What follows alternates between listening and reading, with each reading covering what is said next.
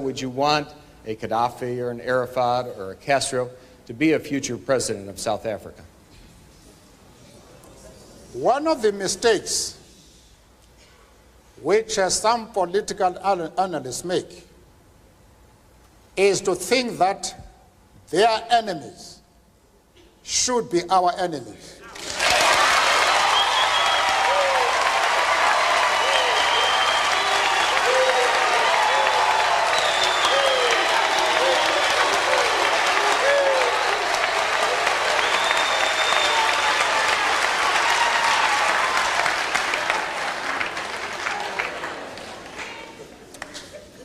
That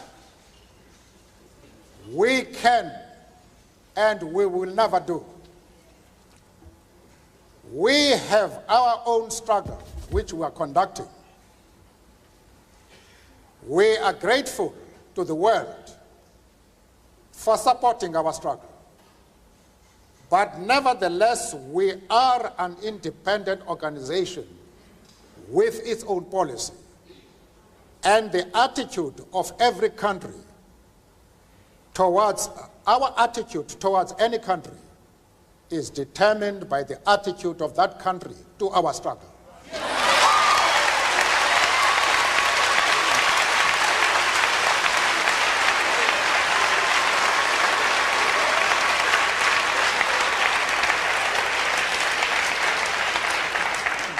Yasser Arafat, Colonel Gaddafi, Fidel Castro support our struggle to the hilt.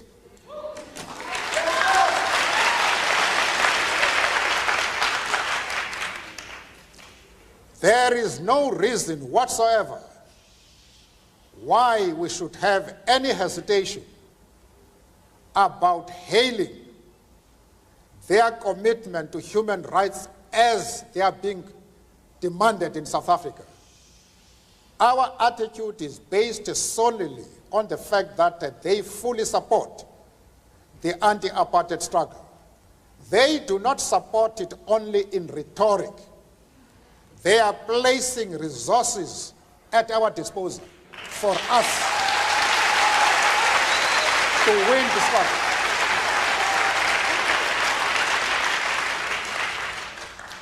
That is the position.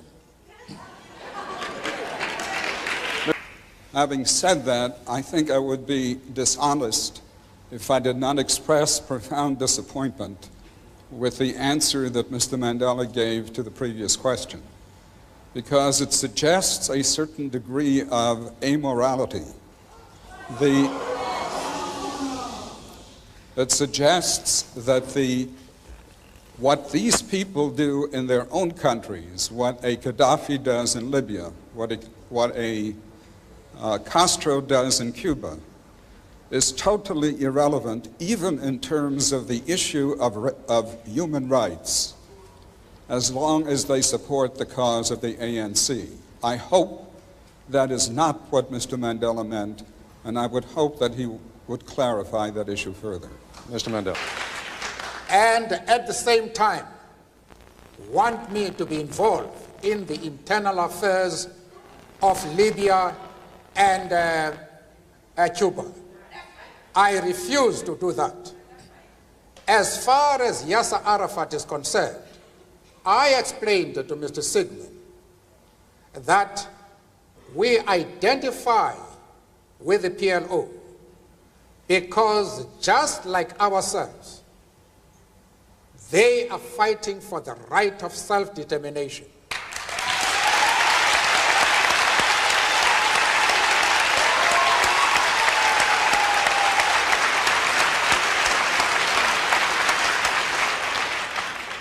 I went further, however, to say that the support for Yasser Arafat in his struggle does not mean that the ANC has ever doubted the right of Israel to exist as a state legally.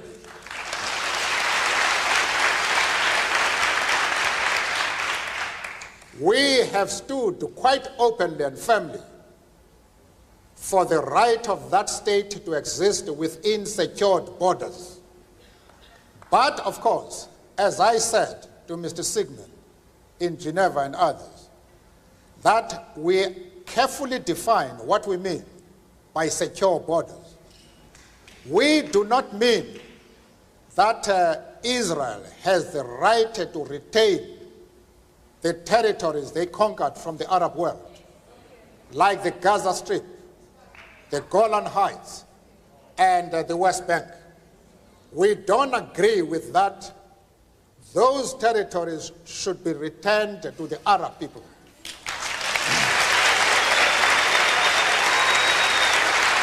Mr. Mandela. I also explained to Mr. Sigmund and company that in our organization we have Jews. In fact, Mr. Gaddafi did not allow us to open our offices in Libya precisely because we had the courage to say to him, we work with the Jews in our organization. And he didn't allow us to open an office until February this year, when he had to accept us as we are. We are not prepared to be swayed by anybody. We have an independent policy which we assert no matter with whom we discuss. The Jewish leader have any doubts about our stand, I am prepared to address them and to allay their concern, because they are a very important community both in South Africa and, of course, in the States. And I'm prepared to iron out any differences that might exist, but they must know what our stand is. Arafat is a comrade in arms, and we treat him as such. And as I have said, we have many Jews, members of the Jewish community in our struggle, and they have occupied very top positions. But that does not mean to say that the enemies of Israel are our enemies. We refuse to take that position. You can call it being political or a moral question, but for anybody who changes his principles depending on whom he is dealing, that is not a man who can lead a nation.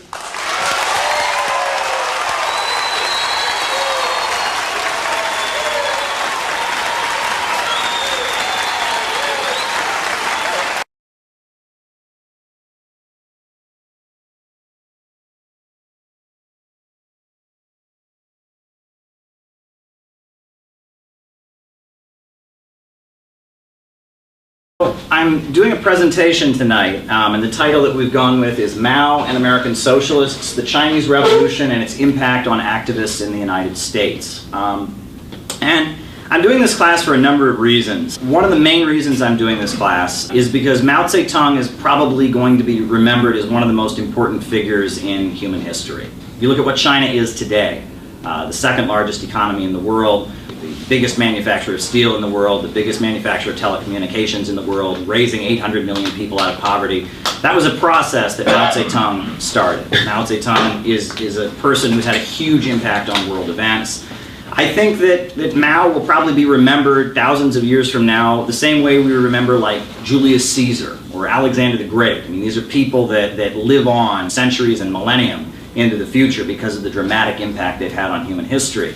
That said, I'm not a Maoist. I know on the internet there are people who have called me a Maoist before. I'm not a Maoist, right? And there are many things that Mao did that I would disagree with. There are many things Mao said and did that I would disagree with. But I noticed that on the anniversary of the Chinese Revolution of 1949 in the press, there was a lot of real extreme statements being made about Mao Zedong and about his impact around the world on Maoism. So the Wall Street Journal and some other articles said some really over-the-top things. You have to ask yourselves, I mean, okay, well, you know, the founders of the United States participated in the international slave trade, for goodness sakes, wiped out the Native Americans, but we still have their pictures up everywhere, we study them. The way Mao has been portrayed has been largely largely tainted by, in a lot of ways, I would say, racism.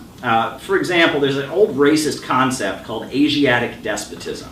It's an old racist concept. If you read the newspapers in the 1920s and 30s, they start arguing that people of Asian descent are naturally authoritarian and tyrannical.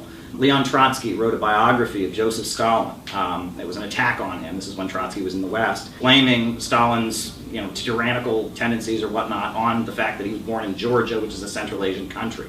And if you look at the way leaders of North Korea have been singled out and how things that are just rumors, right? They'll claim that the leader of North Korea has the world's largest collection of pornography. Well, what's their basis? What's that based on? Well, that's a rumor that somebody in South Korean intelligence says, and they repeat it as if it's fact. Well, there's a racist edge to that, and I think the way Mao has been particularly demonized, he's been singled out to be portrayed in this horrific way. I think that there is an underlying racism to that, and that fits into this old racist trope of Asiatic despotism. He very much had an impact on the United States. I mean, there's no question about it. The role that Mao played in U.S. history is kind of ignored. People think China's a country on the other side of the world, that it had nothing to do, no impact here. But the reality is, even though China is on the other side of the world, even though the Chinese Revolution was in a very different country, in a very different time, in a very different context, it had a very big impact on activists and socialists and revolutionaries in the United States. But this is kind of a topic you can't exactly hit in a completely chronological way. I'm going to try to be chronological here. But I've divided it up into 4 sections. And then after each section, we'll have discussion where people can say whatever they want, and then we'll resume. That way it's not just me talking up here the whole time. We'll do 4 sections, and people can say whatever they want. People can agree, disagree, or whatnot. We're divided up into 4 sections. So I guess we'll start with the first section, which I'm going to call 2 parties, 2 factions, 2 leaders. So 1921, you had the founding Congress of the Chinese Communist Party. And 1917, you had the Russian Revolution. And after the Russian Revolution, Vladimir Lenin comes out and calls for a new Marxist international to be formed, the Communist International. And they have congresses in Moscow. And in every country in the world, they're asking revolutionaries who support the Russian Revolution to leave the socialist parties or anarchist groups or whatever and form communist parties that are part of the new Communist International. So in China, they have the first meeting of the first founding Congress of the Chinese Communist Party. There's 12 people at the meeting, representing 57 people throughout the country. Not very big. They actually met in the basement of a women's dormitory in the French Concession, which is an area in China that was under the control of France in Shanghai.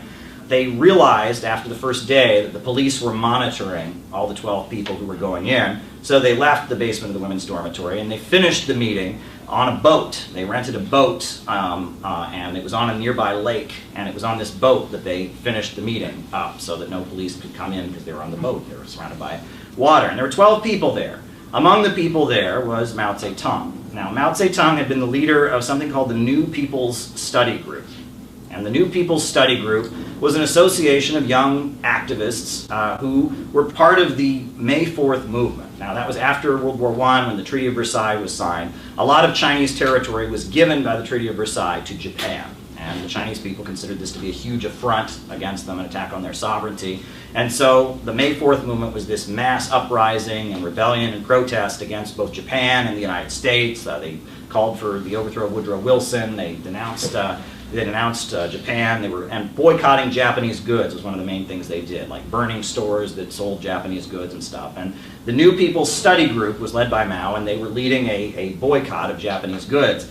And they were very ideological, but their ideology was not Marxism. They actually studied the teachings of the anarchist, Peter Kropotkin. Now, Peter Kropotkin was a Russian anarchist, and his idea was that peasants would buy up land in the countryside and they would form like communes, and he believed the peasantry in Russia would make the revolution. And China is a largely peasant and agrarian country. And so Mao and the New People's Study Group were studying the writings of Peter Kropotkin. They were based in the cities, but their idea was that eventually the peasants of China would form cooperatives in rural areas, and that would be the basis of building New China. But after the Russian Revolution happened, Mao and many others were inspired by the events in Russia. And so Mao and a number of academics in China who had studied Marxism and people associated with the Socialist Party, they all came together at this historic meeting, and they formed the Chinese Communist Party. And it was very small. Like I said, 57 members, 12 people. And that kind of parallels something that happened the next year in the United States. August 17th, 1922, you have the first meeting of the fully unified Communist Party of the United States of America, right? Russian Revolution had happened. There had been a call to form a Communist Party in the United States. So first there had been something called the Communist Party of America. That was mainly non-English speakers, people associated with the foreign language federations of the Socialist Party, and they formed the Communist Party of America. And then intellectuals who were English speaking and did not particularly care for the fact that non-English speakers were dominating things, they formed something called the Communist Labor Party. And then there was a faction within the Socialist Party, like the Revolutionary Committee, that wanted to stay in the Socialist Party and fight for the Socialist Party to be more revolutionary. And it was in 1922 in Bridgman, Michigan, that they finally had a unified convention of what became the Communist Party of the United States. And there were a number of organizations that were there at the Unity Convention, August 17th, 1922. Among them was something called the African Blood Brotherhood. And this was an organization of African Americans who took up guns to fight the Ku Klux Klan. And it was kind of a secret underground group that believed in armed self-defense. Leader of it was Harry Haywood, and they were represented at the convention. But one leader that was at the 1922 Bridgman Convention of the Communist Party, when they had their unified convention, formed one Communist Party, was William Z. Foster. Now, William Z. Foster wasn't part of any of these groupings. He was part of something called the International Trade Union Educational League. And William Z. Foster is quite an interesting person as well. William Z. Foster had been an anarchist. He'd been in the industrial workers of the world. He had been a labor activist. And he'd come to the conclusion that the IWW, or the Wobblies, which was a big anarcho-syndicalist labor union, that by forming separate revolutionary unions, they were cutting themselves off from the majority of the workers. Most workers that were unionized were in the AFL, the American Federation of Labor. Well, the IWW, they formed this separate union that was considered to be a revolutionary, anarchist, socialist union. Well, William Z. Foster had been in the IWW. He didn't particularly care for that. He had this theory called boring from within, that they could join the existing unions and push for revolutionary politics within them. So William Z. Foster quit the IWW and he started something called the Syndicalist League of North America. And in the Syndicalist League of North America, they joined the existing labor unions in the AFL and bored from within. And eventually, they realized that the name Syndicalist League of North America sounded really super radical and revolutionary. That was causing them problems. So they changed the name to the International Trade Union Educational League. And they had some real successes. In Chicago, the members of the International Trade Union Educational League had organized all the packing houses. Those were meat packing houses. If you've ever read The Jungle by Upton Sinclair, it talks about how horrendous the conditions were in Chicago's meatpacking houses, where people were being worked long hours. A lot of immigrants from Eastern Europe and Ireland and Italy were being worked horrendous conditions. And the way they unionized it was they had these public hearings where the workers would get up and testify about their conditions in the factory and how bad they were. And it was through these kind of public hearings exposing the conditions in the packing houses by kind of embarrassing the bosses. That they forced the bosses in the context of World War I to sign a union contract. And so they unionized the packing houses of Chicago. And then, the next year, William Z. Foster attempted to unionize the steel mills of the United States. The steel industry was huge. And you had the Great Steel Strike of 1919. And William Z. Foster and the AFL of Chicago organized over 365,000 steel workers across the United States to go on strike, demanding the right to be recognized as a union. And all across the United States, in places like Pittsburgh and places like Gary, Indiana, it was a pitched battle. People were killed. People died. I mean, the National Guard was sent in. And William Z. Foster became a household name in the United States at that point. William Z. Foster was known as the guy leading the steel strike, and his career as an anarchist was brought up. He was called before Congress and interrogated about his views, about the fact that he'd been an anarchist. The steel strike of 1919 was huge. Woodrow Wilson invited William Z. Foster to the White House, and William Z. Foster says he spoke to him in roughneck talk and tried to speak. He assumed that William Z. Foster must be an ignorant worker, and so he spoke to him. This here strike you're having, Mr. Foster, is causing problems in our economy. Just really condescending way. Ultimately, the steel strike of 1919 failed, and the Communist Party of the United States, or the various groupings that eventually merged in 1922 to become the official Communist Party, they didn't support the steel strike because it was an AFL strike. It was led by the American Federation of Labor. And they had referred to William Z. Foster as E.Z. Foster, like he was a sellout because he was not in the IWW in a radical union. And the strike had failed, but after that, William Z. Foster had been invited to a trade union conference in Moscow. and he had met with Vladimir Lenin. And Lenin had said he'd been urging the communists of the United States to support the steel strike. And he'd been urging them to abandon the idea of having separate communist unions, but to join the AFL and war from within and push for communist politics. So on that basis, William Z. Foster's attitude toward the Communist Party changed, and in 1922, he was at this Bridgman Convention. And it was in Bridgman, Michigan. It's a very small town. And the convention was held in the middle of the woods. It was like in a wooded area, and there was a lot of secret code and secret handshakes. It didn't really help, though, because the police found out about it. The whole convention was raided. Everyone there got arrested. They indicted 12 people for the crime of conspiring to overthrow the government. William Z. Foster was put on trial, and he was acquitted. There was a hung jury, and he was acquitted. But Charles Ruthenberg, who was one of the main leaders of the Communist Party at that time, he was convicted, and then he was pending sentencing, and he died. He was old, and he had an illness, and he died. So he never actually was sentenced. But just like the convention in China, the U.S. Founding Convention was also subject to police harassment. The USSR, China, and the DPRK created strong militaries, not to be aggressive, but to defend their socialist gains, and on the back of socialist planning and socialist technological advancement. They weren't trying to conquer anybody. They weren't pulling wealth from the rest of the world in order to build themselves up. They weren't projecting power. They were building defensive capabilities. And let's not forget that it's this basis that forms the basis of Russia's armed forces today. Why is it that the armed forces in Russia, just as in China and the DPRK, focus on developing cheap weapons that will be effective in defense? Supersonic, hypersonic missiles, small drones, air defense systems. Why have they built big, motivated armies that can defend their homelands? Find me one country in the world where Russian or Chinese military operate without an invitation. Can you say the same about the USA? No. Find me the demoralized, suicidal soldiers in their armies who don't know what they're fighting for and are appalled by the crimes that they've taken part in or witnessed. Find me the Russian and Chinese monopoly corporations that are taking over our lives and dictating to our governments. Show me the Russian and Chinese investments abroad that are bringing super profits to bribe the workers in those countries into accepting that their rulers pillage the world. On the contrary, the Russians have incensed the West by offering military protection and partnership to countries that have asked them for that partnership and assistance, helping them to keep imperialist domination at bay.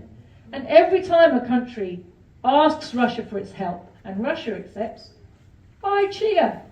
It's brilliant. There's a little bit of breathing space being created for some countries in Latin America and in Africa from the endless suffering that they've had to endure. It's a wonderful advance, and it's disgusting that people who call themselves communists denounce it as imperialism. This is imperialist propaganda, pure and simple. They're gnashing their teeth. Good. Good. If it upsets them, good. You know, the Chinese equally have incensed the West by offering infrastructure and development help, making loans on easy terms, sharing technologies instead of controlling them. They're undercutting the imperialist technological dominance. And that's the key reason, actually, that China is targeted by the USA. On the one hand, you've got the Chinese who nearly 10 years ago now launched their Made in China 2025. What did that mean? It meant China is striving to become technologically independent by 2025. That's very close now. And on the other hand, you hear the Antony Blinkens of this world saying, we've only got till 2025 to destroy China, or it'll be too late. What are they talking about? That's exactly what they're talking about. They're talking about technological dominance. Because without technological dominance, imperialist financial dominance is very hard to maintain. Because what is it that backs up the economic might of the imperialists? When they come with smiles and contracts on the one hand, what's behind their back? Is a gun. What makes the guns of small countries scary to big countries? They're bigger, more powerful, unanswerable. They've got the most advanced military technology.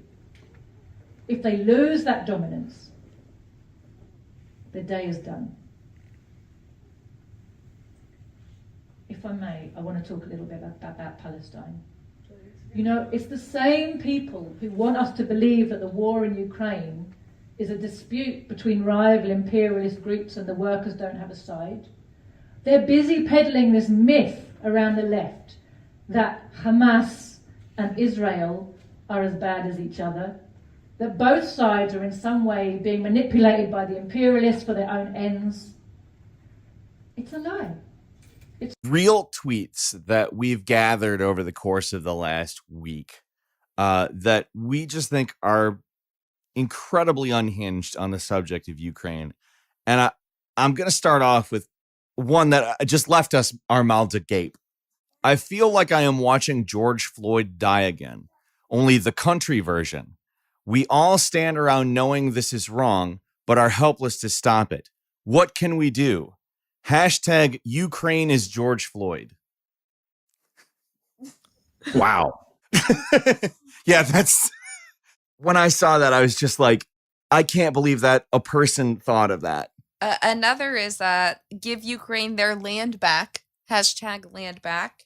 We thought you'd be particularly interested in that one. Oh, did you see this one? I feel like this one really made the rounds. This isn't discussed much, but Putin very much benefits from white privilege. I just can't see a scenario in which a black or brown man running Russia would be allowed to invade Ukraine with no devastating consequences. I don't even know where to begin with that. That is, yeah. I mean, I guess this goes to show you how much the woke current is a pro-imperialist current. And that this illusion that these people and that this current, I don't know what you want to call it, wokeness, postmodern stuff, that the idea that that's part of the anti-imperialist Marxist movement, that we should try to accommodate it, that we should really, make it part of what our movement is about and really kind of, help bring these people into the Marxist movement and stuff. I mean, this goes to show you how much of a failed strategy that is. Yeah, talking about the important protection necessitated for the neo-Nazis among the Ukrainian people. I think that's really important for our multiracial international proletariat to really support. Calling Ukrainians Nazis is akin to calling black people a racial slur, said Terrell Germain Starr. That's another one. Well, I got to tell you, I was thinking about this kind of thing long before stuff with Russia escalated. For years, I was a communist activist in Cleveland, and I would sell communist newspapers on the street.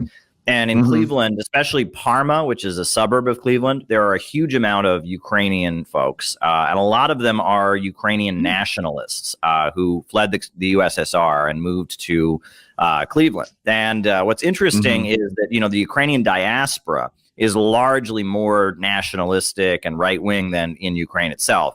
And long before anyone was talking about Crimea or anything like that, I would encounter these people on the street.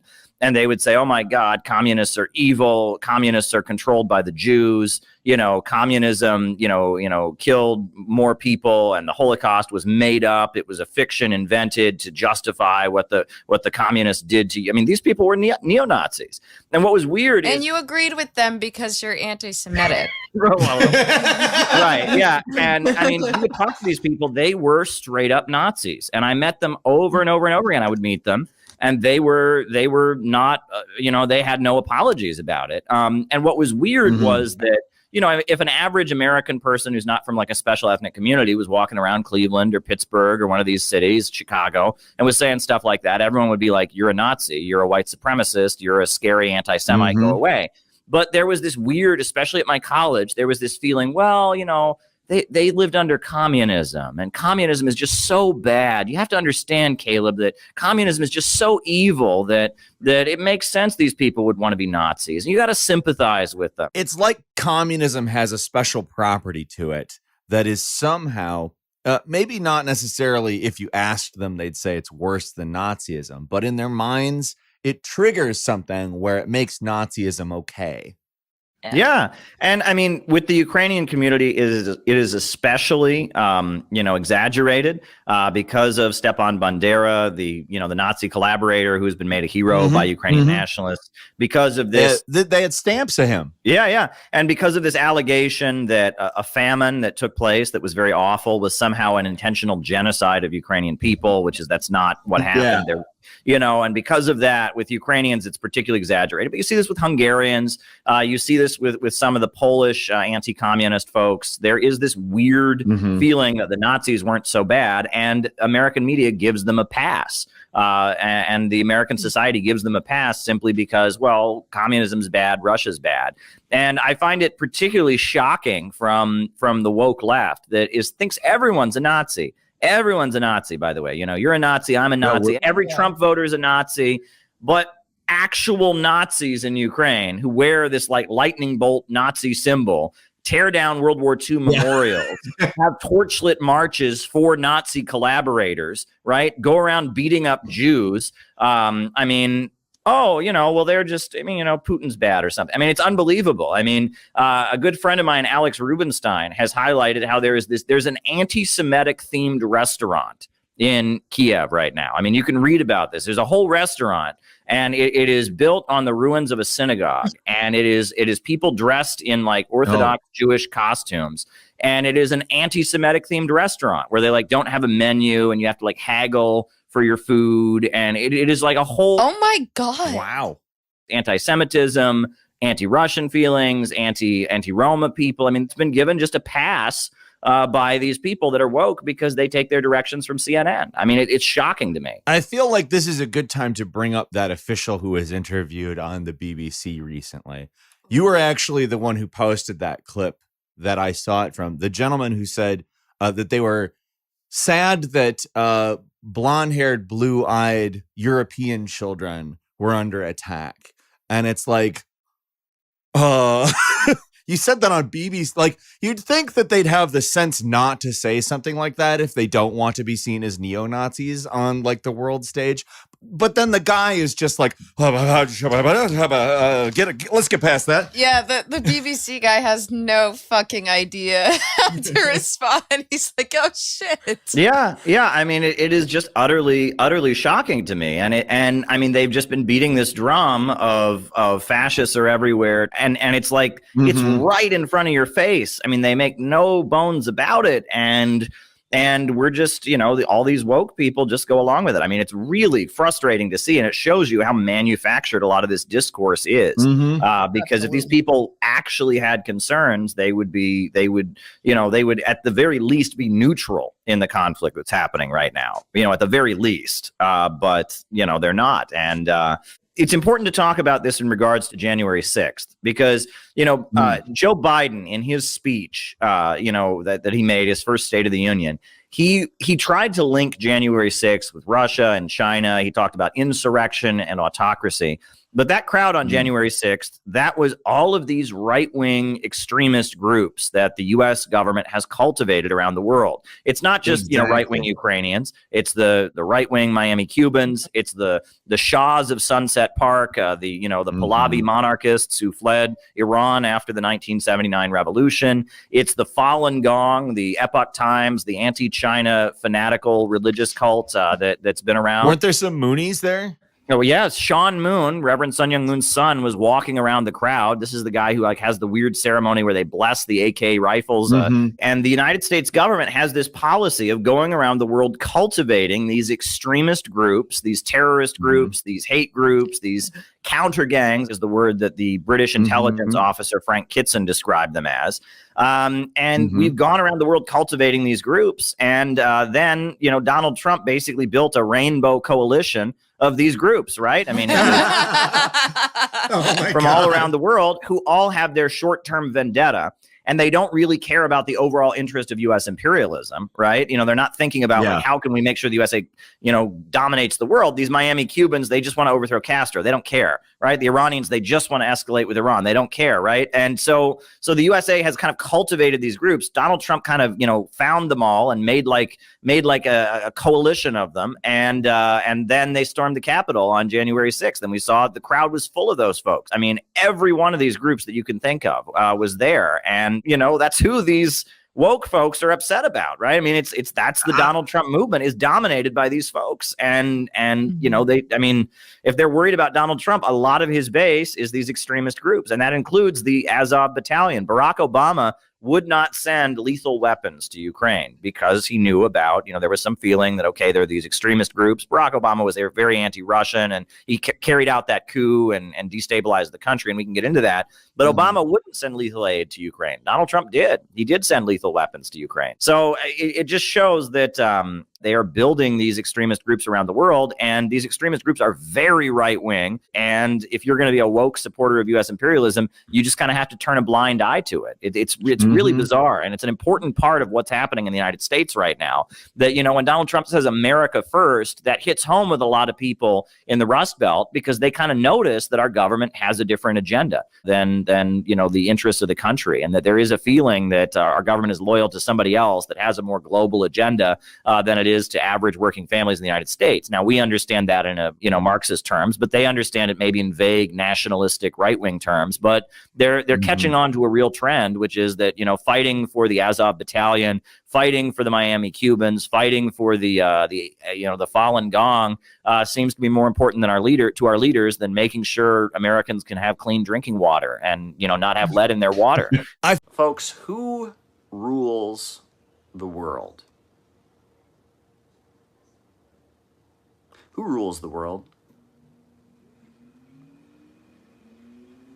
Now, the standard answer that a Marxist will give you is the capitalist class, those who own the means of production.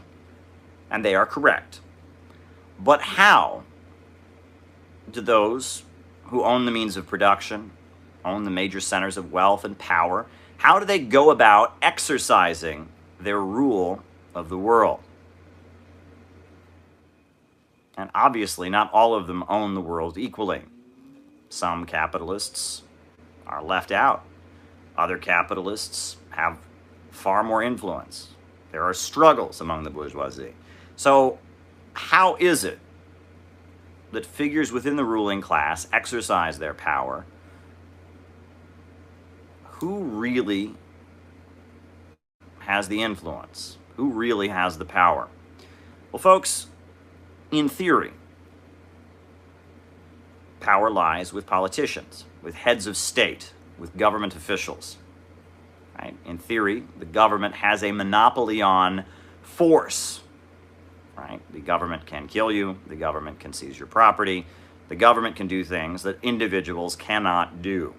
Right? If you go out and rob somebody, that's a crime.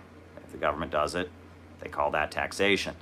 If you go out and kill somebody, that's a crime. If the government does it through their processes, that's called the death penalty. And if they do it extra legally, if it's a police officer, they call it justifiable homicide.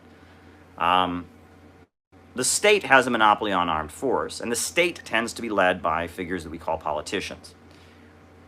But how is it that politicians are guided in order to do the will of the rich and powerful? How is it that they make sure that politicians do as they are told and serve those who serve wealth? This is an important question.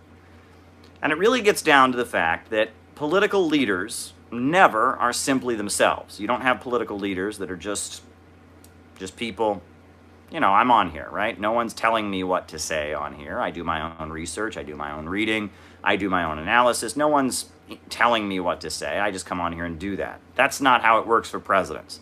That's not how it worked for kings. That's not how it works for prime ministers and heads of state. They're constantly surrounded by people, right? And those people that they are surrounded by influence them and tell them about the world and craft them and push them to act in certain ways. the power behind the throne is far more influential than the throne itself. The throne is a symbolic office, a symbolic power.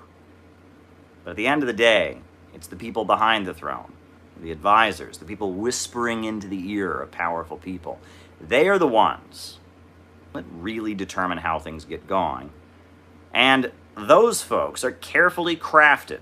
You can talk about the Trilateral Commission during the 1970s, how the Rockefeller family, the oil banking dynasty that I talk about in my book, Oil and the Capitalist Crisis, they worked very, very hard to develop a whole crew of people who would whisper into the ear of politicians and heads of state to get them to do what was in the interests of the Rockefellers, right? You can talk about all kinds of think tanks and apparatuses that have been created.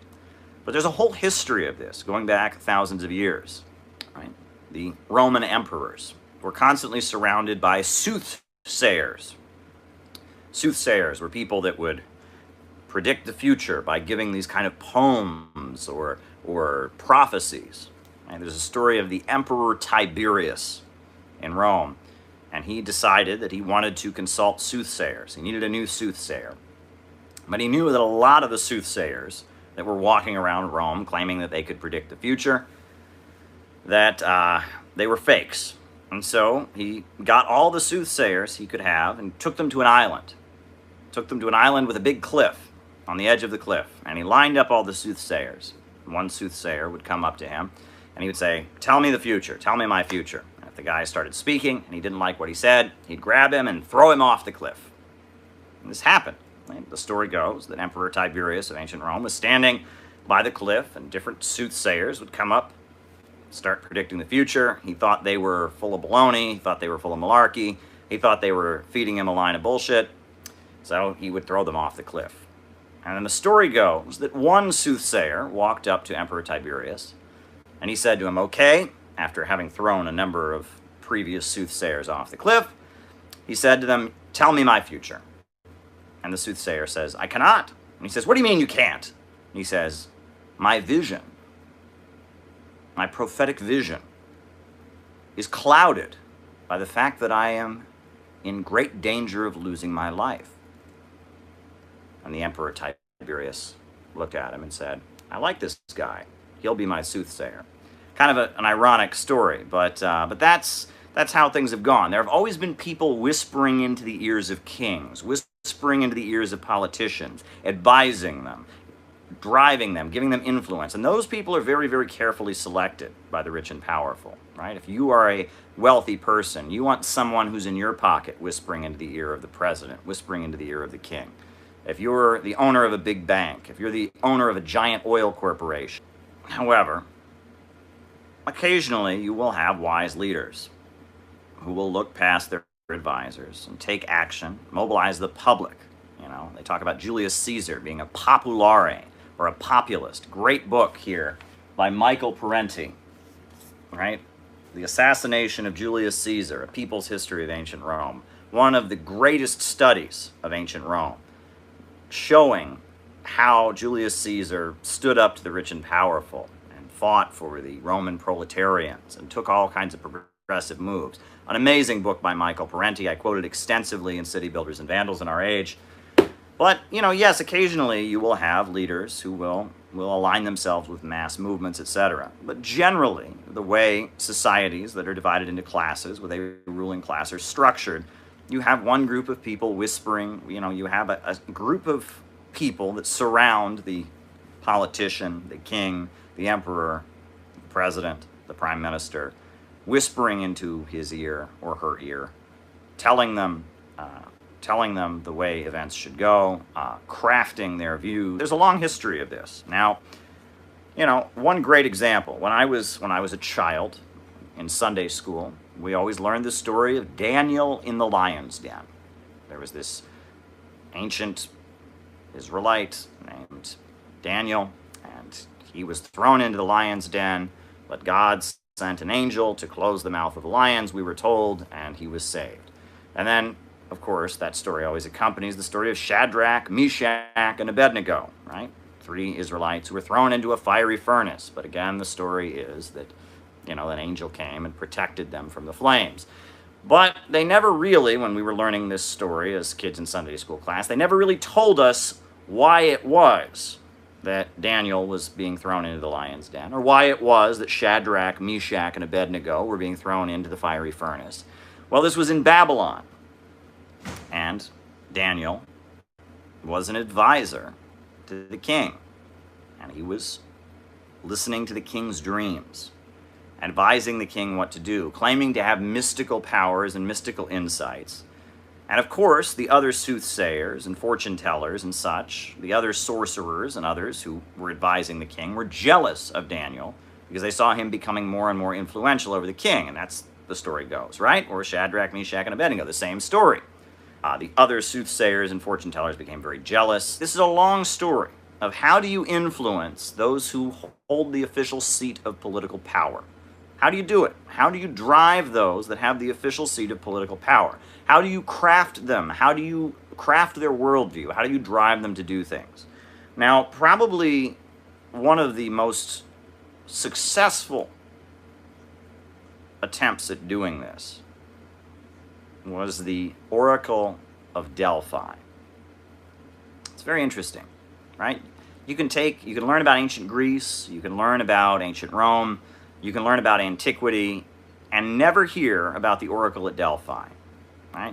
Or you hear it referenced. Oh, there was this place called Delphi, and there was a temple there. Not important. The Oracle at Delphi was probably one of the most influential institutions in the known world at that time.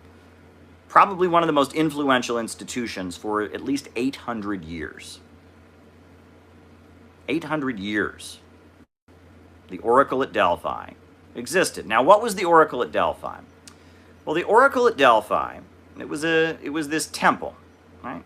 It was this temple that existed on this island called Delphi. And it was in a temple to the god Apollo. And at this temple, there was a priesthood of men, educated men, scholars, and they would work at the temple, they would maintain it, and they would find a woman. And they would have this woman. They called her the Pythia. And the Pythia was said to be getting messages from divinity, mystical messages from the god Apollo. This woman was called the Oracle or the Pythia.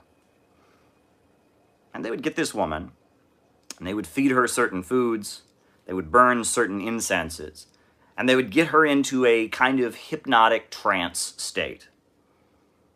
And she would start to babble incoherently, speaking in tongues or whatever. And the priesthood of the temple at Delphi claimed they could translate what she was saying. So from all over the ancient world, Athens, Sparta, Rome, Carthage, Persia, kings, emperors would come to the temple at Delphi for advice. And they would come to the temple, and they would have to present lots and lots of gold and treasury. Right? Lots of treasure was handed over to these priests. And then they would proceed to ask the Pythia what they wanted to do. Should I invade this country? Should I send my wealth here? Should I build roads in this province or in this province? And of course, they would get the woman, the Pythia, and they would set her out there. She would be sitting there, and they would feed her these foods and, burn the incense, and she would go, and then the priests would come, and they would give them a poem, like a rhyming poem that would be an answer to their question. But it would be very unclear. It wouldn't be a direct answer to their question.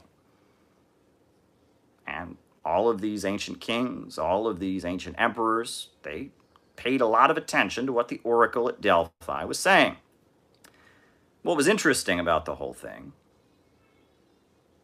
was that what the temple at Delphi was really doing was setting up basically an influence peddling institution.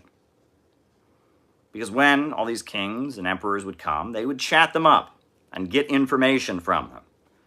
It was an intelligence operation. It was an information gathering operation. All these world leaders would come to the temple, and they would get their information from them. And they would compile all that information. Furthermore, they built up quite a bit of treasure.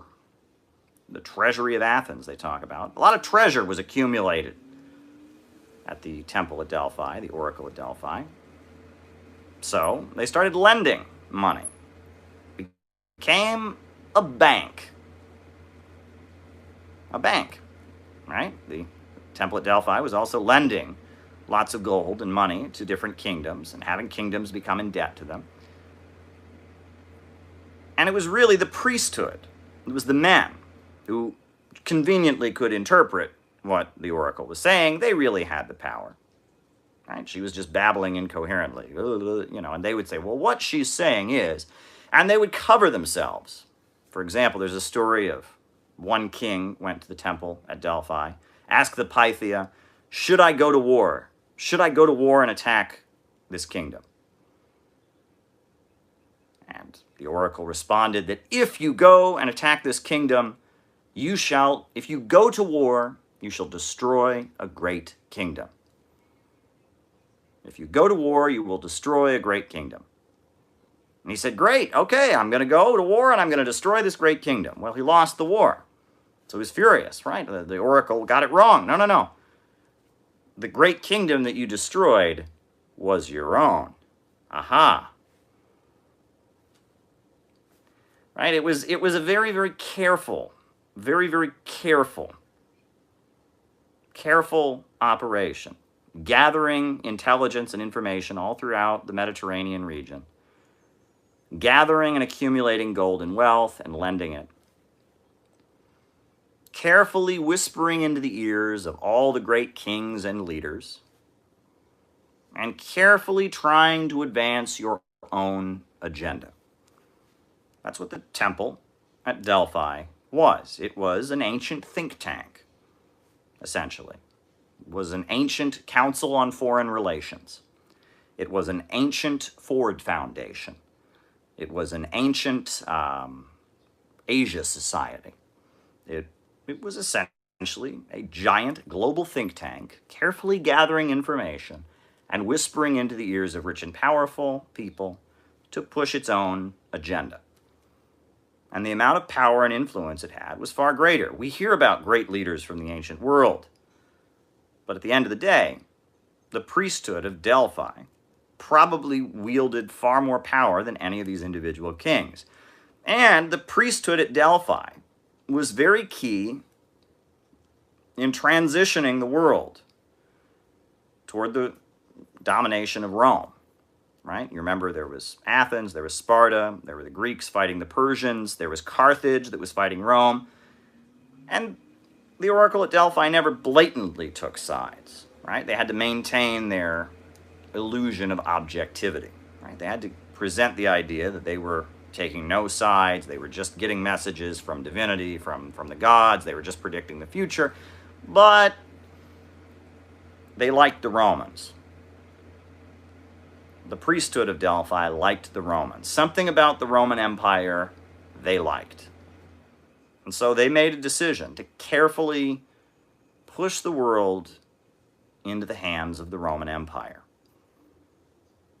And it worked. I mean, it took a long time. The number of years that the temple at Delphi was in existence and exercising its influence over the Mediterranean, what was it then, at that point known as the known world, was 8 centuries, 800 years, almost a millennium. For almost a millennium, the most powerful institution in the world was a hoax. It was all a big hoax. I mean, it was a hoax. Come on. Do you think that this woman that they found was really getting messages from God? Do you think that these priests could really, translate incoherent babblings? It was all a big hustle. It was all a big scam. It was all fake. But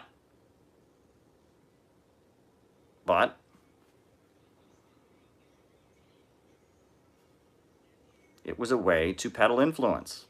And it was a way to gain wealth and power And it was a way that a well-established group of people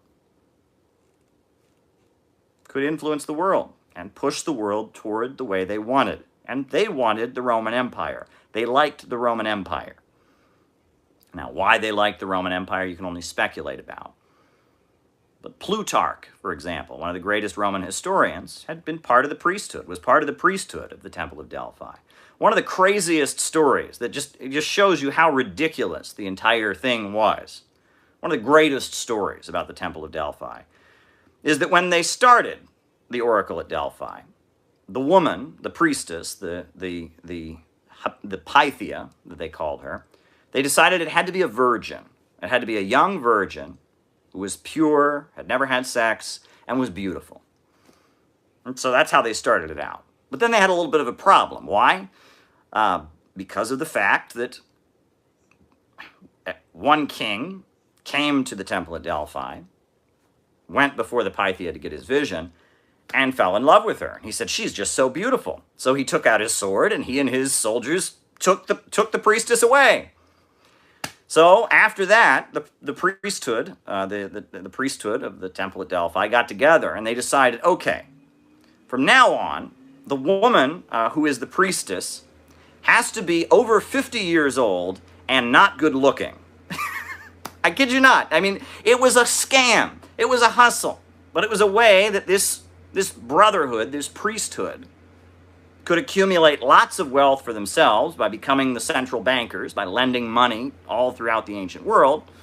Number two, it was a way that they could gather all kinds of information. And number three, it's a way that they could push the world toward what they wanted. And what they wanted was the Roman Empire, right? They saw the Roman Empire rising, and they nudged the world closer and closer. They never blatantly took sides. They never announced to the world, we are on the side of the Romans. No, they just kind of nudged the world toward Rome's rule. It's fascinating, but essentially, what the priesthood of Delphi was doing was not that different than what the ruling class of today does in order to maintain its power. Not that different at all.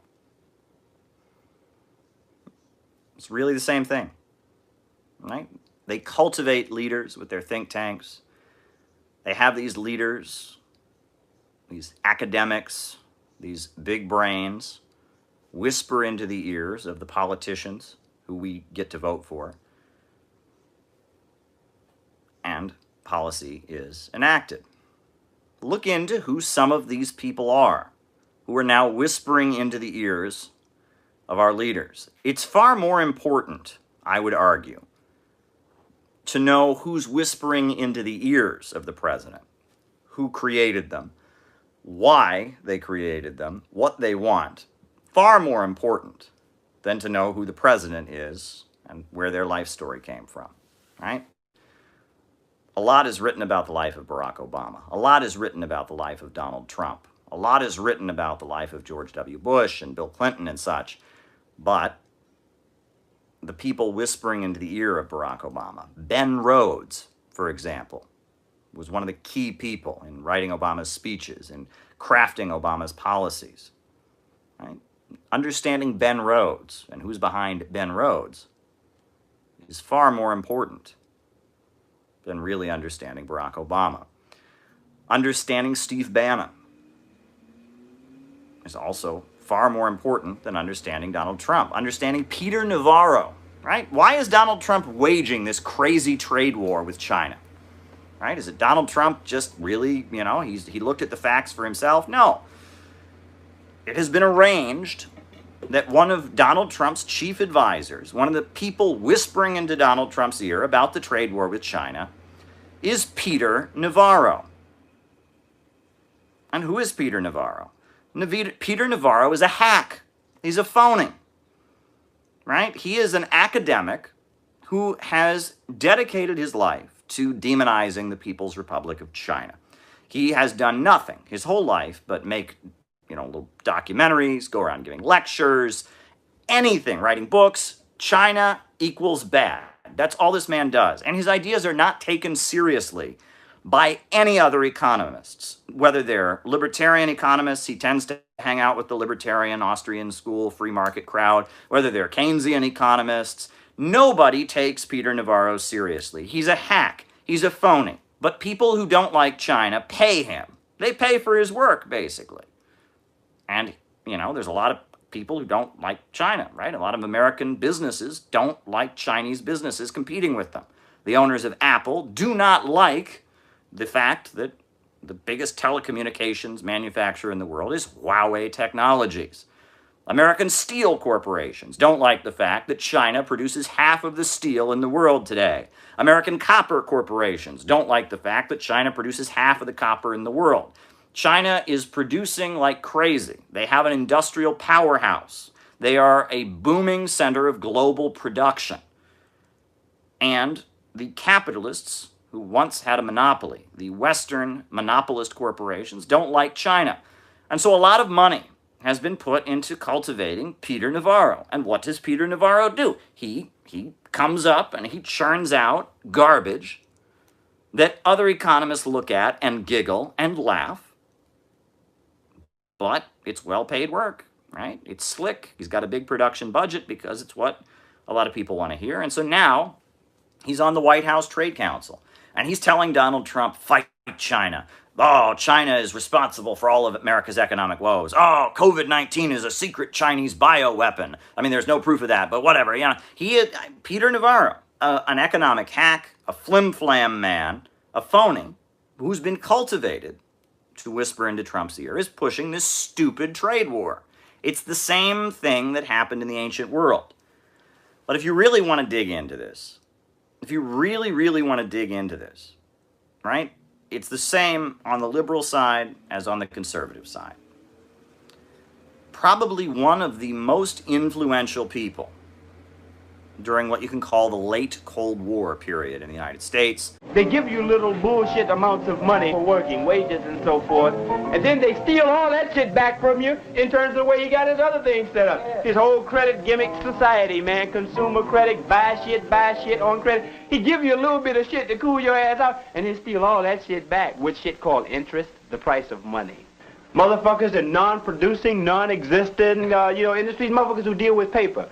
There's a cat who will stand up and say to you, he's in mining. And he sits in an office, man, on the 199th floor in some motherfucking building on Wall Street, and he's in mining. And he has paper, certificates, which are embroidered and shit, stocks, bonds, debentures, obligations, he's in mining. And he's sitting up in Wall Street and his fingernails ain't been dirty in his motherfucking life. He went to Phillips Andover or Exeter. He went to Harvard. He went to Yale. He went to the Wharton School of Business, and he's in mining. And the motherfuckers who deal with intangibles are the motherfuckers who are rewarded in this society. The more abstract and intangible your shit is. Hey, stocks. What is stocks? A stock certificate is evidence of ownership in something that's real. Ownership.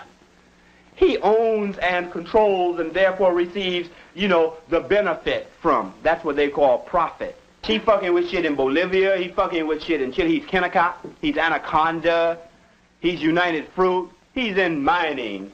He's in what? He ain't never in his life produced shit. Investment bankers, stock brokers, insurance men. It's motherfuckers who don't do nothing. We see that this whole society, man, exists and rests upon workers, and that this whole motherfucking society controlled by this ruling clique is parasitic, vulturistic, cannibalistic, and is sucking and destroying, man, the life of motherfucking workers, and we have to stop it because it's evil. There's a lot of confusion amongst white people in this country, amongst white workers in this country about who the enemy is. The same contradictions of overproduction, the same contradictions of increasing production are prevalent within the white working class. But because of the immense resources of propaganda, publicity, radio, television, journals, magazines, and so on and so forth, which can be drawn upon, white people tend to get a little bit confused about who the enemy is. If you take a look at, white workers in Flint, for instance, in the automobile industry, who are pretty hard pressed because the Buick plant up there is whipping their ass. And it's whipping their ass about twice as hard today as it was 5 years ago. But who do they think the enemy is? The nigger on the street. Crime in the streets, was the problem. or black people, you know, moving into our neighborhood, causing housing prices to decline and threatening to rape our wives and daughters, you know. And as a result, you get a cat like George Wallace who comes along.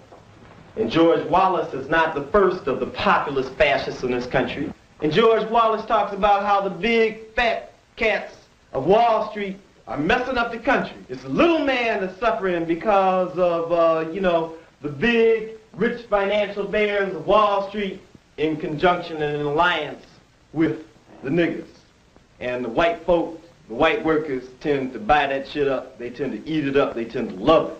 That's not in Birmingham, Alabama that I'm talking about. That's in Flint, Michigan. As a result of that kind of thing, you know, millions and millions of white workers in this country just don't understand what's going down and end up becoming counter-revolutionary, even though the contradictions which they face every day would say that they should be the most staunch revolutionaries. Black people represent, you know, the most forward and progressive and militant movement inside the plant, you know, which are calling not for, you know, I mean, in reality, you know, they ain't calling for the destruction, you know, of, you know, the white working class. The demands which are being presented, you know, are demands which are calling for an uplifting of the working class as a whole. And the actual fact of the matter is that the movement of black workers is a class movement that's calling for a total change in the relationship between workers and owners altogether. And what it's saying is that certainly we don't want all the shitty and lowest paying jobs in the plant. Certainly we don't want to be, you know, the most exploited people in the plant, but we aren't calling for anybody to be exploited. We're calling for the elimination of exploitation in the plants. We're calling for the elimination of racism in the plants. We're calling for the elimination of any kind of conditions inside of the plant, you know, which are bad, you know, for the basic, you know, health and enjoyment, you know, of life. You know, we are not calling for the replacement of the black proletariat, you know, with white workers, you know, who happen to be in a higher stage on the ladder. We are not calling for a situation in which white oppressors will be replaced by black oppressors. We are calling for the ending of oppression altogether. You know, basically the reason that they're racist is because of the fact that they're afraid, you know, that the little bit of niche that they got in society is going to be lost. But ain't nobody been trying to demonstrate to them that rather than being against the black movement and being enemies of the black movement, that they should be in favor of the black movement and supporters of the black movement, because the things that the black movement is doing inside of industry are basically in their interests. The kinds of demands and the kinds of movements, you know, which black people are making inside of the plants are not inimical to the interests of the average white worker. All right, so we're here at the World Youth Festival, and there's a special exhibit room about NATO and the origins of the NATO alliance, how it was formed, kind of to finish the work that the Nazis were doing and trying to destroy Russia. A lot of interesting themes here, so we're just going to walk through this. A fascinating display, a lot of different items on display, a lot of different artwork and artifacts, etc. So we're just going to take a walk through the festival, through this area. Here we have a history of deception, a history of evil. NATO is the largest military, political, and intelligence alliance under the leadership of the United States, created 75 years ago, 1949, to, quote, contain the Soviet Union, the North Atlantic Alliance. After the collapse of the USSR, not only did it not cease to exist, very important point, but it also increased the number of participants from 16 to 31, which they promised would not happen, right? They said that NATO would never move an inch eastward, but yet it continued to move. Let's see what else they've got in here. A lot of interesting stuff.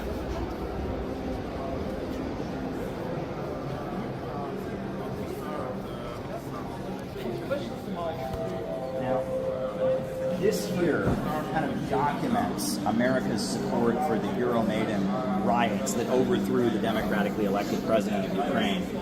This is some of the weaponry that was used by the forces that violently toppled Viktor Yanukovych in the 2014 Euromaidan coup. Just wild. These are actual weapons. Can you imagine this, right? Here in the United States, here in the United States, people get angry about the fact that, you know, there's bots and memes allegedly from Russia. Can you imagine if people in the United States were being armed with weapons like this to attack police officers, to attack people, to destroy public property? I mean, you talk about foreign meddling. This is what the United States was arming people with in order to overthrow the Ukrainian government. Absolutely crazy. But some other highlights we'll talk about.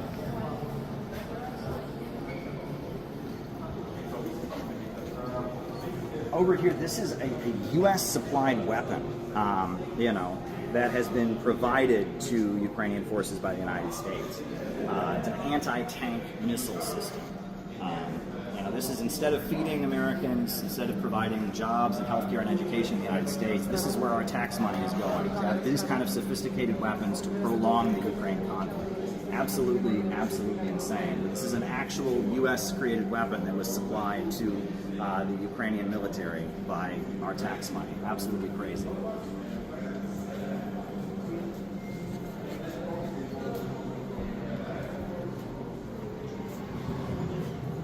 Got some Soviet artwork about NATO. About how NATO's always been a military alliance, not defensive, but offensive, right? NATO was behind the destruction of Libya. Libya used to be the most prosperous country on the African continent, and then it was NATO that bombed and destroyed it. Now people are fleeing Libya, trying to get out, drowning in the Mediterranean. NATO's never been a defensive alliance. It's always been offensive. It's about attacking independent countries, countries like Russia or China or Iran or Venezuela. Any country that breaks out of the Atlanticist Western system gets targeted.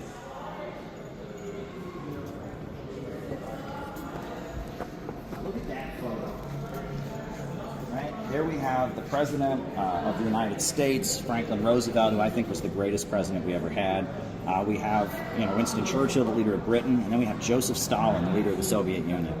They were together, standing together to defeat the Nazis. A great moment in our history. You notice every time in American history where we're on the right side, America and Russia are friends. During the American Revolution, the Russians were on our side to fight against the British Empire. During the Civil War, Russia sent its navy to New York City's harbors to support Abraham Lincoln. And during the fight against fascism, we Americans, we were friendly with the Soviet Union. They've tried to erase that history. A lot of Americans think that the Soviet Union was on the other side. They've forgotten that the Soviet Union took Berlin, that the Soviet Union liberated Auschwitz concentration camp. You know, the people of the Soviet Union and the American people were friends and allies to defeat the Nazis during the war, and they've totally tried to erase that history.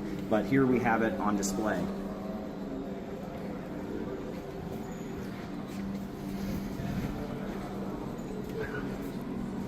And then, of course, we have the crimes of the Japanese imperialists who were in an alliance with the Germans, and that there's a real continuity between what the Nazis were doing during World War II and what NATO is doing. People forget that the alliance between Japan and Italy and Germany, what was it called? It was called the Anti-Comintern Pact. It was the anti-Soviet pact, right? And NATO is basically the Anti-Comintern Pact Part 2.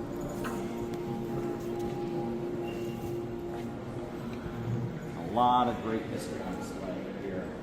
And you see some of the horrendous propaganda of the Nazis, what they did, how they justified their genocidal crimes in the name of fighting Russia and fighting communism, fighting the Soviet Union. It's very, very wild. And then we have, of course, the formation of NATO to keep the Soviet Union out of Europe. Insanity.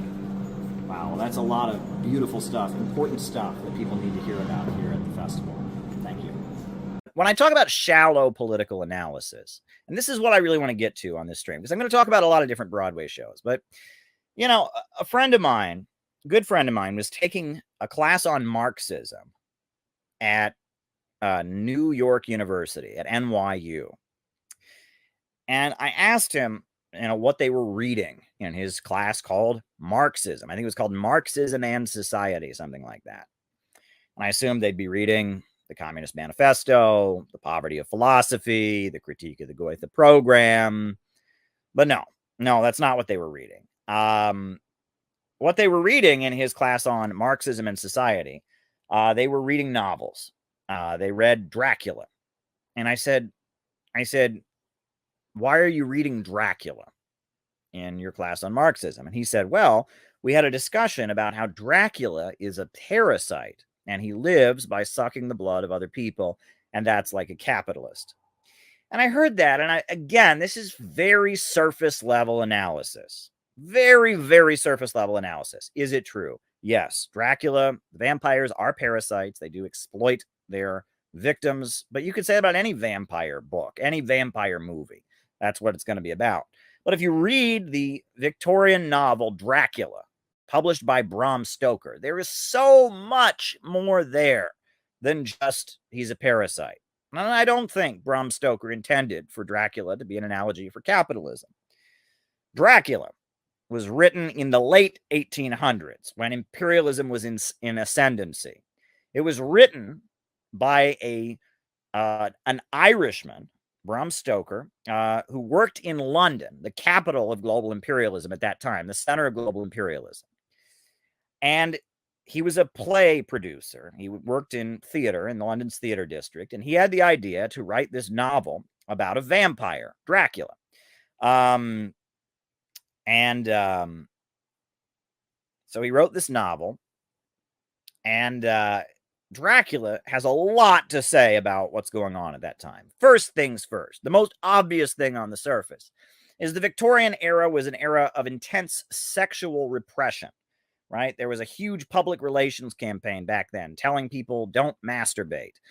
There was a huge effort to contain women's sexuality, to crack down on anything that might be sexually appealing.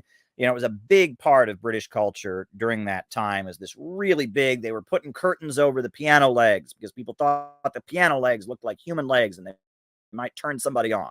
Huge, huge crackdown on sexuality. So Dracula is about as close as you can get to porn in that time, right? If you wrote erotic stories, they might throw you in jail because that was just utterly disgusting.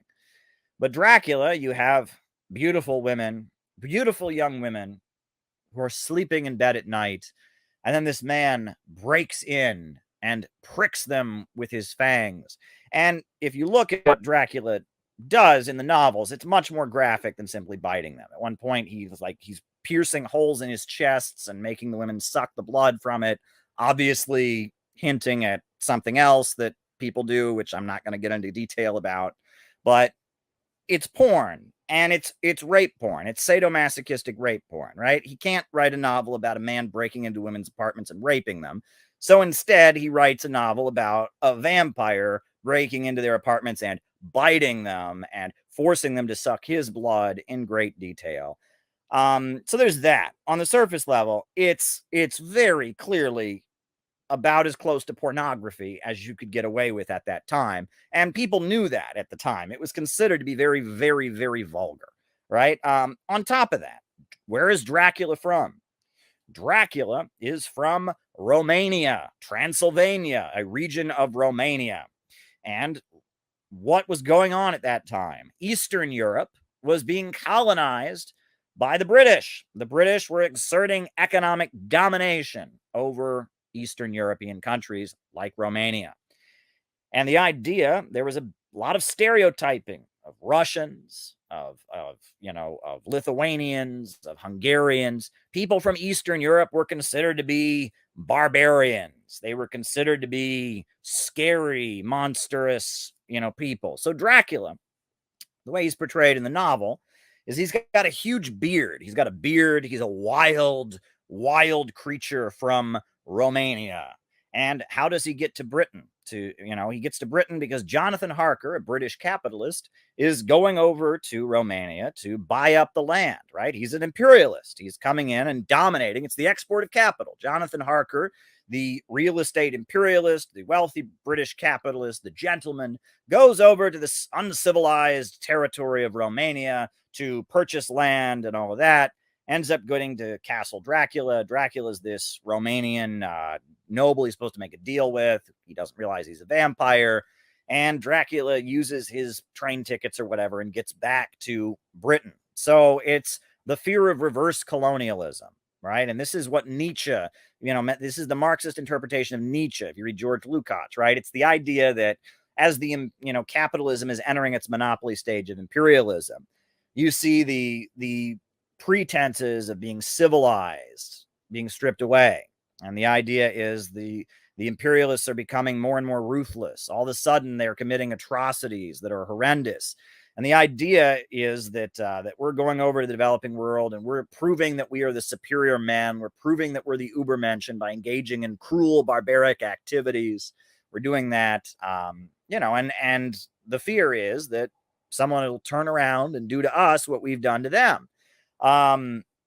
That's the idea. So the idea is that as the British are colonizing and taking over and, putting economic domination over Eastern Europe, some kind of, brute, strong, scary, sexy man, with a beard, a big, strong Eastern European guy is going to come back to England and start breaking into the apartments of the women.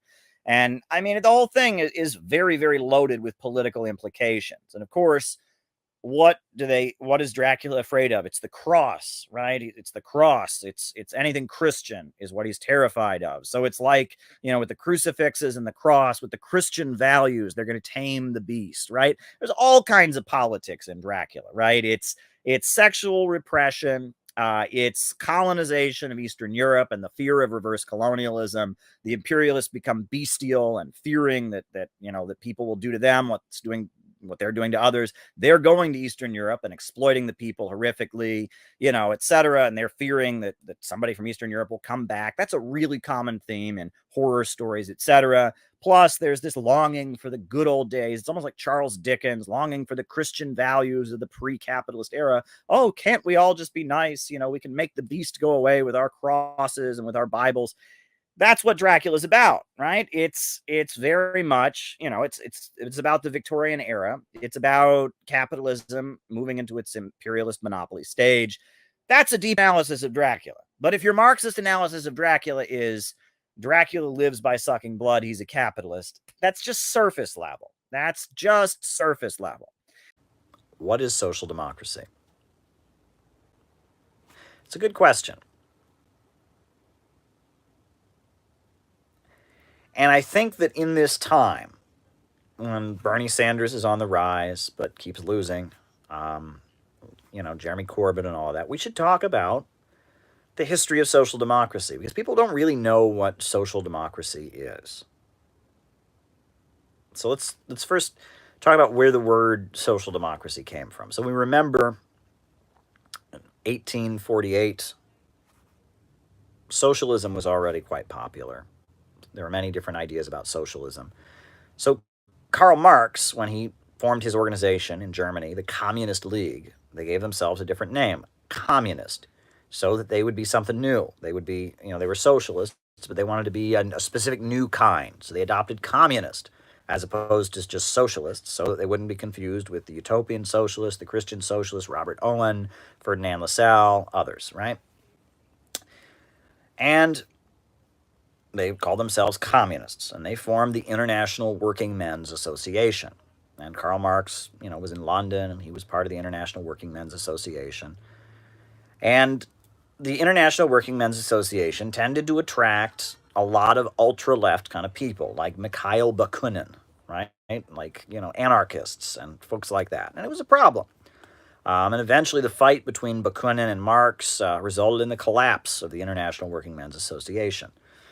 And communist, the word communist became more associated with kind of ultra-left kind of people. Marx favored the formation of mass socialist parties, building labor unions, but the word communism, because of these anarchists and Bakunin and these extremists, made claims, like they argued that something called the iron law of wages, that was a big argument that anarchists and ultra-left forces would make.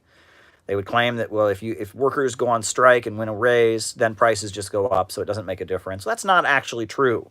That's not actually true if you look at how the economy works, right? If workers go on strike and win a higher wage, prices don't just automatically go up and then everyone loses. That's not accurate. Marx refutes that economically. That just doesn't happen.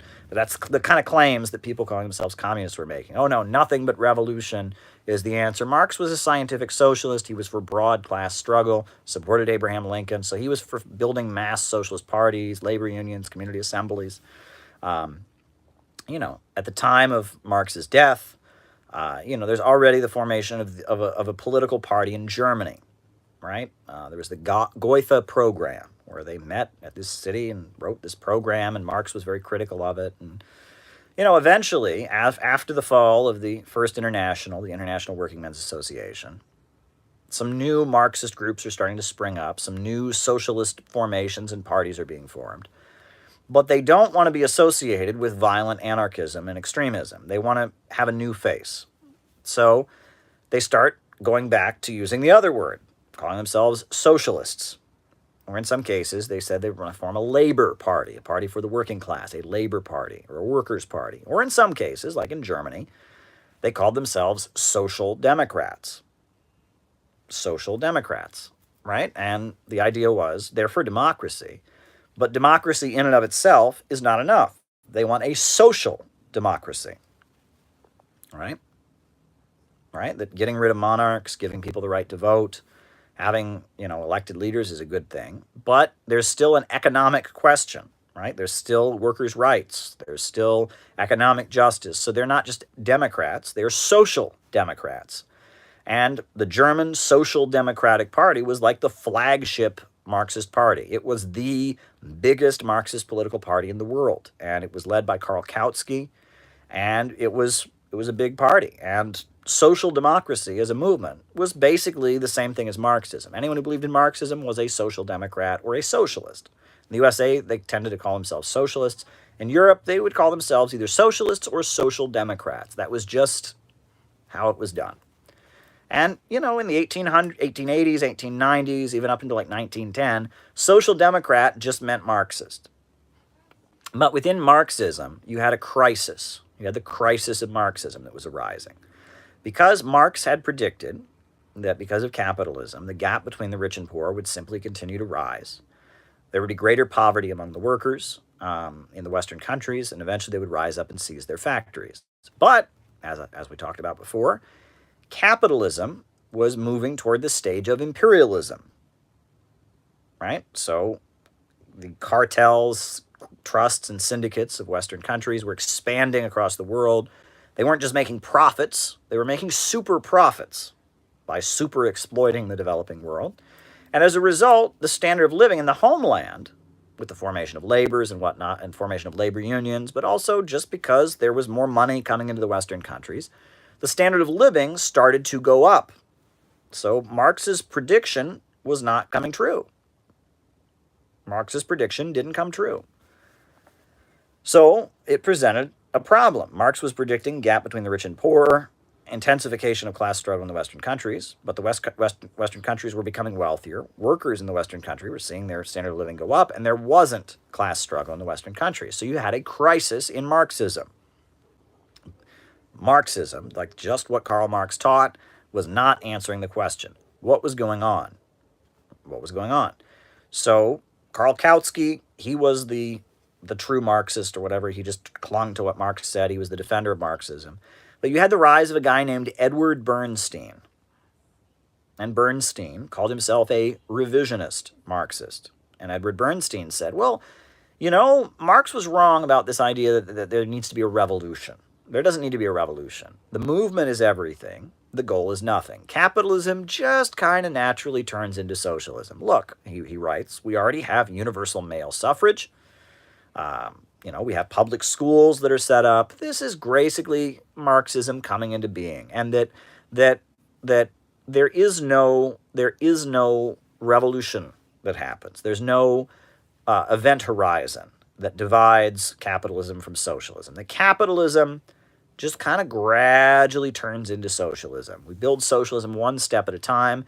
Edward Bernstein very famously said that socialism is nothing but the sum of reforms, right? That you win different reforms here and different reforms there, and eventually you get socialism. And there's no big divide between capitalism and socialism. Furthermore, Edward Bernstein argued, like a lot of the folks in the platypus-affiliated society, that the West is more closer to socialism and more progressive than the developing countries. So imperialism, according to Edward Bernstein, is good, right? Because we'll go and take over countries in the developing world, and they'll adopt capitalism, and they'll become more advanced, and eventually they can start moving towards socialism just like the West is. Yay! Right? That's revisionism. That was Edward Bernstein, and Kautsky vehemently argued against Edward Bernstein, rejected Edward Bernstein's ideas, but they were growing in popularity. Those were widespread ideas. This idea that the West is the most advanced, and that the West is closer to socialism and is gradually, kind of slowly, one step at a time, becoming socialist. That's the theory of Edward Bernstein, right? On the other hand, you had George Sorel. And George Sorel, who was a French syndicalist, right? And he argued that the problem with Marxism and social democracy was it tries to build a mass movement, right? And they're trying to build these mass labor unions and mass community organizations and mass assemblies. That's the problem. He argued instead they should be building heroic bodies of armed men. They should build, warrior kings or something like that. There's some isolated group of armed men who will engage in violence and be heroic and will push the rest of society towards socialism, right? And the syndicalists, the anarcho-syndicalists, the anarchists, and they argued that you shouldn't try to build a mass movement, that you should instead try to build this isolated group of violent people that are like knights in ancient Greece, and he talks about the power of myth and stuff like that. Well, Bolshevism in Russia, that was Lenin.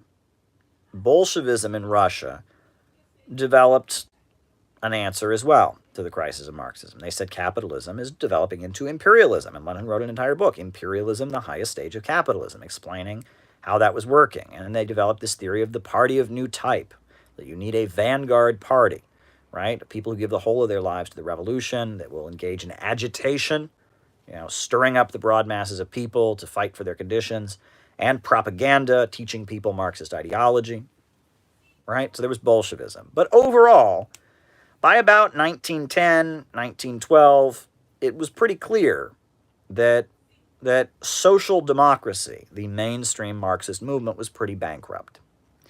It just, even though it had millions of people agreeing with it, it was massive. Every Western country had huge Marxist groups and Marxist parties. It wasn't achieving what it sought to achieve. The revolution wasn't happening, and living standards were rising. And so then, World War I starts approaching. So the Second International, right, that's all these social democratic parties, right? Marx had the First International with the anarchists. Well, then, after Marx's death, you have the Second International, which is Karl and the British Labour Party and the U.S. Socialist Party of Eugene Debs and Norway, the Social Democratic Party of Norway and Finland and Germany and France and all these groups. They're in the Second International. Well, World War I is approaching, so they have a big conference of all these parties. And at this international gathering, they all promise that they will never support a capitalist war. Never will the workers shoot each other for the greed of the capitalists, right? That Germany is imperialist, France is imperialist, Britain is imperialist, and the workers will not die to help the imperialists divide up the world. But as World War I gets closer, they change their minds. The German Social Democrats supported World War I. Now, some of them broke away and formed the Independent Socialist League, or the Independent Social Democratic Party. Some of them broke away and formed the Spartacusbund, which was led by Rosa Luxemburg and Karl Liebknecht. But for the most part, the German Social Democrats, when it came time, they supported the war. The French Social Democrats supported the war. The British Social Democrats supported the war. And World War I broke out, and Lenin is saying workers shouldn't kill other workers. We need to, this is an imperialist war. And the social democratic parties all supported the war. And why did they support the war? This is very important. Lenin writes about the aristocracy of labor, that in the imperialist countries, you had factory workers who were industrial workers. Most of them weren't in unions. They were low income, steel mills, packing houses, meat packing houses, garments. They made, clothing. Those folks were very, very poor and had very, very low wages, right? And most of them weren't even in unions. But you had this other layer of craftsmen, right? Construction trades, pipe fitters, plumbers, welders, steel welders and stuff. And they were in labor unions. They were organized into unions. And a lot of them were socialists, or at least social democrats, but they had higher wages than other workers, and they had won a lot of their rights on the job, and their living standards were rising, right? The Western countries were industrializing, and their living standards were going up, right? So their living standards are going up, and so these skilled workers that made higher wages than other workers, they started making rules that first of all, most of their unions were racist. It was whites only, right? That was one thing that they did. They were opposed to any union among industrial workers. They felt that industrial workers were not skilled. They were just, anyone can do their job, so they were not allowed in these unions. So the aristocracy of labor, these high-paid workers, became more and more pro-imperialist, and they had more and more money, and they tended to dominate socialist and labor union circles, right? They had more money, they had more influence, and they were growing more conservative. They were becoming more right-wing. And so because of that, that's why Lenin writes that this development of an aristocracy of labor, that is why the socialist parties eventually sold out and supported World War I, and these social democratic parties sold out. So Lenin called the social democratic parties and the Second International a stinking corpse. Right? They supported World War I. It was an outrage. Millions of workers were sent to their deaths. And you'll remember that the Bolsheviks in Russia, they took power on an anti-war platform. Their position had been to turn this imperialist war into a civil war, right? Soldiers, turn your guns around, and they were from the very moment, they were opposed to World War I. And they eventually just took power on a platform of peace, land, and bread. But the main thing was they were the biggest political party in Russia that was willing to end and offered an immediate end to World War I. And you'll remember that Lenin then sent, after they took power, right, the Bolsheviks took power, Lenin sent Trotsky to go and negotiate Russia's withdrawal from World War I. And he wouldn't do it. The Treaty of Brest-Litovsk, and he ruined it. And he was arguing they shouldn't end World War I. And the Bolshevik Party had to twist Trotsky's arm and force him to basically end World War I, because Trotsky argued that Russia could somehow stay in World War I after World War I, and they could lead a revolutionary storm all throughout Europe. And you look at his Treaty of Brest, his behavior around the Treaty of Brest-Litovsk. Lenin was quite upset with how Trotsky conducted himself. I mean, it was unbelievable the way Trotsky acted during that whole thing. But regardless, the Bolsheviks were the anti-imperialist, anti-war party, and they eventually took power in Russia. So after the Russian Revolution, and actually it was in April of 1917, at the April Thesis, when Lenin came back from exile to Russia that was in its revolutionary crisis, Lenin urged the Bolsheviks to stop calling themselves socialists and social democrats, because he didn't want them to be confused with the sellout parties of the Second International, the parties that had supported World War I and sold out the revolution. So the Bolsheviks started calling themselves communists to distinguish themselves from the parties of the Second International. And then after that, the pro-Bolshevik and anti-imperialist and Marxist parties called themselves communists. And the Second International and social democratic parties called themselves social democrats or socialists. And that was the difference. And in the 1920s and in the 1930s, the Socialist Party was the Social Democratic Party that was led by, Eugene Debs was in prison and then died. It was led by Norman Thomas. And the Communist Party was led by William Z. Foster and Earl Browder. And the Socialist Party was anti-Soviet. The Socialist Party wanted to build socialism one step at a time. It saw socialism as the sum of reforms. The Communist Party, on the other hand, was pro-Soviet, was aligned with the Soviet Union. It believed in achieving some kind of revolution, though it didn't advocate it, through violence. It advocated, a peaceful transition, but realizing that the capitalists may be violent and force the people to defend themselves at some point. And those were the two parties. And, in the United States, the Socialist Party was very, very anti-communist in the 1920s, right? They ran a lot of labor unions, the AFL, right? Samuel Gompers and, Green and others, they ran these parties, these labor unions. They were very, very anti-communist. They would ban communists from the labor unions, right? And there was a garment workers strike in New York City, and there was a big fight between, David Dubinsky, who was the head of the Garment Workers Union, who was a Socialist Party guy, and the Communist Party. And one of the main issues was racial segregation, right? That David Dubinsky was a racist. He wanted whites only in the Garment Workers Union as a Socialist Party member, whereas the Communist Party was for racial integration. So, this was a big fight. And actually, in 1928, when you had that, the Sixth World Congress of the Communist International, at that point, the Communist International started openly fighting against social democracy, right? And they said social democrats are not potential allies, they're the enemy. And they started calling them social fascists, right? And I even learned a song that was like kind of a nursery rhyme they had about the Cloakmakers Union, which was a big socialist party union in New York City. And the Communist Party wrote this little rhyme.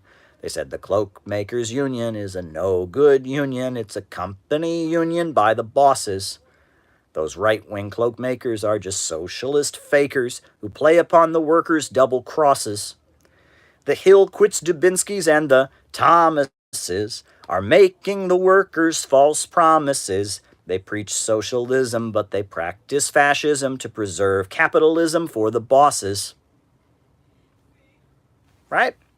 And that was, the idea was that, that last line, they preach socialism, but they practice fascism to preserve capitalism for the bosses.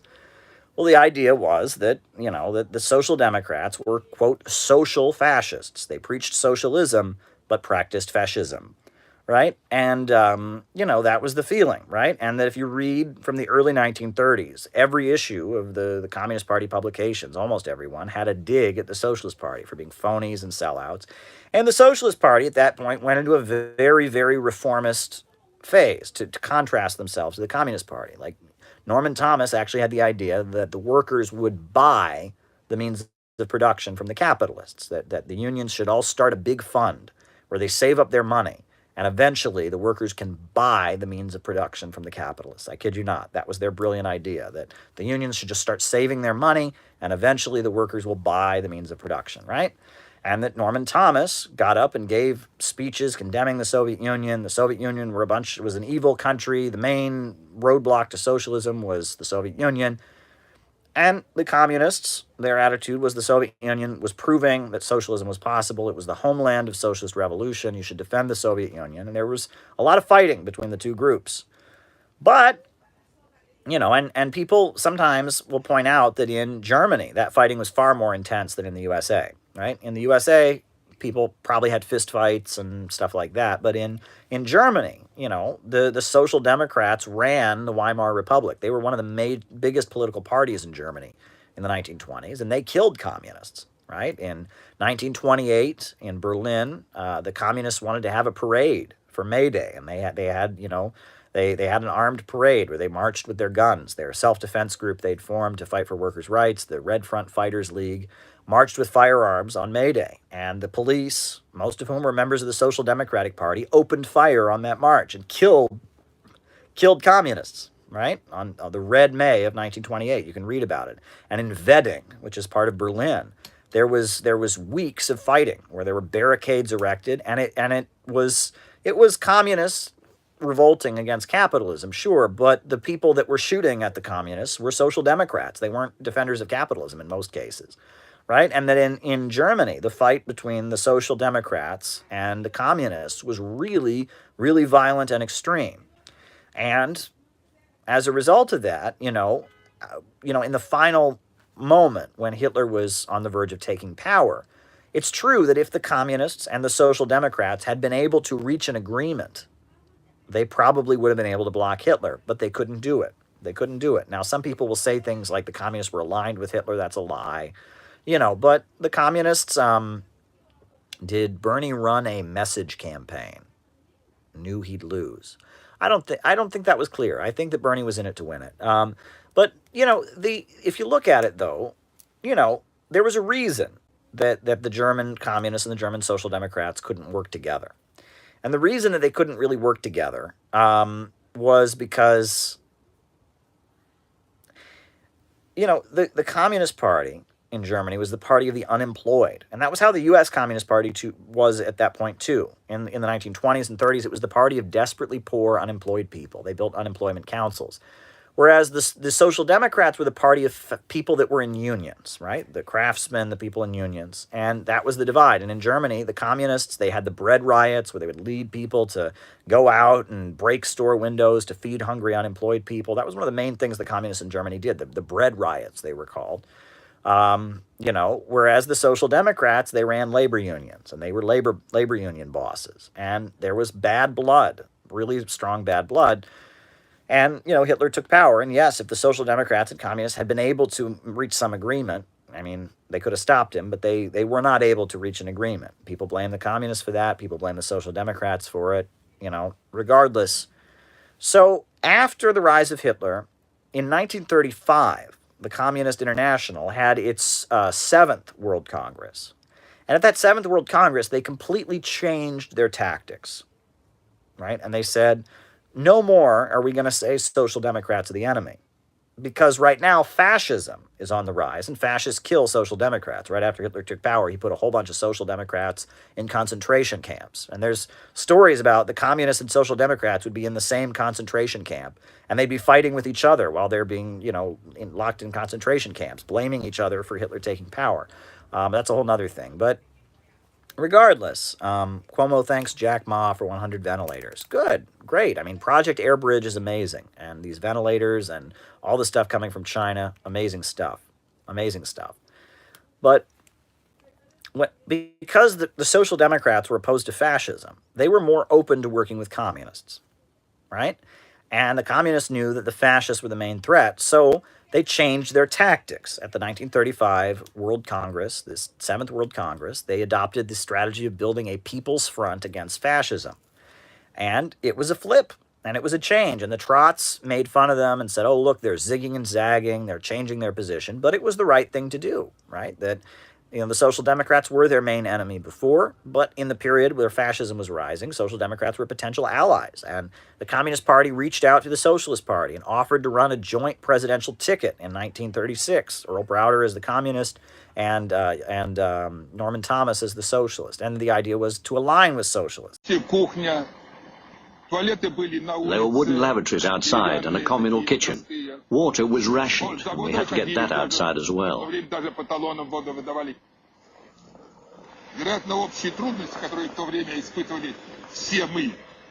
think that we, the first construction workers of Magnitogorsk, were united by the difficulties we all faced.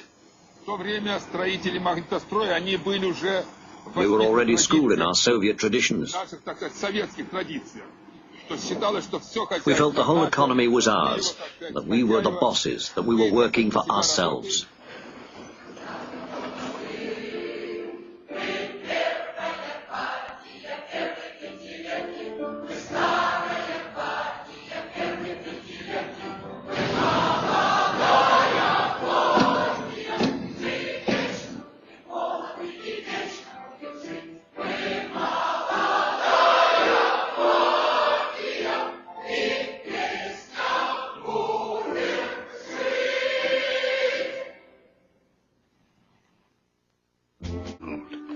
Architects designed public buildings that broke with bourgeois styles, and musicians experimented too.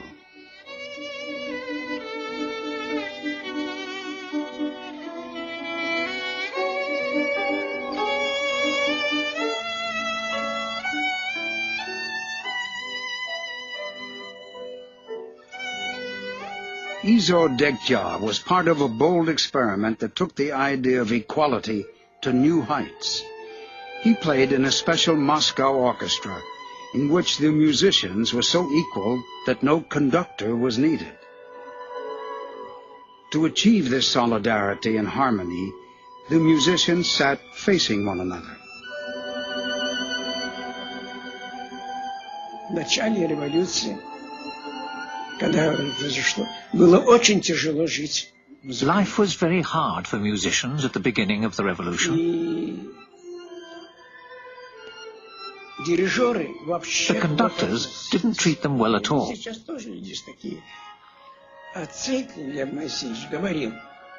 But the founder of the orchestra said that it was the musician who mattered, and that he should liberate himself from the fetters of the conductor.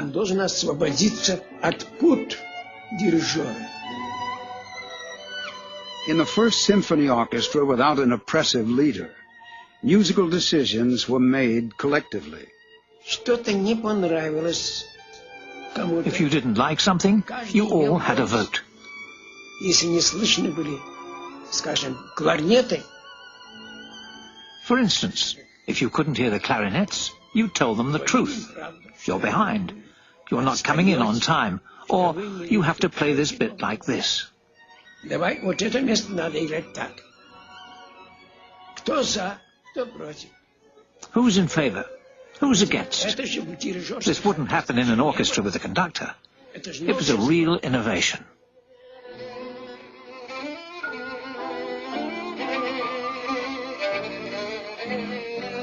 Говорить особенные слова. We didn't need special words. We weren't going to discuss the theory of building communism. Только личный пример. Setting a personal example. We considered this the most important thing in all our work, in the Komsomol and in the factories. So people would say, look, that must be a communist. Why? Well, look how he's working. Потому что вон, смотри, как работает. I was watching some YouTube videos, and I was thinking about the 1990s when I was growing up in Ohio. And one thing that I became aware of, and I remember it very vividly, very, very vividly, it was a very, very big part, and thank you, Breyer, too, for that very, very lovely super chat. One thing I remember very, very vividly is what people have now come to describe as the satanic panic. The satanic panic. And this was the 1970s, especially in the 1980s and up into the 1990s when I was a kid, phenomenon of religious groups picking out things in mainstream U.S. society and declaring them to be satanic. And it was a big thing. When I was a kid, everything was satanic. The Teletubbies, I was informed by many of my classmates and kids who lived down the street, and that the Teletubbies were secret homosexual propaganda, right? Because Tinky Winky had a triangle on his head, and if you watched the Teletubbies, your kids were going to turn gay. So no one kid was allowed to watch the Teletubbies. No kid ever. The Power Rangers, where did their power come from? Clearly, it came from a source other than God, so they were Satanists. Harry Potter, witchcraft, Satanism, and it was this thing, and you can go further back, right? I mean, the earliest example of this kind of silliness was, I don't remember, I wasn't alive, but the Beatles, right? The Beatles gave an interview, and John Lennon said in the interview, we're more popular than Jesus. Just making the point that Jesus is so popular, he's using it as an expression, right? Like, we're richer than Bill Gates, we're more popular than Jesus. And I'm not defending the Beatles, but that's a whole nother conversation. And so, Christian groups were furious, and they began burning Beatles albums. And there was this evangelical Christian, it was before the big evangelical stuff, but, tent revival Baptist kind of people were burning Beatles records. Oh my God, he said he's more powerful. It was an infuriating thing. It was big. And, then you get up into the 70s, you have backmasking, and someone's already mentioned it in the comments, where people would play records backwards, the old vinyl records, and they'd play them backwards, and they would play it backwards, and it would go, and people say, see, it says Satan is the leader, and people would hear a voice, you play a record backwards, and it would go, right? And I think it's like one of the Beatles albums, you play it backwards, it says, 10 million dead man, right? Or, yeah, I mean, it's like, and you play, Stairway to Heaven backwards, it sounds like there's no escape, And it was this crazy thing where, like, middle American Christian folks were seeing Satan everywhere. And it's crazy. I mean, it was like they were infuriated. I mean, it was like Satan was everywhere, right? And people started joking around, like Weird Al Yankovic eventually would backmask things on purpose as like a comedy, as like a joke. And it was a big thing. And when I was a kid, I remember, the kids down the street from me were not allowed to watch, anything related to Star Trek and Star Wars because it was clearly satanic. And you listen to some of this stuff that these people were saying, these satanic panic Christians were saying. And it was quite unbelievable. It wasn't just that, that the world is not Christian and we need to be Christian. It's like the government is completely infiltrated by Satanists, right? This was like some really, really, in a way, anti-establishment right-wing stuff, right? I mean, it was like they had a conspiracy theory that was vast, right? And I know, like, the reporter who's now a big Fox guy, Geraldo Rivera, he did a segment, he did a big piece about, like, sure, belief in Satan is a matter of religious belief, but there are millions of Satanists in the United States. And it was like, people thought there were, like, secret cults of devil worshippers. There was a book called Michelle Remembers. Michelle Remembers. It was a bestseller. And it was this woman... was like a child. She had gone to see a psychiatrist, and the psychiatrist had hypnotized her, and she remembered that she had been kidnapped and molested and raped and tortured by some satanic group, and that she, had been held in a cage for months and months and months. Well, she had, it's been proven that she had perfect attendance at her school, so that wasn't the case. However, when she grew up, when she became an adult, she married her psychiatrist, the one who hypnotized her and had her remember all of this. And everyone was just panicking, and there was like this fear that like Satanists were going to come abduct little children and torture them, and it was this weird thing. It was the satanic panic, and it wasn't a New York City thing. It was not a Southern California thing. It was very much like an Ohio, Iowa, Missouri thing. It was very, very bizarre, and everyone was convinced that there was this secret satanic plot hiding under every pillow and every rock, and they were coming to get you, and you couldn't listen to rock music, and you couldn't watch mainstream television shows because Satan was everywhere. What was going on? What in the world was this? When I was a kid, my family wasn't into it. We were not evangelicals. We were mainstream, mainline Protestants. But like everyone at my school, they weren't allowed to have the Harry Potter books. They weren't allowed to have Harry Potter books at my school because, oh my God, can't have Harry Potter in the school library. The town library, people were constantly demanding that books be removed because they were satanic, and it's like the little children are going to see things on TV that are going to make them satanic. What was going on? And you'll notice there are a lot of like historical lectures about this stuff on the internet, but they don't have any analysis. They don't, right? You can watch, I think, Seth Andrews, who's one of the big atheists. He has a big, long presentation, which I listened to the other day, and he doesn't analyze this at all. It's just kind of, he doesn't like it. He talks about how when he was young, they would go out and burn heavy metal records, and they thought at their Christian rallies that they could hear screams of the demons being burned as they burned these records. And of course they couldn't. That was the sound of like vinyl records burning.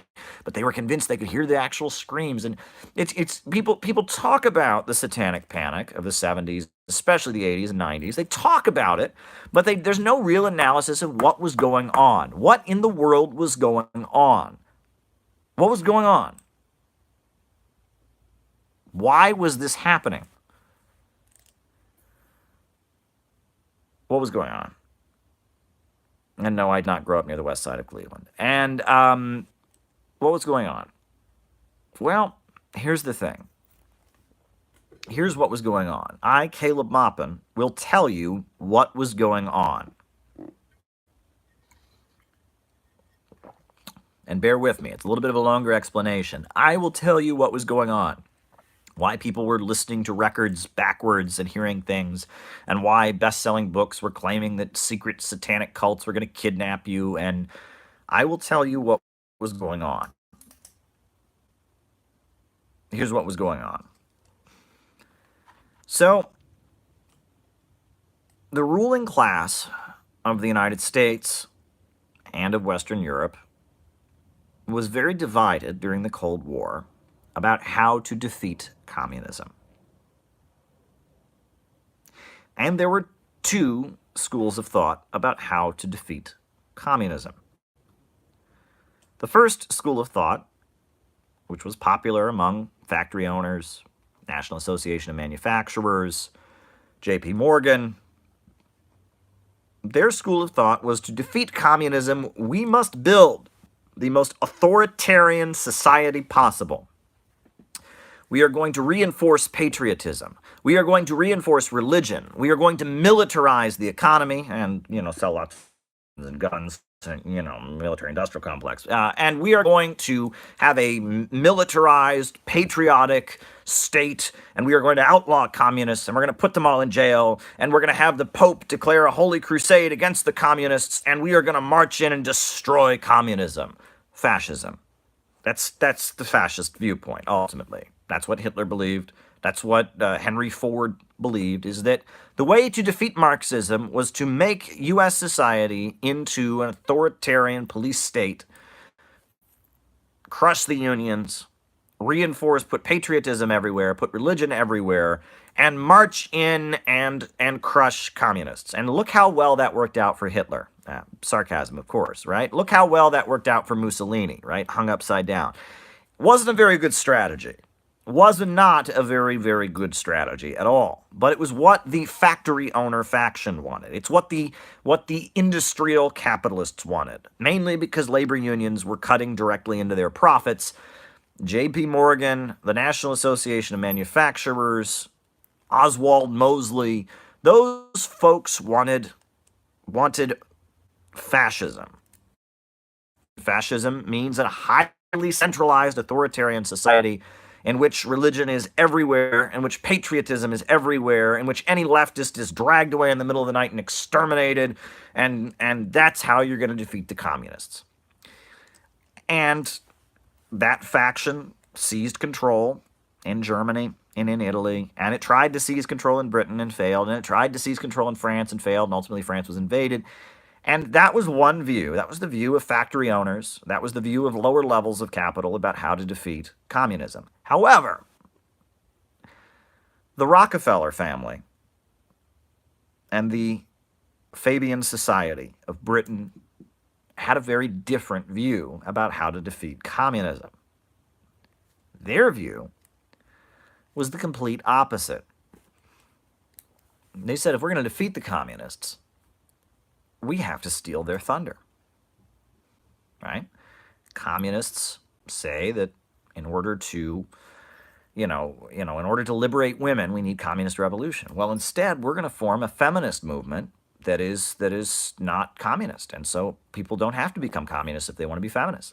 And communists say that you need a revolution in order to liberate the working class. Well, we're going to create a trade union movement that's carefully controlled by us and not communist, and then people won't join the trade union movement. And we are going to try and instead of locking society down to defeat the communists, we are going to completely open up society to defeat the communists. We're going to start talking about gay rights. We're going to start talking about, legalizing abortion. We are going to go all out with our social liberalism to defeat the communists, right? And this was the strategy of big oil. This was the strategy of wealthy finance capitalists. This was the strategy of those folks who are globally oriented, not economic nationalists, but globally oriented, right? We are going to essentially tear down borders. We're going to create global institutions at the Bretton Woods, like the IMF and the World Bank.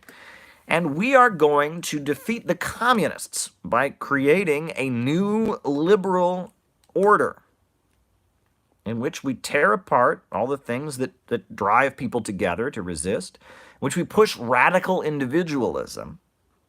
And that is how we are going to defeat the communists, because no one will want to be a communist, number one, because all the stuff that communists rally around, and number two, we will create so much instability in society that no socialist government will be able to stay in power. And over the course of the Cold War, more and more and more, this viewpoint won out. Zbigniew Brzezinski, Henry Kissinger, right? Marilyn Ferguson and the Aquarian conspiracy. The idea was to create so much instability in society that, number one, communist and socialist movements wouldn't have anything to rally around, number one, or they would be things would be so disorganized, people would be so atomized as individuals, they wouldn't have any ability to organize and resist. And number two, within the socialist countries, to unleash unrest and chaos and resistance that would destabilize those societies. In order to create one global economy, you must push radical individualism. And that this faction ultimately won out. And that, you talk about the Congress for Cultural Freedom program, where the CIA was funding left-wing activism to destabilize, that was anti-communist. You can talk about the Tavistock Institute, in which they did all kinds of research to figure out what kind of rock and roll music people would love to listen to. And you talk about the CIA's program with drugs, MK Ultra, where LSD was being distributed on college campuses. And there was a huge effort to destabilize Western societies and destabilize the world in the hopes of laying the basis for one global economy and destabilizing and tearing down socialism. And they were very, very effective. They did it, right? It was Beatles music. It was sex, drugs, rock and roll, and belief that Western consumerism and Coca-Cola were amazing. That's what brought down the USSR. No, it wasn't Reagan's military spending. That's a myth. It was very much a political defeat in which Western destabilization, individualism, selfishness, this cultural confusion seeped into the socialist countries and created unrest, right? And this was very blatantly stated at times. Read Zbigniew Brzezinski. Read what these people said. It was an effort to destabilize. And these Americans who were living in small towns, like I grew up in a very small town in Ohio. The place I'm from is where Smucker's Jelly came from. It's called Orrville, Ohio, not the west side of Cleveland, very far from Cleveland, about a 2-hour drive from Cleveland. And in these small towns and in these little communities where people had lived a very traditional life, right? Things were normal, life was predictable. All of a sudden, you had Beatles music. All of a sudden, you had rock and roll. All of a sudden, you had these things, and these people were terrified, right? The power of the Western world was unleashing instability. These folks didn't have the language to understand what was going on. They just knew that something evil was coming out of the governments, something evil was coming out of the big media, and they didn't understand it. And you can compare it to when they brought, tractors, when the Soviet government brought tractors to little villages in Ukraine. And the local priest would say, that is a devil machine. And the local peasants would start stoning the tractors to get the devil machine out of there. Well, the priest, his real agenda is he knows the communists are not religious. He's going to be out of a job pretty soon, especially if that tractor works and people start eating more, then they're going to listen to the communists and not him. But he's saying, that's a devil machine. Right? Well, these people in rural parts of the United States and small towns are terrified of the instability that is coming out of the Western world. How it seems like drugs and chaos and rock and roll and all this instability, all of their beliefs are being torn asunder, right? That this cultural liberalism is coming at them. They don't know what it is, and so they're trying to give a name to it. And that's what you can call the satanic panic, right? That's what that was. That's why Harry Potter and all of that was, that's essentially what was going on there. And I remember this very vividly. This was a big part of my life. And I used to have arguments with people about it. I remember, for example, one thing people would say to me, it was this fact they discovered. Did you know there's actually a Church of Satan? And so, being the child that I was, this is before the internet, mind you, I went to the library and I got out the encyclopedia. I opened up Church of Satan and I read about it. And I read the Church of Satan was a philosophical association that believes in selfishness and Ayn Rand, and they don't actually worship a deity named Satan.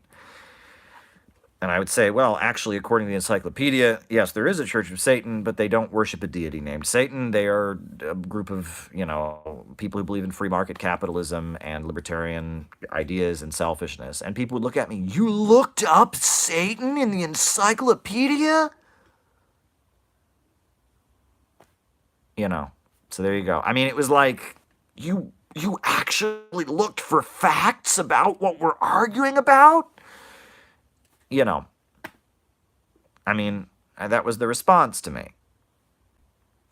Right? You know, I mean, it was just kind of like these people didn't want to think. They didn't want to think. They were kind of scared of thinking.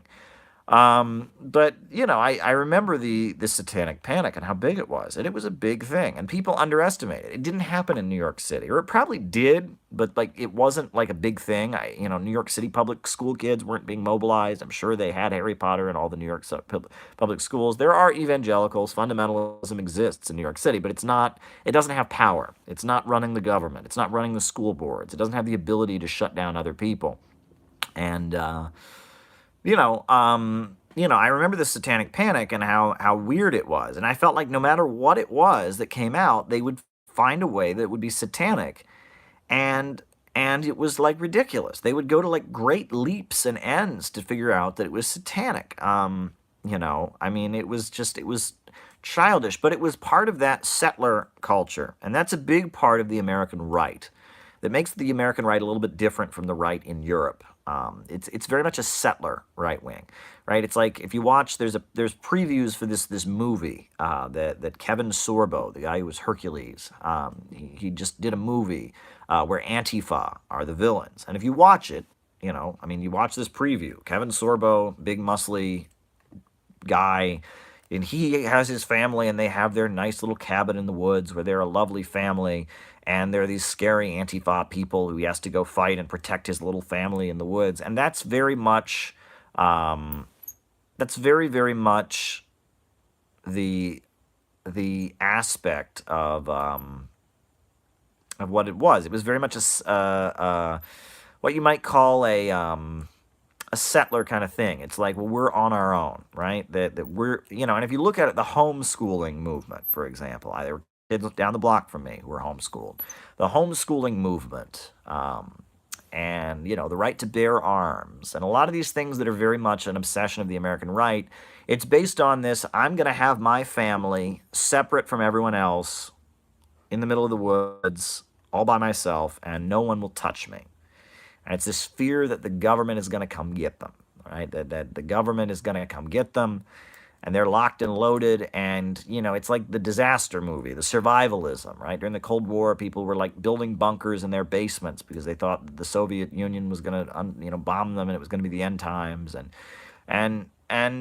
you know, it was this kind of, like, the world is against me, but I'm going to get in a house with my wife and kids and lock down. I've got my gun, so no one can come and rob me, and no one can come and take me away, and I've got my gun, and I've got my, and it's very much a settler, and that's why it's a rural kind of phenomenon, is it's very much this kind of settler fantasy of being separate from everyone else, being super religious, you know.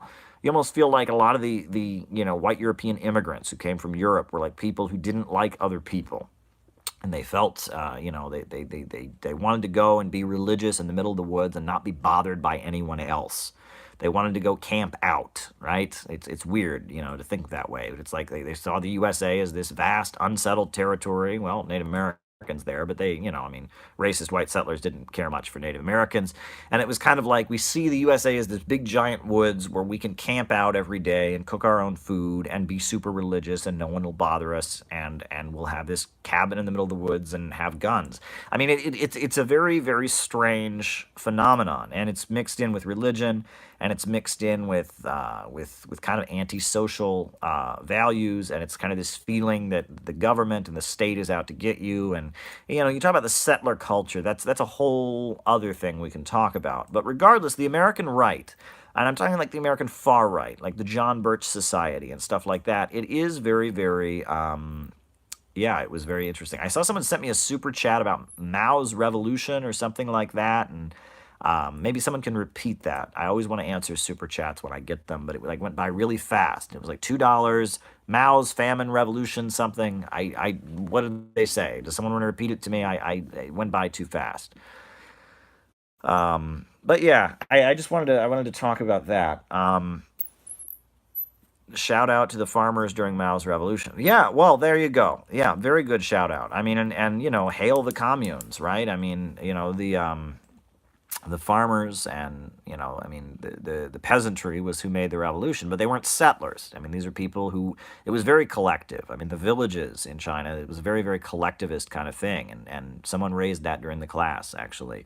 And yeah, I mean, the peasantry, right? I mean, we never really had a peasantry in the United States, right? That wasn't exactly the way things were here in the USA. The small farmer in the USA was never really a peasant, right? It wasn't like, you know, they may have had to, you know, lose their farms to big banks or something, but there weren't like a local gentry. You know, we never really had a peasant class in the USA, so to speak. I mean, we had tenant farmers in the South, and that was close. That was definitely close. The tenant farm system was particularly awful. Sharecroppers, you know, that was particularly an awful way of doing things, but it was never full-on feudalism per se. It was like feudalism. Slavery became kind of feudalism for a couple generations, I guess. Very interesting. According to the tables which we have assembled, it is our estimate that 4% of the American people own 85% of the wealth of America, and that over 70% of the people of America don't own enough to pay the debts that they owe. How many men ever went to a barbecue and would let one man take off the table what's intended for 9/10 of the people to eat? The only way you'll ever be able to feed the balance of the people is to make that man come back and bring back some of that grub he ain't got no business with.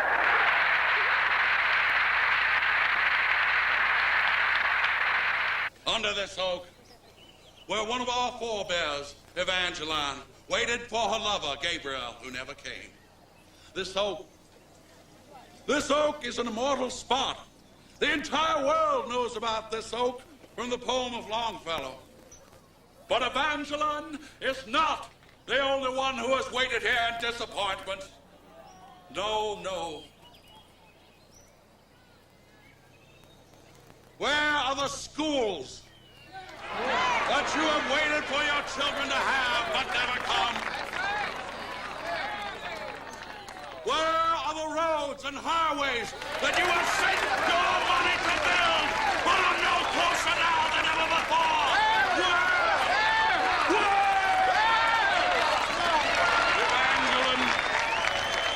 Evangeline wept bitter tears, but that only lasted one lifetime.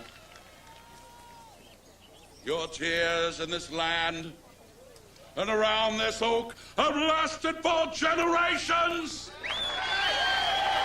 Will you let me dry the tears of those who still weep?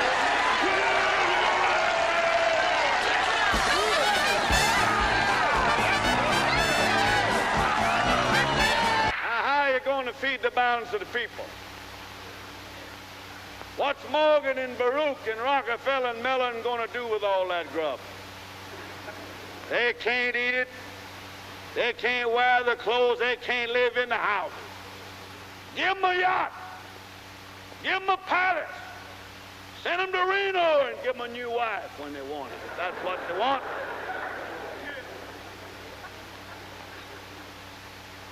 But when they've got everything on the God's living earth that they can eat and they can wear and they can live in, and all that their children can live in and wear and eat and all their children's children can use, then we got to call Mr. Morgan and Mr. Mellon and Mr. Rockefeller back and say, come back here.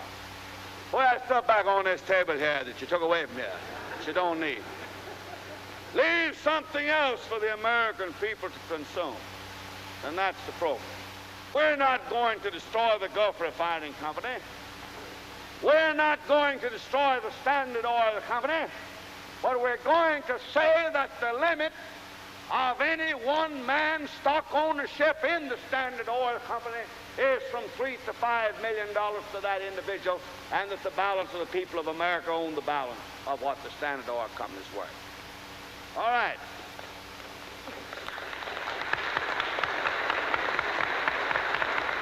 My name is Huey Long, Jr. Like any good patriot, I was born in a log cabin. I would get up before the sun to help my daddy, and my sympathy has always gone to those who toil, and I have endeavored to help them. They say I'm the Karl Marx of the hillbillies. I'm no Karl Marx, but I do love the working man. Now you get that, type it up, and bring it in here when you're done. Every people out there, every neighbor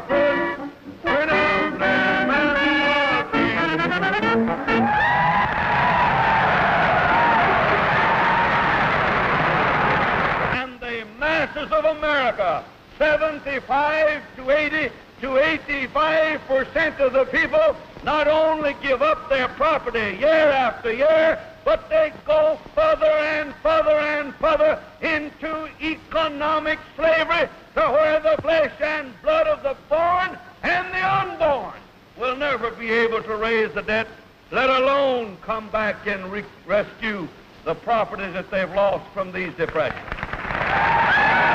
You know how for most of you, your pocketbooks are empty, your bellies are tight? They tell us we are even faced with communism. Why not? When 1% of the people control wealth. I'm not a communist. I would not take a single luxury away. But when we reach a point where some men have so many millions and another 100 or so means nothing to them, we are going to have to siphon off some of the water for our own little pool. That's God's law. Look it up in Leviticus.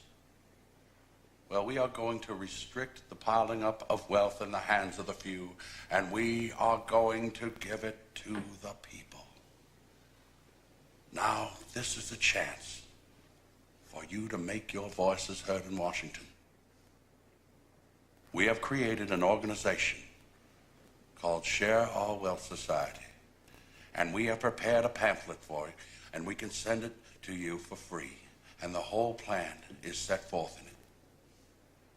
So I'm appealing to you to organize a Share Our Wealth Society in your own community tonight or tomorrow and help me, as your servant, see that the government of this country is returned to the people.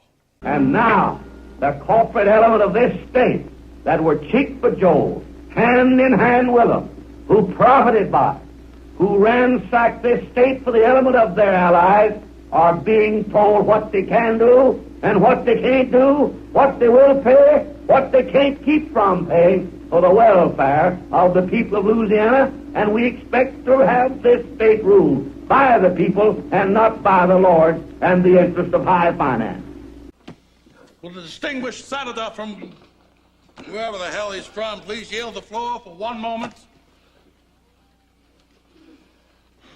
I will reluctantly yield the floor to the junior senator from Louisiana.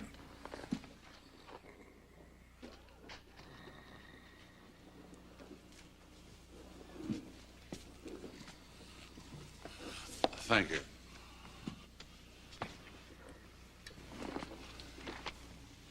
Now, when I first came here to Washington 6 months ago, I felt that we were on a mission to save this country from the despair which is gripping it. But all I get is a good deal of dither and blather from both parties. Millions and millions of workers are out of work. Millions of farmers are losing their farms to the banks, and what are the banks going to do with them? Now, you listen to me. Stop fooling around. Break up the concentration of wealth in this country and redistribute it according to the Lord's plan. Or if you do not, listen. Go to now, ye rich men, weep and howl for your miseries that shall come upon you. Weep and howl.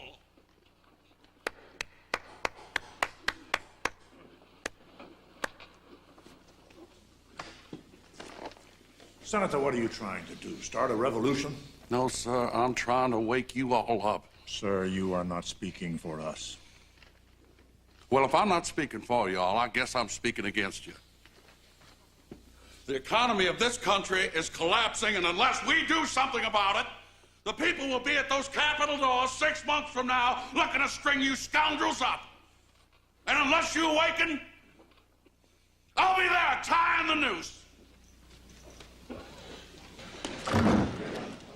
Then we start from the bottom, that the 25 or more million American families shall have a homestead, a home, and the comforts of a home, including an automobile and a radio, the things it takes in that house to live on.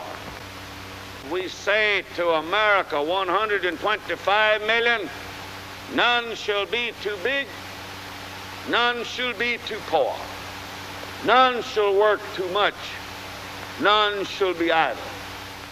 No luxurious mansions empty, none walking the streets, none impoverished, none in pestilence, none in want, but in the land blessed by the smile of the Creator, with everything to be consumed, to be eaten, to be worn, that America will become a land sharing the fruits of the land, not for the favored few, not to satisfy greed, but that all may live in a land in which the Lord has provided an abundance sufficient for the luxury and convenience of the people in general, I think. And we now shift to look at cybersecurity amidst allegations in the European Union that member states are considering a united response to cyber attacks alleging directed by a Chinese state-linked hacker group following the UK presenting proof, they say proof, about sensitive systems penetration. To help us out, we're pleased to be joined once again by the CEO of Stromark, Hillary Fordwich, and by RT Caleb Maupin, who is also a China expert. Welcome to you both. Hillary, let's start with you. UK officials, they presented this evidence a few days ago and say that there is actual proof that software and hardware attacks by this group called Advanced Persistent Threat 10, or APT-10. What do we know about this group, and exactly what did this so-called group do? Well, it is rather troubling, actually, Bart. Thanks for having me back. A pleasure. A couple of things. First of all, what this APT has been doing, it's called a spear phishing, and it's very specific in terms of cyber attacks and espionage, corporate espionage and governmental espionage. And the analogy for our audience is rather like if you wanted to get all your buddies out of jail, you could go with chainsaws and you could try to break into the jail and you could try to figure out the key to each single jail cell. Or all you could do is kind of knock off the head jailer, the master jailer, take his set of keys and open all the cells. This is what they're doing. They're going to these managed service providers, that is the MSPs, and they're hacking into managed service providers. Well, what do MSPs do? MSPs hold all of the intellectual property and the data and the information for numerous industries such as construction, engineering, telecommunications, infrastructure. And so what this APT has been doing is hitting the MSPs, and they've been spear phishing by sending documents with a Word attachment, basically faking out and tricking their employees to open them. And then like a Trojan horse, they've gone in and basically stolen this intellectual property. It is corporate and governmental espionage. Yeah, we see that a lot just in the consumer realm. I get them about every day. It's crazy. Caleb, you look at China every day, and we are so pleased that you've had some time to join us. Let's take for a minute, let's sort of accept that at least these allegations or similar allegations about hacking or about IP theft by China. Let's just, for the sake of argument, let's assume at least some of them are true. I mean, doesn't China need to sort of up their game if they're going to be sort of a global player in the economy around the world? I mean, they can't continue, it would seem to me, to have these criticisms of them if, Shanghai is going to be the next London or New York. Am I off base? What do you think?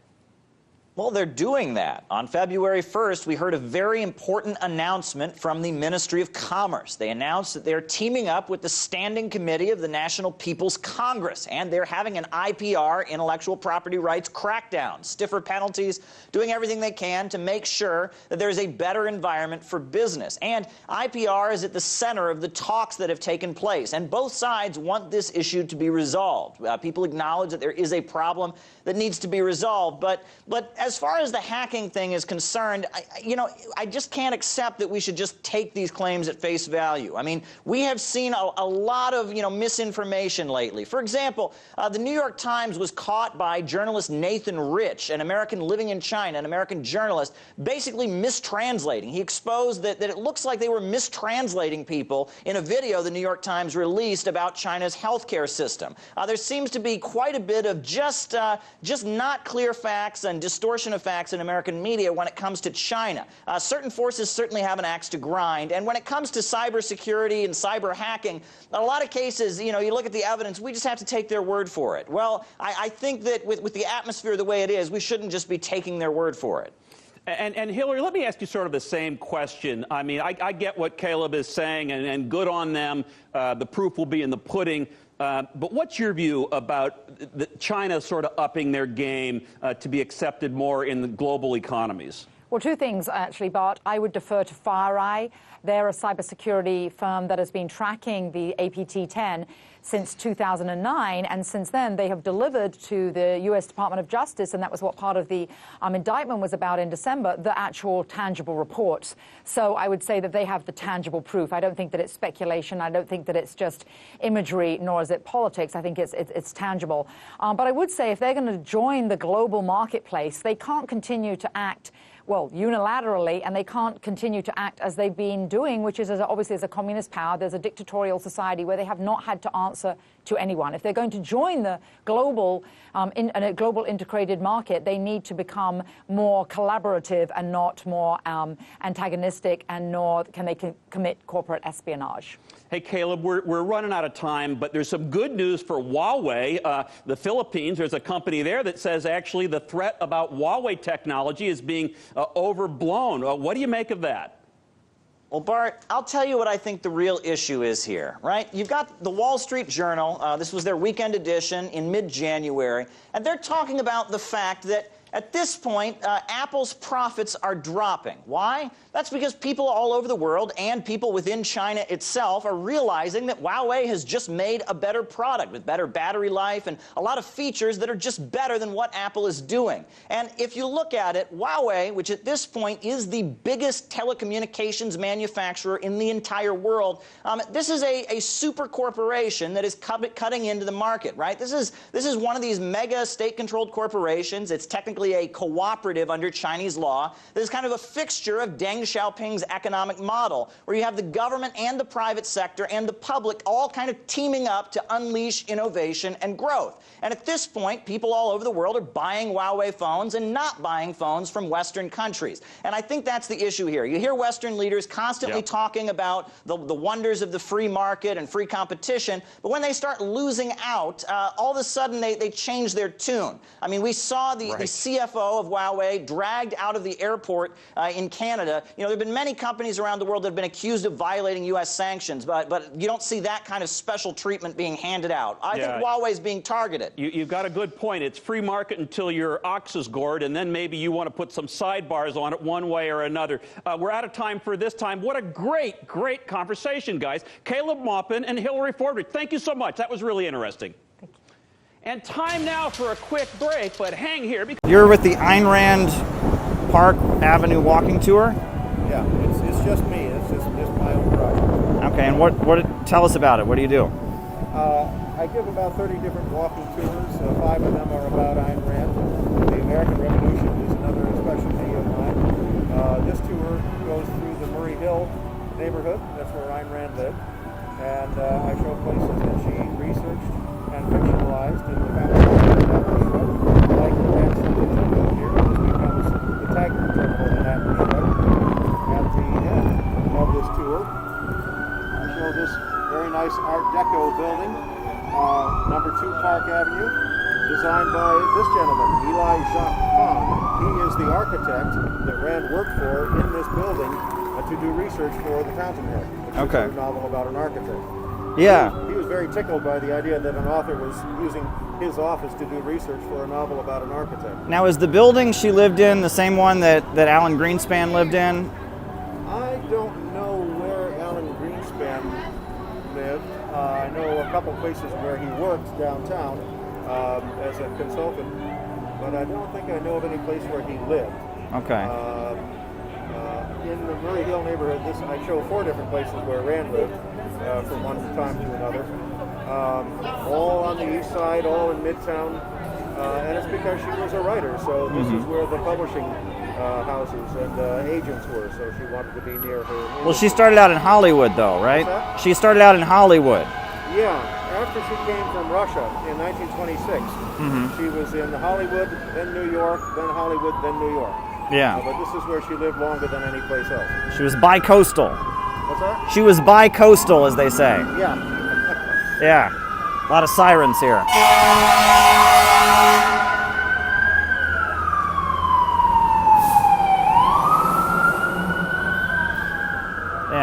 Yeah, Ayn Rand.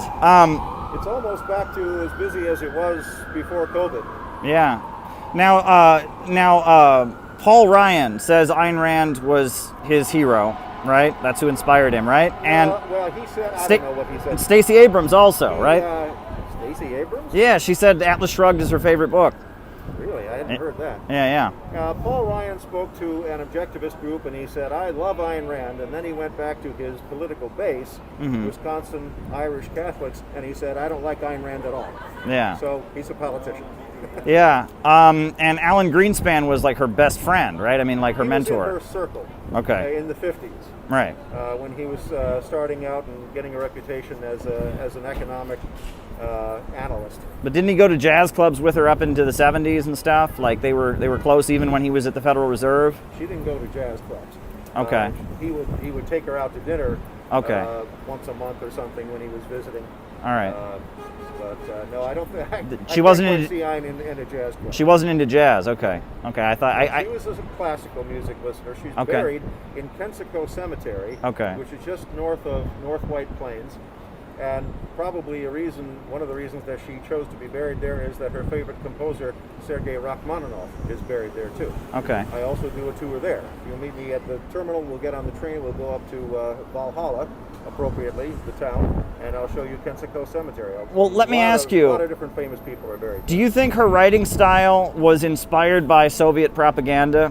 Because that it was an attempt to take the methods of Maxim Gorky and Soviet propaganda and like apply them to capitalism? No, not at all. Because some people argue that the writing style, especially, and also the art, like on the covers of the books and all that, kind of mimics socialist realism and the Soviet propaganda, but it's to sell capitalism. No. Okay. Not at all. She grew up reading Victor Hugo, Fyodor Dostoevsky, Sir Walter Scott, Edmund Rostand, and the other 19th century romantic writers, and that's what she wanted to do. Okay. She wanted to write in that style. As for the covers of her books, that wasn't up to her. Right. It was up to the publishing company.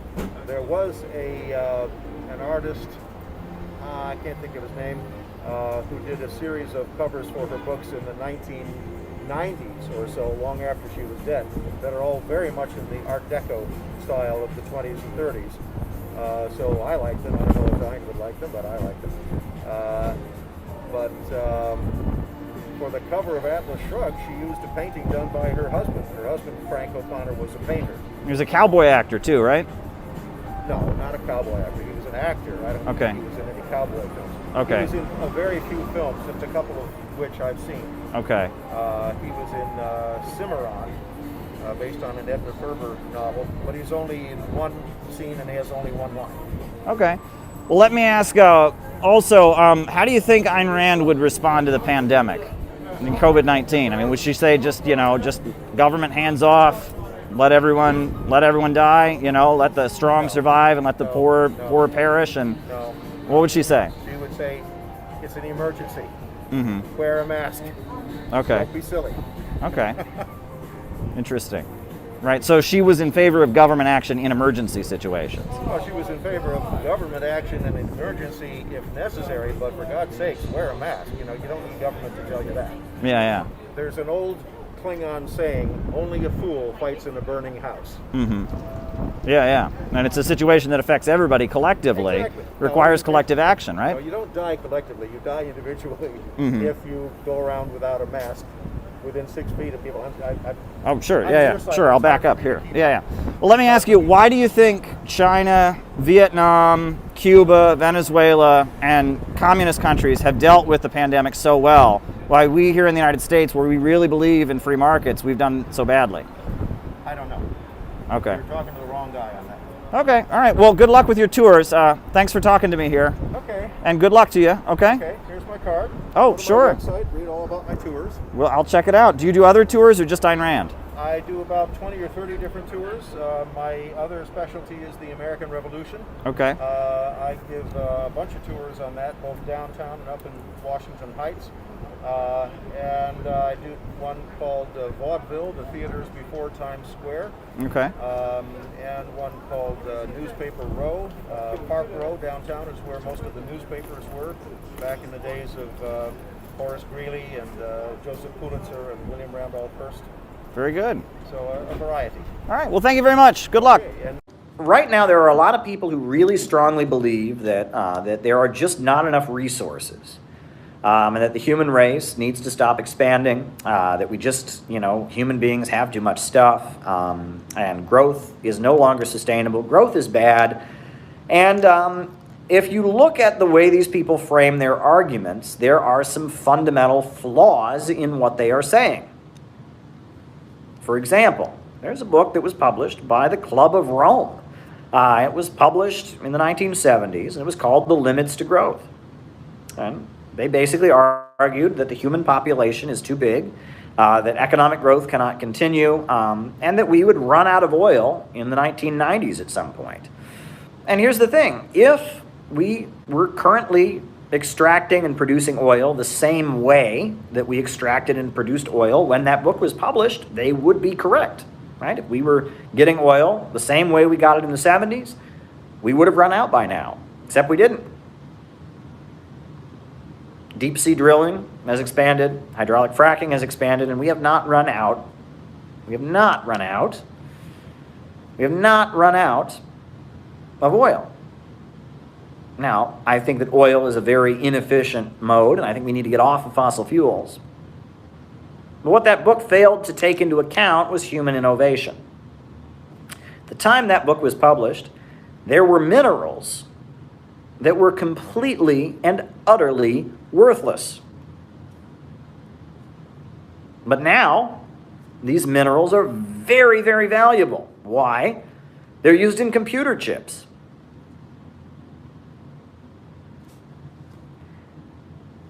Folks, human beings are constantly changing the way they interact with their resources. What would a caveman have done with oil? Right? You've probably seen the old TV show, The Beverly Hillbillies. You ever see The Beverly Hillbillies? Let me tell you all a story about a boy named Jed. And it's like, black gold Texas tea, right? His hunting rifle, he discovers oil. Right? And of course he shouts, "I'm rich, I've got oil." What if Joe the caveman, living 9,000 years ago, had discovered oil? He'd been out hunting with his pointed stick, and he discovered oil. He would have said, that's completely worthless. It would have had no value to him whatsoever. In fact, if Joe the caveman had discovered a whole bunch of gold, he probably would have thought it was very nice to look at. It was shiny, but it wouldn't have done much good for Joe the caveman. The reason that gold has value, the reason that oil has value, is because the way we interact with our environment as human beings has changed. The entire history of the human race is changing the way we interact with resources. If human beings stop changing the way they interact with resources, we're screwed. If we don't change the way we interact with fossil fuels right now, we're screwed. Look at the environment right now. We have to get off of fossil fuels. They're right when they say that climate change is affected by human behavior. They're right when they say that oil-based economy is not sustainable. They're absolutely right. Absolutely right. What they're wrong about is when they lack imagination. When it doesn't occur to them that just like oil was worthless to Joe the caveman, there are things in our world now that seem worthless that we could figure out as human beings how to use them. Furthermore, we've sent probes to Mars. We've sent satellites into outer space. China is already extracting helium-3 from the moon for their research on fusion energy. Did you know that? Helium-3, an element that is very rare on the Earth, is very abundant on the far side of the moon. And China has already sent their lunar spacecraft to extract helium-3 from the moon. Imagine if we could start mining asteroids. The New York Times had an article about this. Imagine if every time an asteroid passed the Earth, we managed to send up a probe that went to that asteroid and took very valuable resources off that asteroid. Think about it. Asteroids pass the Earth all the time. And if every time one of those asteroids passed the Earth, we sent up a probe or a satellite that went on to the asteroid, extracted some resources, and brought it back to the planet, that would be great. Think about it. Think about it. Who's to say we can't start extracting resources from Mars? Who's to say we can't extract resources from other parts of the galaxy? Human beings are relentlessly creative. They are constantly changing the way they interact with the environment. If there's one thing about human beings that for the last 7,000 to 8,000 years, we have been changing the way we interact with our environment.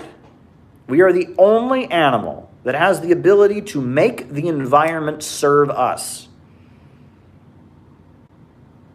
Every other species interacts with their environment in a more or less neutral way. But humanity is not an animal. Beavers have been building their dams the same way for millions of years. Ants have been building their ant colonies the same way for millions of years. But in just less than 10,000 years, human beings have gone from hunter-gatherer tribes living in caves to space travel, iPhones, high-speed railway. I believe in humanity. The human race has the ability to advance.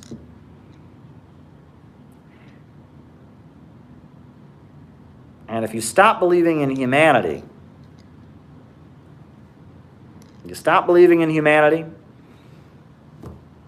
at that point, I can understand why people are turning to drug addiction. I can understand why people are getting suicidal. If you believe that humanity can't advance and that we must stop advancing, I can understand why you're in a state of pessimism and hopelessness. The people who think humanity can't advance have names like Rockefeller and DuPont and Carnegie. And you know why they think humanity can't advance? Because they're at the top of the mountain.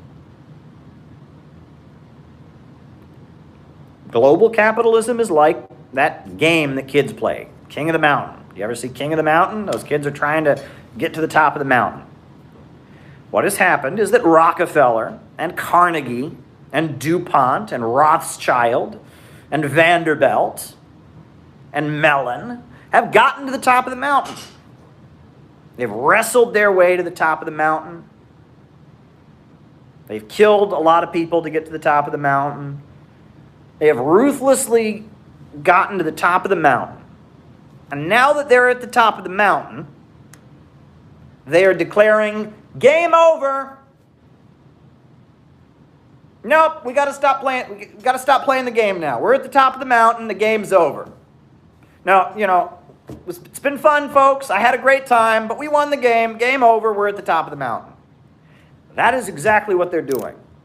They're at the top of the mountain, and so now they're saying, well, for the sake of the environment, for the sake of Mother Earth, game over, guys. It was fun, wasn't it? Great, great. And of course, that's why the fracking companies deny global warming, because they want to be at the top of the mountain.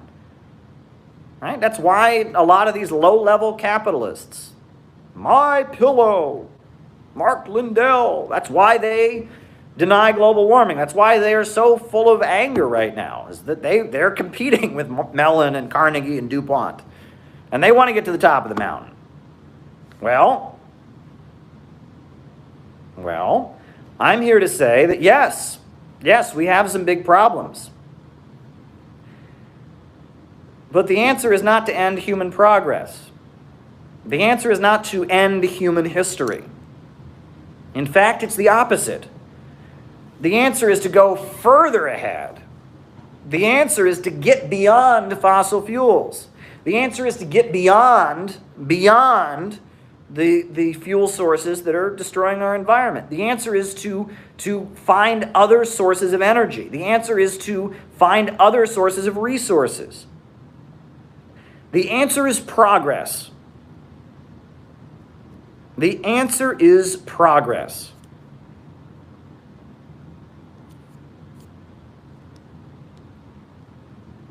The answer is progress. And obviously we are in a crisis. We are definitely in a crisis. But the way out is forward, not backward. You know?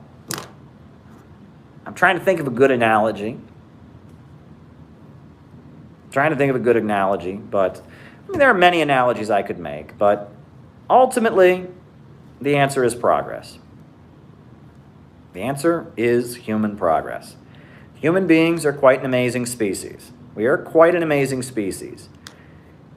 And we will continue to advance. And trying to stop human beings from advancing is a pretty failed mission. In fact, rather than thinking of an analogy, here's a tangent I'll go on. It actually ties into the next super chat. Myths that communism is anti-religion. We'll get to that, but actually, why don't I point you all toward a very common legend, the story of Adam and Eve. Right? The creation story that is popular in religion.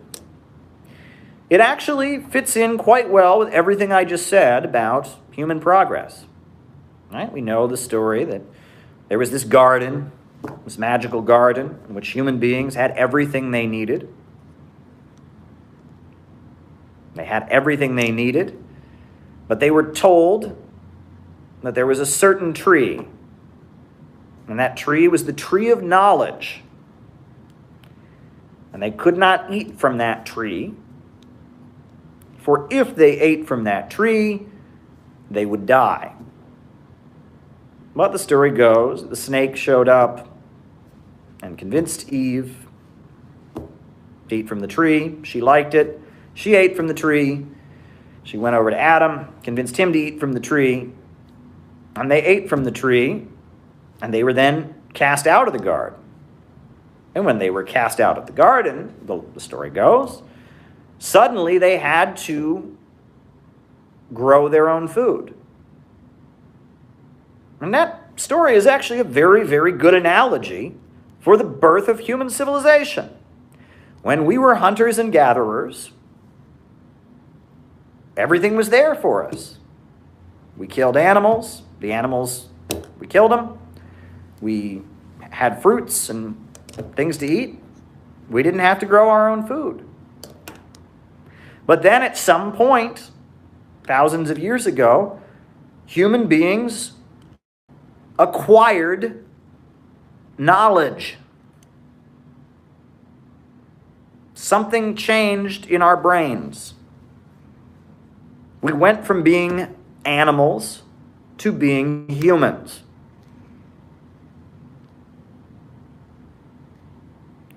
We somehow acquired knowledge.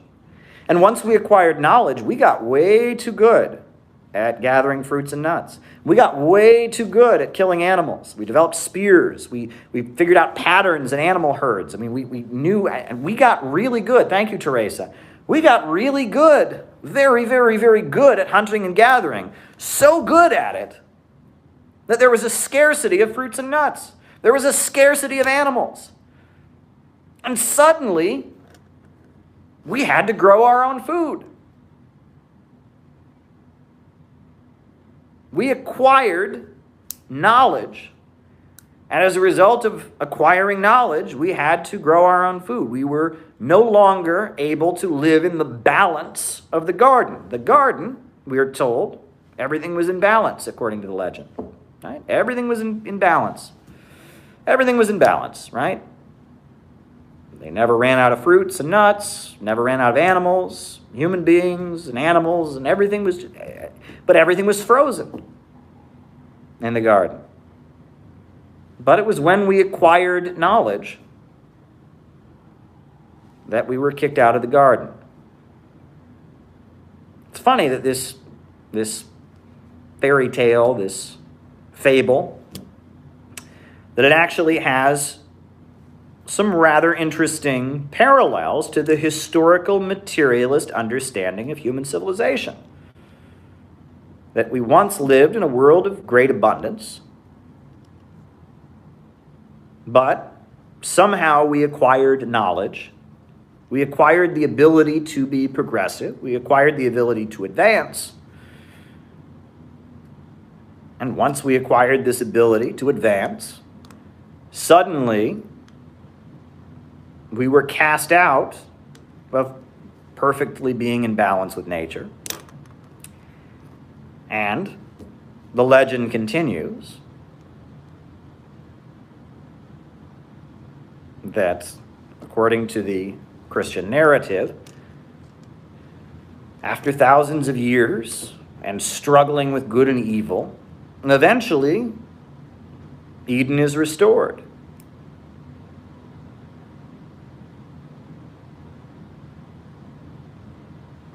That is the Christian narrative, right? That after thousands of years of struggling with good and evil, there will be a gigantic battle against some kind of empire that rules the entire world. And afterwards, Eden will be restored, and that state of plentiful abundance will be restored.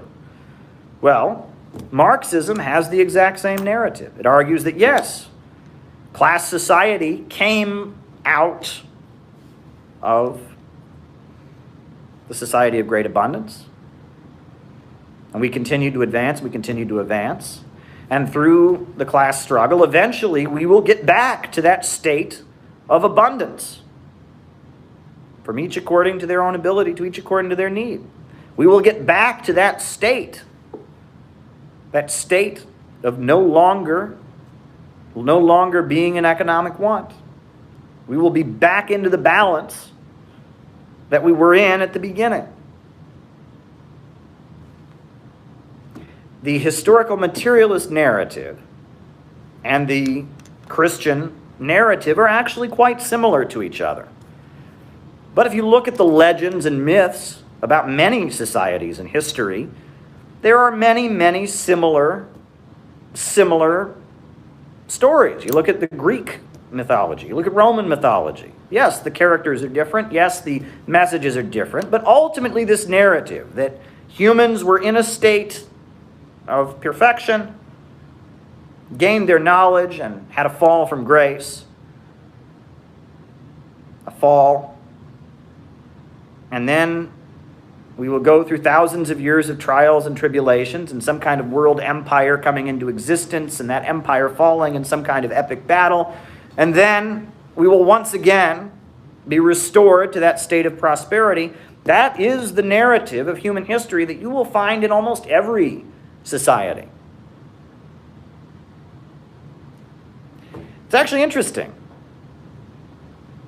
What Karl Marx helped us to understand about the history of the human economy and the history of the means of production and economics and civilization and class society is something that all human beings throughout all history have kind of known in their bones. It is a narrative that is very, very much deeply embedded into the human psyche. We human beings seem very, very aware of this narrative.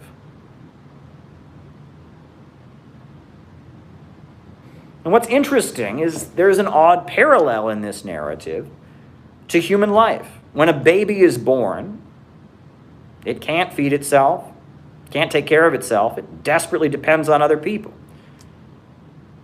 But gradually, the baby becomes more and more independent.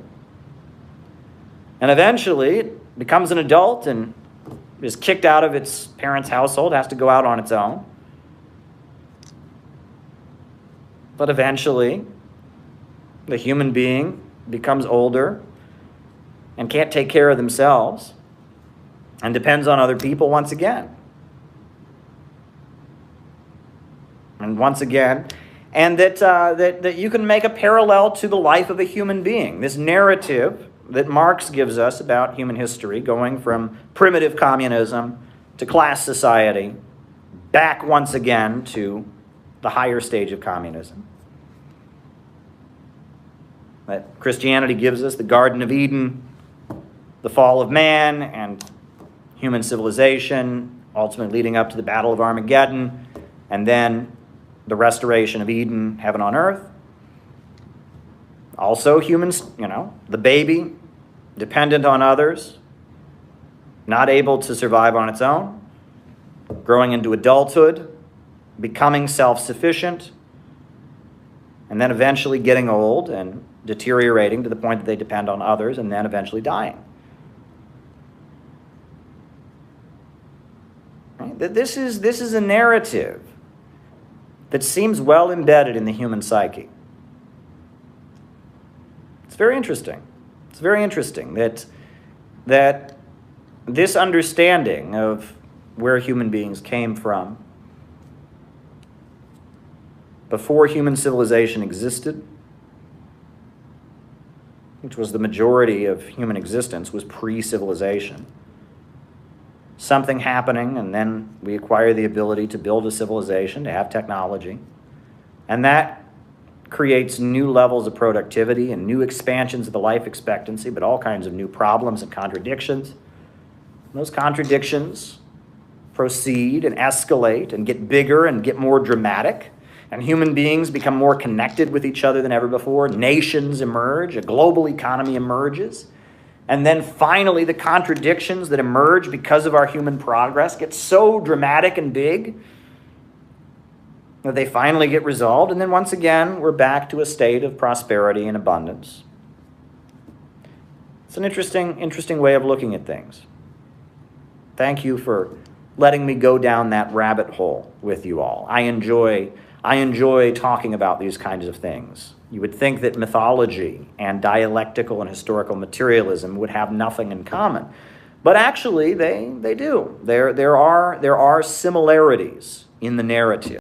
We read one day, we hold these truths to be self-evident, that all men are created equal, that they are endowed by their Creator with certain inalienable rights, that among these are life, liberty, and the pursuit of happiness. But if a man doesn't have a job or an income, he has neither life nor liberty and the possibility for the pursuit of happiness. He merely exists.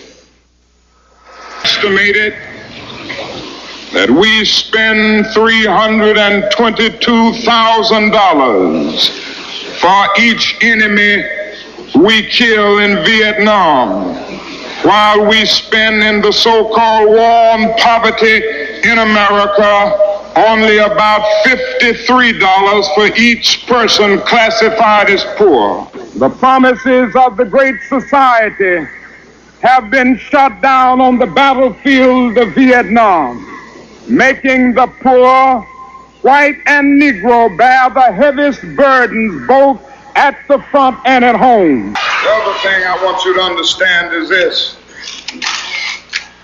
that it didn't cost the nation one penny to integrate lunch counters. It didn't cost the nation one penny to guarantee the right to vote. But now we are dealing with issues that cannot be solved without the nation spending billions of dollars and undergoing a radical redistribution of economic power. Yes.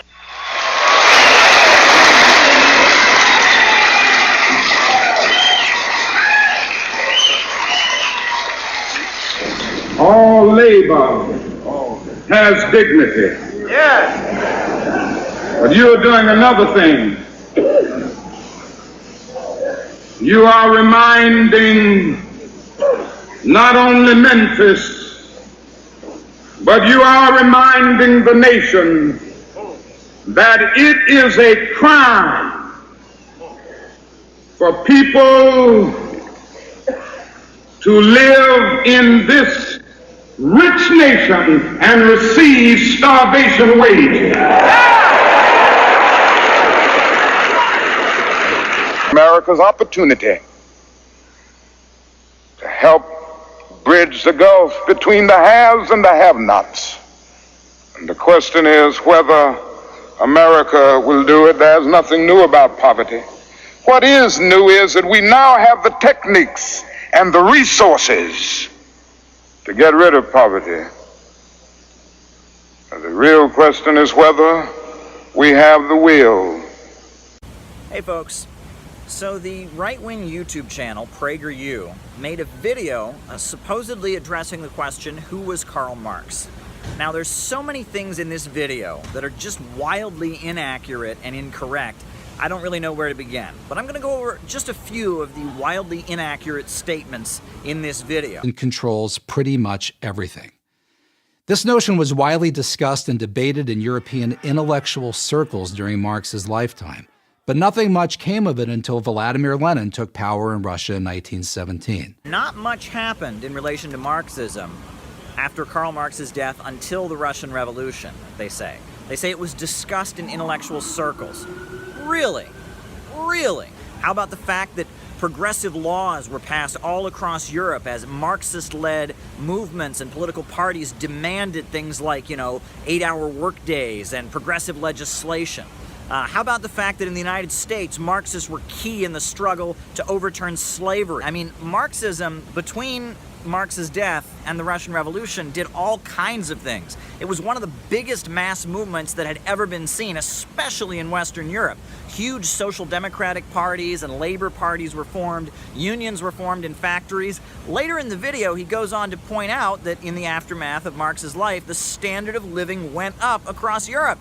And he seems to ignore that that was because there was a huge Marxist movement building labor unions, building progressive organizations, demanding people's rights, fighting against the bosses, and winning these things. He makes it sound like nobody believed in Marxism. No one thought about Marxism except they were talking about it in intellectual circles. Until the Russian Revolution. That is ridiculous. Until the Russian Revolution, the Marxist movement was biggest in Germany, actually. The German Social Democratic Party, led by Karl Kautsky.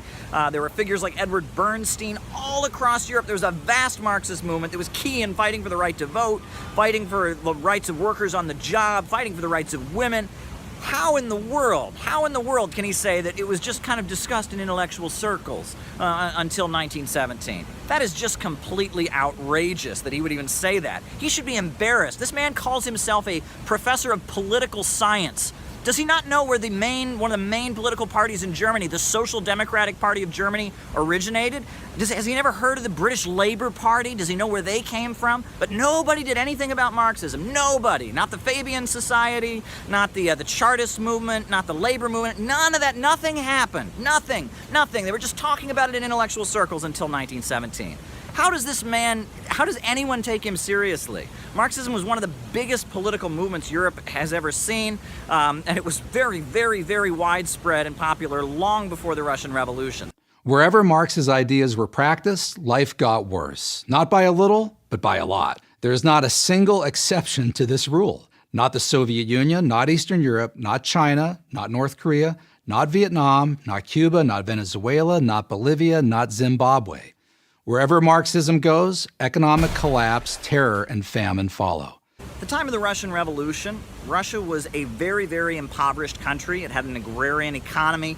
Most of the country didn't have running water. Most of the country was illiterate, about 65% illiteracy. Most of the country did not have electricity. By 1936, the Soviet Union had become a world industrial power. They had electrified the entire country. They had provided every person with running water. They had wiped out illiteracy. They had universal employment. Villages that had been huts, where people were living in like primitive conditions, were replaced with modern housing units where everyone had running water and electricity.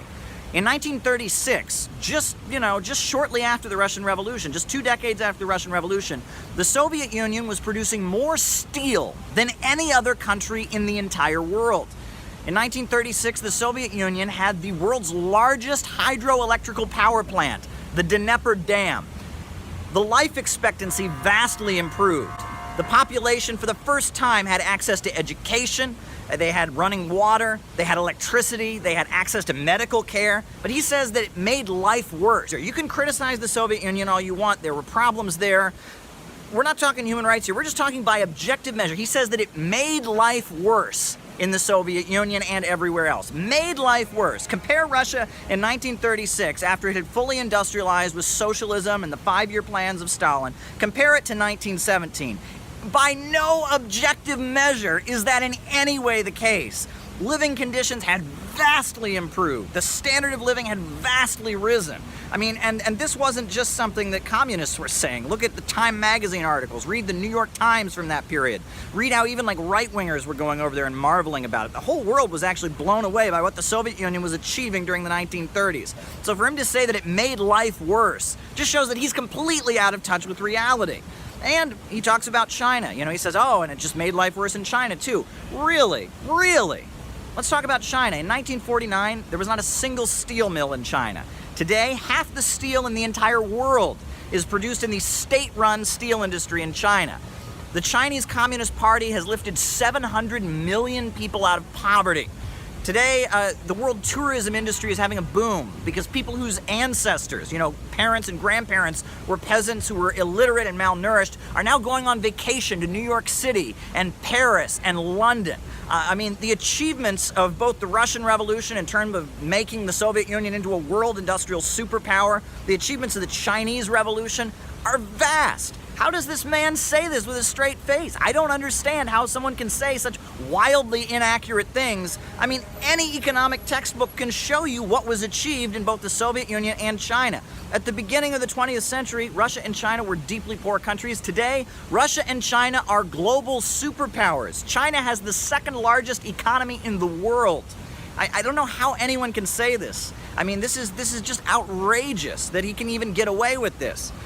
You know, he talks about Cuba. Well, compare the way Cubans live to the way people live in Haiti or the Dominican Republic or other developing countries around the world. You can criticize these countries all you want, but to say that it made life worse, that's just wildly inaccurate. Nobody would say that Cubans' living conditions were better under Batista before 1959 than they are today. Nobody would say that. Nobody would say that. In no objective measure did the conditions get worse. In fact, the Cuban healthcare system is studied all over the world for its achievements. You know, I mean, unbelievable that he can get away with this. But let's get to another part of the video. So, if cataclysmic failure, meaning terrible human suffering, is the inevitable legacy of Marxism, why do so many people, and now especially young people, defend it? The most common answer Marxism's advocates offer is that they, whoever they are, Lenin, Stalin, Chavez, never really practiced Marxism. They all somehow got it wrong. Now, this is interesting because he's correct. Now, most people in the USA and in Western Europe who call themselves Marxists will do that. They'll just say, oh, it wasn't real socialism. And you know why that is? Because they're cowards. And because Marxism, the Marxist movement, at this point is largely tied to academia.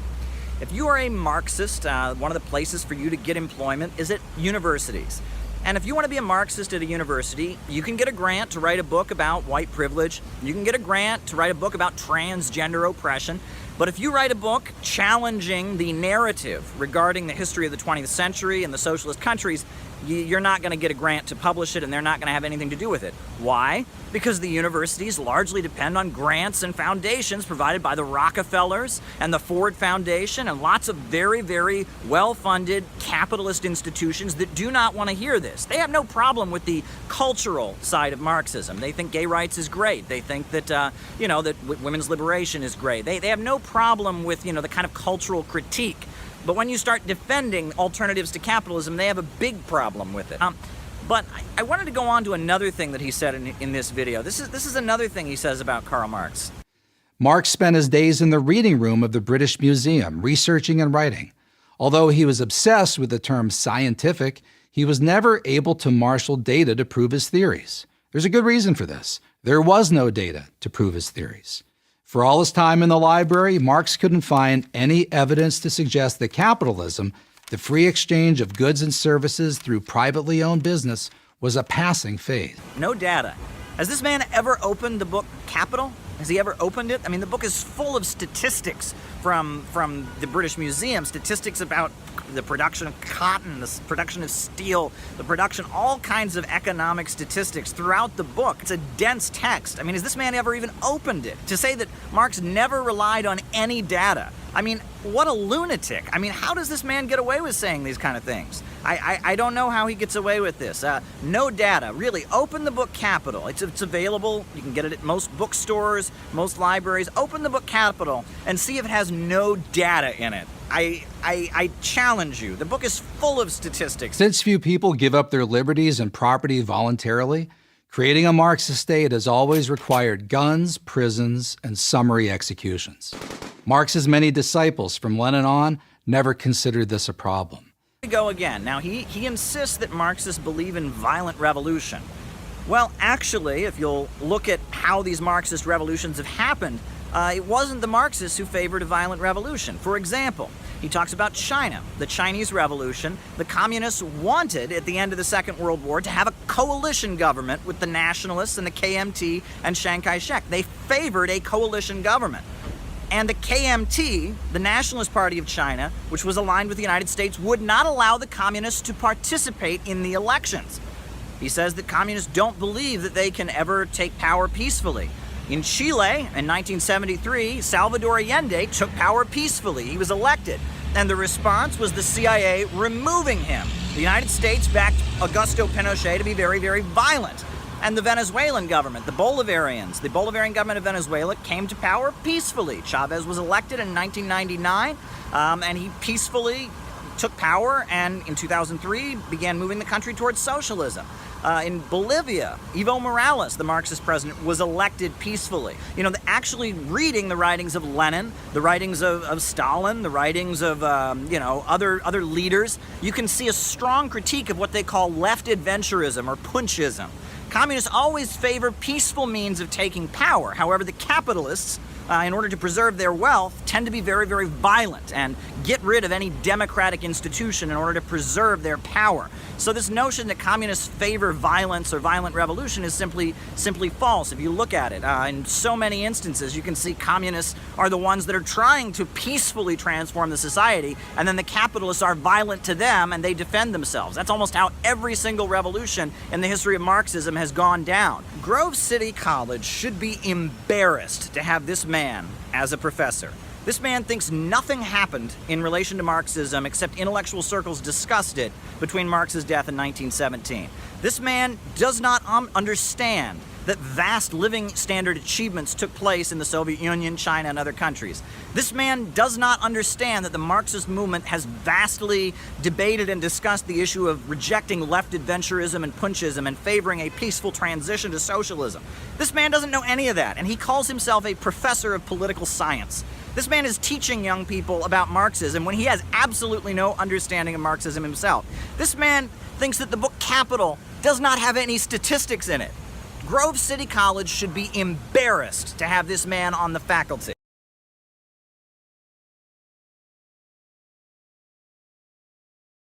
We've heard from our next guest a couple of times at this point, but I have the absolute pleasure of introducing him again. I'm so excited to hear more from you, David. David Rovics, everybody.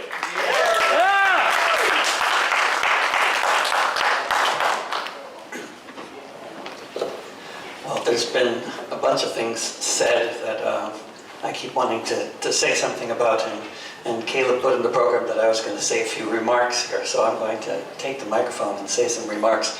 One thing that Caleb mentioned, which is if I were actually an organizer of any decent kind, other than an organizer of concert tours, then I would be doing something more than just putting up a section on my website about this. But I've been getting attacked for years, particularly since January 6, 2021, by elements of the I call them the anarcho-Puritans, but I'm not sure what to call them. But since having called losers, since having coined the phrase anarcho-Puritans, I've learned that the folks who are actually trying to destroy my life are generally actually members of an organization in Portland called Rose City Antifa. Yeah, and they really suck. And they do this to a lot of people, you know, protesting like Medea Benjamin's book talks and, you know, this kind of thing. Just really crazy stuff. They're, you know, and of course the whole orientation against free speech is not something they invented. It goes way back to the whole history of deplatforming, and the whole history is a history that has totally backfired wherever it has been tried, according to my historical analysis, which is, I'm sure, very in need of, you know, somebody else to tell me about some history that I've missed. But as far as my understanding of this tactic being used in Germany, England, the United States, and elsewhere where it has been practiced, it has tended to just completely backfire. And so on the website, there's davidrovics.com, there's a section called Principles, where I pretty much lay out the sort of 10 conclusions that I reached from being attacked like this for years, in terms of possible ways forward, which have a lot to do with a lot of things that people have been talking about already over the past few hours. But in terms of actually having real discourse and free speech, and in terms of actually not having our means of communication being controlled by a handful of corporations that are intent on censoring and through algorithm, especially any kind of possibility for real discourse to happen in the Western world, which is the situation that we're at right now. And I'm far from the first person to make this observation. I first heard Glenn Ford, Black Agenda Report, say exactly what I just said. That the corporations are now completely hegemonically have taken over our means of communication. I think that one of the most bright spots around that whole reality has been media from outside of the Western world, such as the media that Caleb works for, also Al Mayadeen and Al Jazeera and so many other platforms that often are coming from all kinds of different perspectives, often have a lot of disagreements with each other in terms of their the biases that they tend to promote. But what's so common around all of these platforms, as you've probably observed yourself in abundance, is that they come to very different conclusions from the Western media about most of the important issues, like Palestine and the war in Russia and Ukraine. And with that, I'll do a song about, I'll do two songs, one about Portland and one to introduce the next speaker. If the next speaker is talking about Assange, is that correct? Is that still the case? Next one, we're going to have John McCarthy. Oh, okay. Then this may be relevant to the speaker after John. But.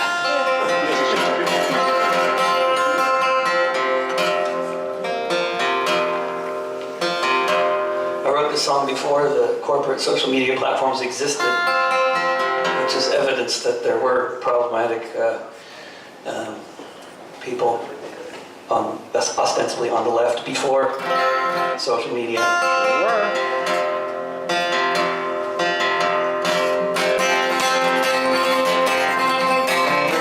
Drive a car because they run on gas, but if I did, it would run on biomass. I ride a bike, or sometimes a skateboard, so fuck off all you drivers and your yucky whores, sitting all day in the traffic queues. I'm a better anarchist than you.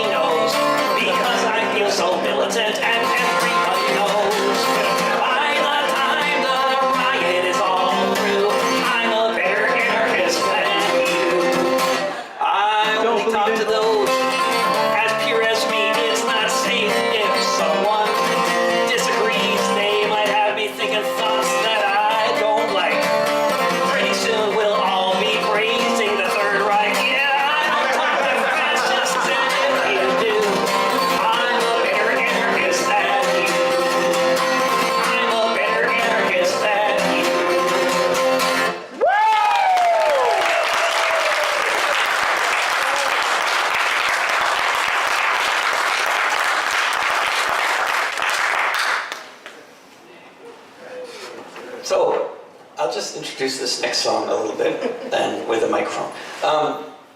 There's, you know, I don't know how many other people are, you know, have platforms where they're used to having audiences online. You know, one thing I've noticed over time is that this is not common to everybody. You know, we're not all broadcasters and podcasters. It's actually like only less than 5% of us or something. So I mean, when social media that is dominating our means of communication for so many of us around the world, and when their algorithms change, a lot of people don't notice, like things like, you know, it used to be that if you were promoting a tour and you had tens of thousands of followers on a platform, you know, people would see your posts about it, you know, that all changed a long time ago.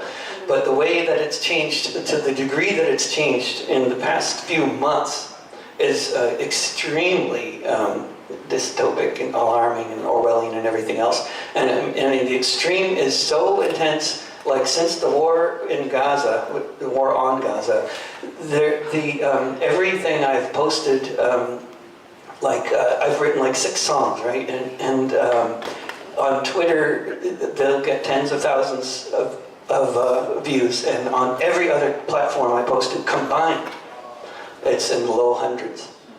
And that's, you know, and this is not just happening with those songs, it's happening with everything that I post. And one of the more extreme examples, like nothing ever goes viral for me on Facebook or on YouTube anymore, but one of the more extreme examples of something going viral that a couple of folks here used on their broadcasts as well was just last week, I guess it was. I was in Oslo, and on the same night that Stella Assange was in Oslo to receive the Ossietzky Prize for Julian, and the Ossietzky, if you read a bit about that guy's history, it couldn't be a more appropriate prize for Julian Assange, who is in prison, of course, for blowing the whistle on U.S. war crimes, among other things.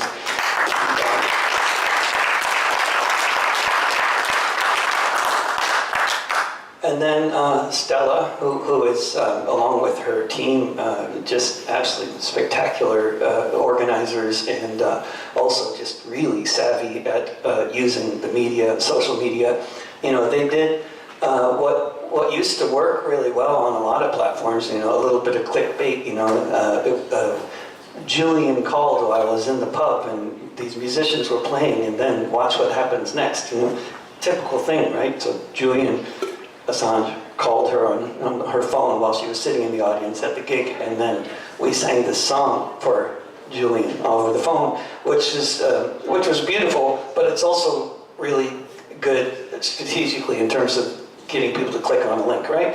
And it worked. Like on Twitter, I think it's been seen like 200,000 times now. On all the other platforms, hundreds of views in total. But this is a song I wrote so that Stella would have something to tell people who ask her, "How did you meet your husband?"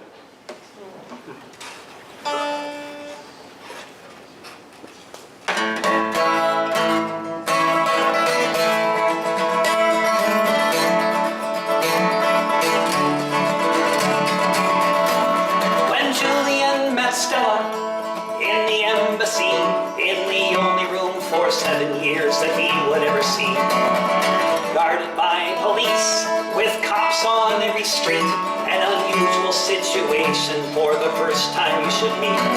When Julian met Stella, the time they spent was increasingly within the walls of a little tent, where they could have some privacy from the ever-present haze, under which he was spending all his nights and days. When Julian met Stella, there was the chance of grace.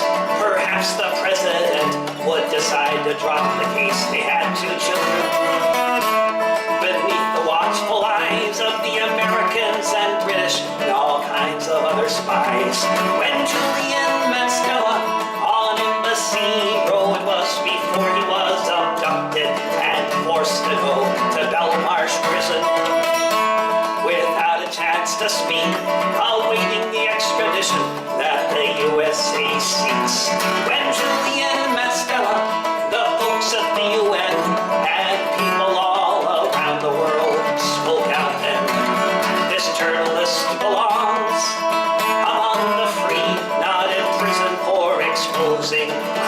against humanity when Julian met Stella.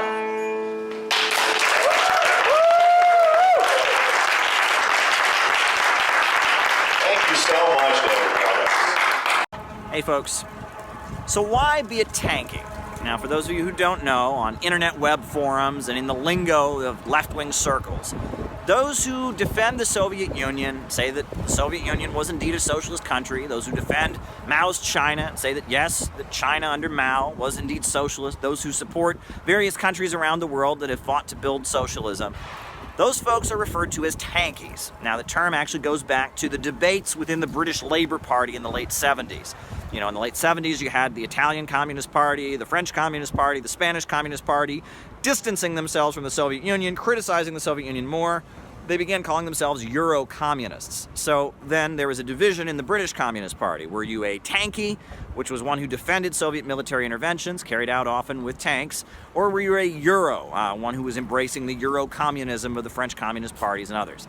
So that's kind of where the term comes from. You know, it conjures up the way that Soviet military interventions were portrayed in Western media as involving, you know, tanks and, you know, the tanks are rolling in and brutal authoritarianism.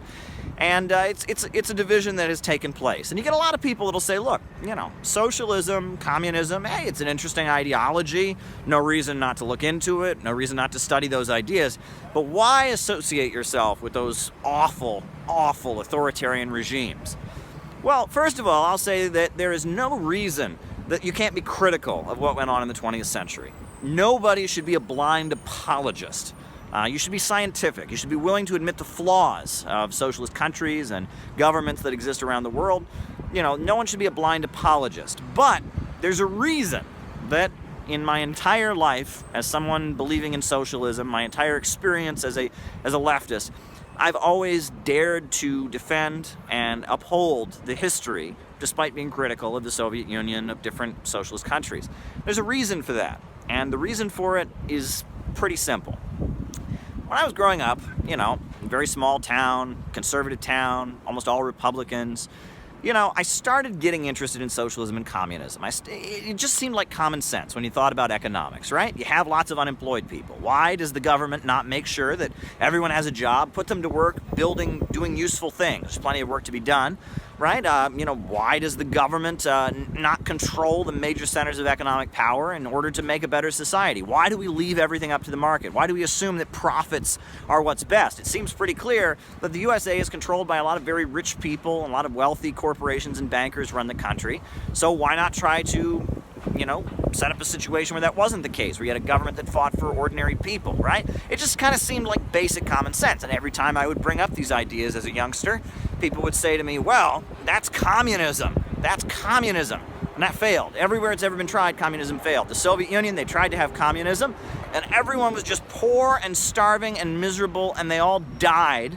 So you can't do that. Or I was told, oh, you know, and in China they tried to have communism, and again, everyone was just poor and starving and miserable, and they all died, and they got away from it. Everywhere communism's ever been tried, everywhere socialism's ever been implemented, all that has happened is everyone has died and suffered and been absolutely miserable. Life got worse. Nothing good ever happened. And this is what most Americans believe. This is what is taught in school. You know, and I assumed it was true. It was what everyone knew. It was what the TV told me. It was what my education system told me. It's what my relatives told me. It's what everyone I knew told me. And so I assumed that that was true. But I persisted to be interested in socialist and communist ideas because it seemed exciting, right? And it seemed like capitalism just wasn't working. There was a problem with the fact that you could have empty houses and homeless people. There were problems with capitalism. So I thought, okay, well maybe there's some other socialists that would be good, that wouldn't be like the bad ones. And so I got interested in Leon Trotsky. And I thought, okay, Trotsky was killed by Stalin, right? Trotsky was an outspoken opponent of the Soviet government. So maybe Trotsky, if I read and study the writings of Leon Trotsky, I can learn about a kind of socialism that might not be like the bad kind, might actually work and wouldn't result in just everyone being poor and starving and miserable. So I went to the library and I was looking for books by Leon Trotsky, and there was one book in particular that stood out. It had the name Revolution Betrayed, and that was considered to be Trotsky's magnum opus. He wrote it in the late 30s, and this book, The Revolution Betrayed, and I thought, this is the book I'm going to read. This book is going to show me exactly why the Soviet Union was not really socialist and communist. It had betrayed the revolutions, and how if we did it Trotsky's way, it would work. That's what I believed. So I got my hands on The Revolution Betrayed, which is, you know, a widely available book written by Leon Trotsky. I opened it, and the first chapter of Leon Trotsky's book, The Revolution Betrayed, the very first chapter of that book is called What Has Been Achieved.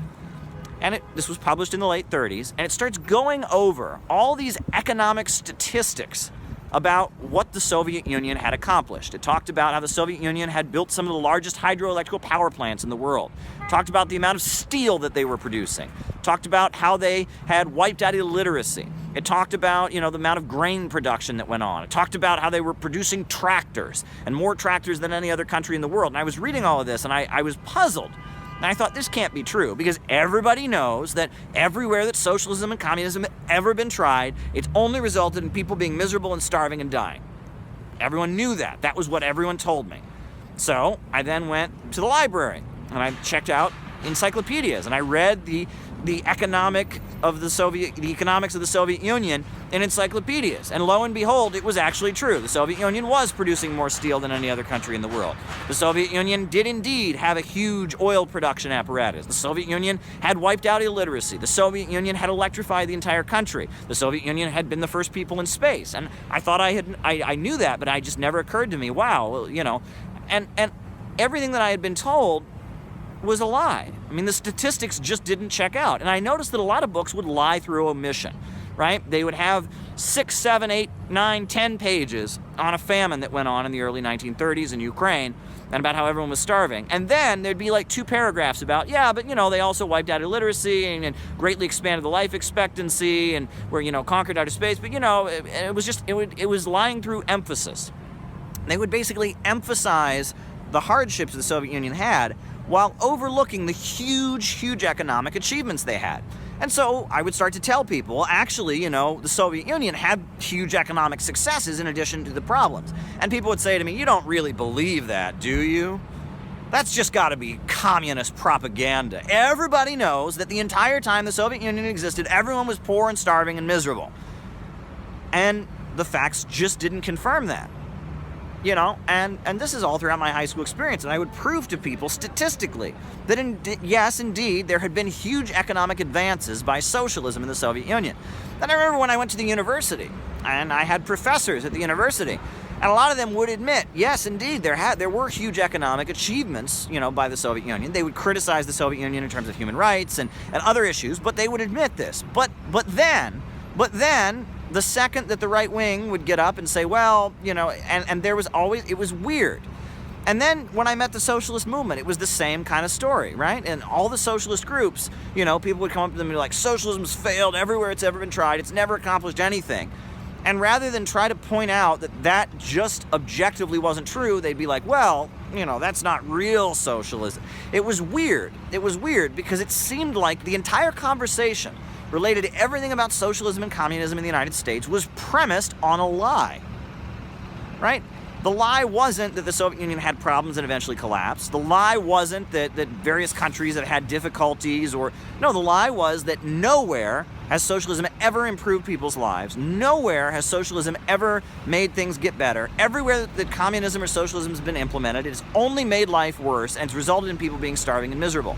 That's what most Americans believe about socialism and communism. And it's not true. It's just objectively not true. However, on the socialist left, there's this desire to somehow gain credibility. This belief that, well, if I denounce those socialist countries, I'll win people over. No, you won't, because people really believe, most Americans believe, that socialism has only made life worse everywhere it's ever been implemented. That's what most Americans believe. And as long as they believe that, saying that, oh, well, we're going to do it better, is not a logical argument.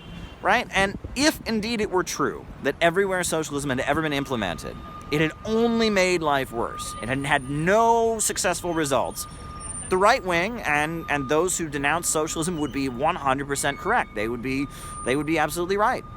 You know, if every country that had ever implemented socialism had only seen life get worse and killed millions of people, and life had just gotten more and more worse, you know, they would be right. They would be absolutely right. But the reality is the Soviet Union was one of the poorest countries in Europe at the beginning of the 20th century. And by the 1930s, they were producing more steel than ever before. They electrified the entire country. By the 1950s, they were in outer space, right? The reality is, at the beginning of the 20th century, China was the sick man of Asia, one of the poorest countries in the world. Today, China is the second largest economy on Earth. You know, and you know, China still today maintains a very state-controlled, planned economy. The myth of the 20th century, this mythology that everywhere you've ever had socialism, it's done nothing but make people suffer and die, that is most Americans' objection to socialism and communism. Even liberals, even far leftists, right? Most of them believe this mythology. And until you demolish this mythology, you shouldn't be talking about socialism or communism. You really shouldn't. I feel like a lot of people that are attracted to these ideas are looking for some kind of perfect solution. They were hoping the Soviet Union would be, you know, paradise or utopia or heaven on earth. Well, such things don't exist. And the Soviet Union did have huge problems, eventually contributed to its collapse. China had huge problems, you know, during the Mao era, huge problems even today, you know, and that there's no reason to blindly apologize or say that things were worked out amazingly well when they're and gloss over the problems. There's no reason to do that. But if the premise of the conversation remains, socialism has failed everywhere it's ever been tried, stop. You know? And that's what most leftists don't get. They don't get this. And so that's why I guess I'm a tankie. Do I defend every action that the socialist countries did? No. But overall, I point to them as part of my heritage, as somebody who's living in the United States, as someone who believes we need to develop socialism with American characteristics, a kind of socialism that would be specifically applied to U.S. conditions, as someone who believes in human rights and freedom and believes that, you know, we should learn from the mistakes of the past.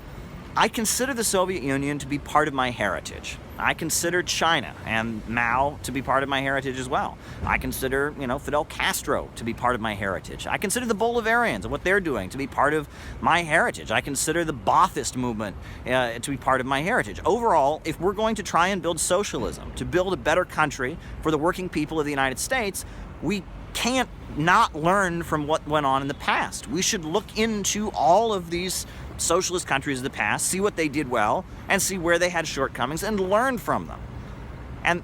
And that's really what needs to be said. No blind apologism, but no dismissing. There's something that can be learned from studying what went on in the Soviet Union.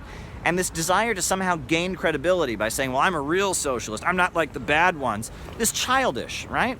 And it feeds into the myth. The reason that people don't believe in socialism in the United States is it has been pumped into their heads, just like it was pumped into my head, that the Soviet Union had no economic successes, that China had no economic successes, that everywhere there's ever been a socialist country, it's only resulted in death, misery, and starvation. And that mythology is simply incorrect. And if you never challenge that, if that argument of the right wing remains intact, then you need to give up, right? Socialism has had successes and shortcomings. And if you can't learn from any of them, if you just write them all off, you got to give up. The reality is we should study all of these countries and learn from their setbacks and failures, but we should try to develop a socialism uniquely applied to U.S. conditions, something that would be what the people of the United States would want to improve their lives. That's the reality, and that needs to be said. So I guess I'm a tankie, and that's why.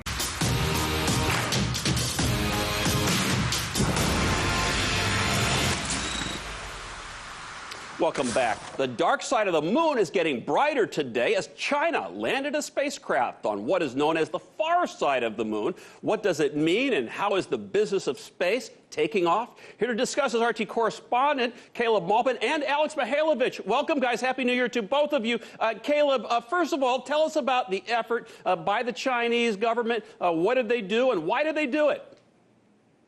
Well, it's the Chang'e 4. It's actually named after the goddess of the moon in Chinese mythology. And it has carried out a soft landing on the far side of the moon, the first in history. And at this point, it's got penetrating radars and spectrometers. They've actually got a sealed biosphere with silkworm eggs and seeds. They're going to be doing all kinds of research about the geological composition. This is very, very exciting. And, you know, Bart, the media is constantly trying to tell us that China's not capable of making their own scientific breakthroughs, that all of their technological achievements were somehow stolen from the West. Well, I would look at what they just pulled off, and I would beg to differ. And let me add that, you know, in 1969, when Neil Armstrong landed on the moon, that was a big deal. But at that point, the United States had already been a fully industrialized country for over 100 years. But just a few decades ago, China was dirt poor, and today they're winning the space race, they're alleviating poverty. This has got to be a glowing moment of pride for the Communist Party.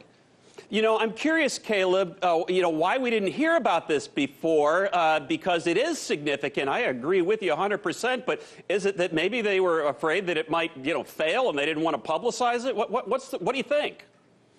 Well, the launch was public back on December 7th, but the media didn't really say much about it. And now the U.S. media is kind of surprised that this has happened. But you know what's on my mind, Bart? The phrase that's on my mind is helium-3.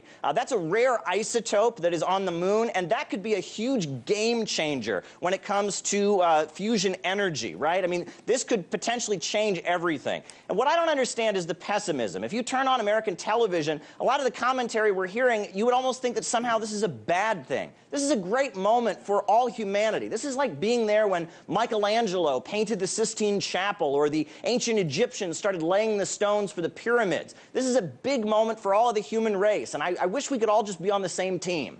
Well, I'm glad that we're making these discoveries. And Alex, we have covered Elon Musk's company SpaceX on the show many times, but which are the biggest business players in the space, as it were, today, and how are they doing? Well, look, private companies are looking at this, and they're definitely looking at this, what had happened with China.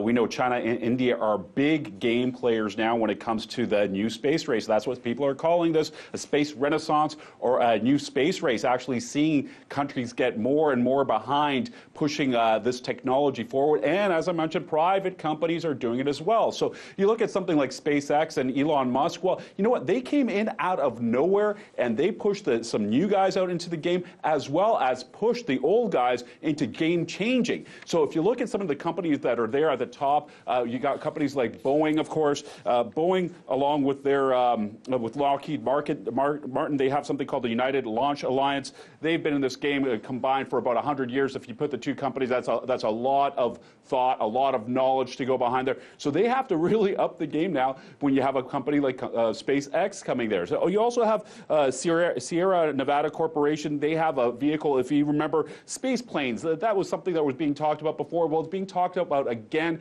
This company's building these things and imagining a future where they're going to be moving basically people as well as cargo from place to place. NASA has actually bought in when it comes to this company. They've chosen their multi-mission space utility vehicle as a cargo delivery system. So that's a big step forward for this company. Also, Airbus in Europe. You know, Airbus has been around in the game for a long time, building all kinds of technologies that help the aerospace industry. And now this year, the big news from them was something called the Gaia telescope. Get this, billion pixel camera is what this telescope's all about, and it's been used for 3D mapping of the Milky Way. So this is a huge step forward. So look at it. All these people are playing this game. And of course, let's loop back to SpaceX. When you think about Elon Musk, well, I usually think about Jeff Bezos in the same breath. Amazon's man, Blue Origin, that's a company that he started up. Blue Origin, basically playing the same game as SpaceX. This is all about having vehicles to basically developing large reusable launch vehicles. That's what I wanted to say. There's so many words when you're talking about space here. And they're all pushing, again, 1,000 other companies. We're looking at thousands of companies popping up around the world. In the United States alone, startups are emerging in every corner. This is a boom. 2018 was a massive year for that, and it's probably just going to grow as the future progresses. Very interesting about how many there are. I'm learning stuff from both of you guys. Hey, Caleb, how does the Chinese space ever compare, for example, to other nations, the U.S., Russia, others that we know about? Well, I know there's talk of expanding it even beyond this, and that the Chang'e actually started out as a backup in case their previous mission had failed, and now here it is succeeding after the previous one had succeeded. But I think it's important to remember this. This isn't just about exploration, okay? The moon has got uranium, it's got titanium, it's got rare earth elements, and there's potential here for the global economy. And basically, you know, when you listen to Chinese leaders talk, specifically the president, you know, when you hear them talk, they acknowledge that we've got big problems here on planet Earth, right? We've got global warming, climate change, we've got the danger of new war. But the way the Chinese government sees it, the answer is not to look backward and not to halt scientific progress and not to just try to freeze. The answer is to move forward. The answer is human progress and growth and expansion. And that we human beings, with our creativity and our ability to think scientifically and rationally, have the ability to overcome difficulties by looking into the future. There's so much pessimism in the Western world right now. There's this call to, you know, just retreat from the world and kind of hide and put up barriers and walls. China is seeing things in a much more long-term way and looking about how we as human beings, all of us from all over the planet, can come together and overcome all these difficulties and really advance as a species. That is so much great information, and I don't mean to make light of it, but we're going to. But silkworm eggs, helium-3, and billion-pixel cameras are things we're going to be looking at in the future. Thank you so much, Alex Mihailovich, Caleb Malpin. Thanks, guys. Thank you. But Caleb, why don't you give us a little opening about what type of communist you are and how that relates to what you're trying to achieve today? Well, the first thing I want to make clear is that if I thought that the woke left were a representative of communism, if I thought that these people running around, burning buildings and advocating censorship on the internet, who want to allow Silicon Valley to silence free speech, who support the lockdowns, who are cheering for World War III against Russia, if I thought those people were communists, I'd hate communism too. I absolutely would. And, what I call the synthetic left, these entities that are a result of CIA programs like MKUltra and the Congress for Cultural Freedom, these folks that are funded by the wealthiest capitalists, George Soros and the Ford Foundation and the Rockefeller think tanks, those folks are not representative of anything that I stand for. I'll tell you that much. The life-changing experiences that I've had is when I've gone to global communist gatherings. I went to the World Festival of Youth and Students in Quito, Ecuador in 2013. I went to the World Festival of Youth and Students in Sochi, Russia in 2017. I've been to Venezuela. I've been to Nicaragua. I've been to countries where there are big communist parties that are leading millions of people. And what's interesting is, Dave, when he was starting out, he said, I look like a capitalist and he looks like a communist. When I go to actual countries where there are big, major communist parties, they wear suits and ties. They look like serious worker politicians, and they represent millions of people. And their focus is on economic development. It's about raising people up out of poverty.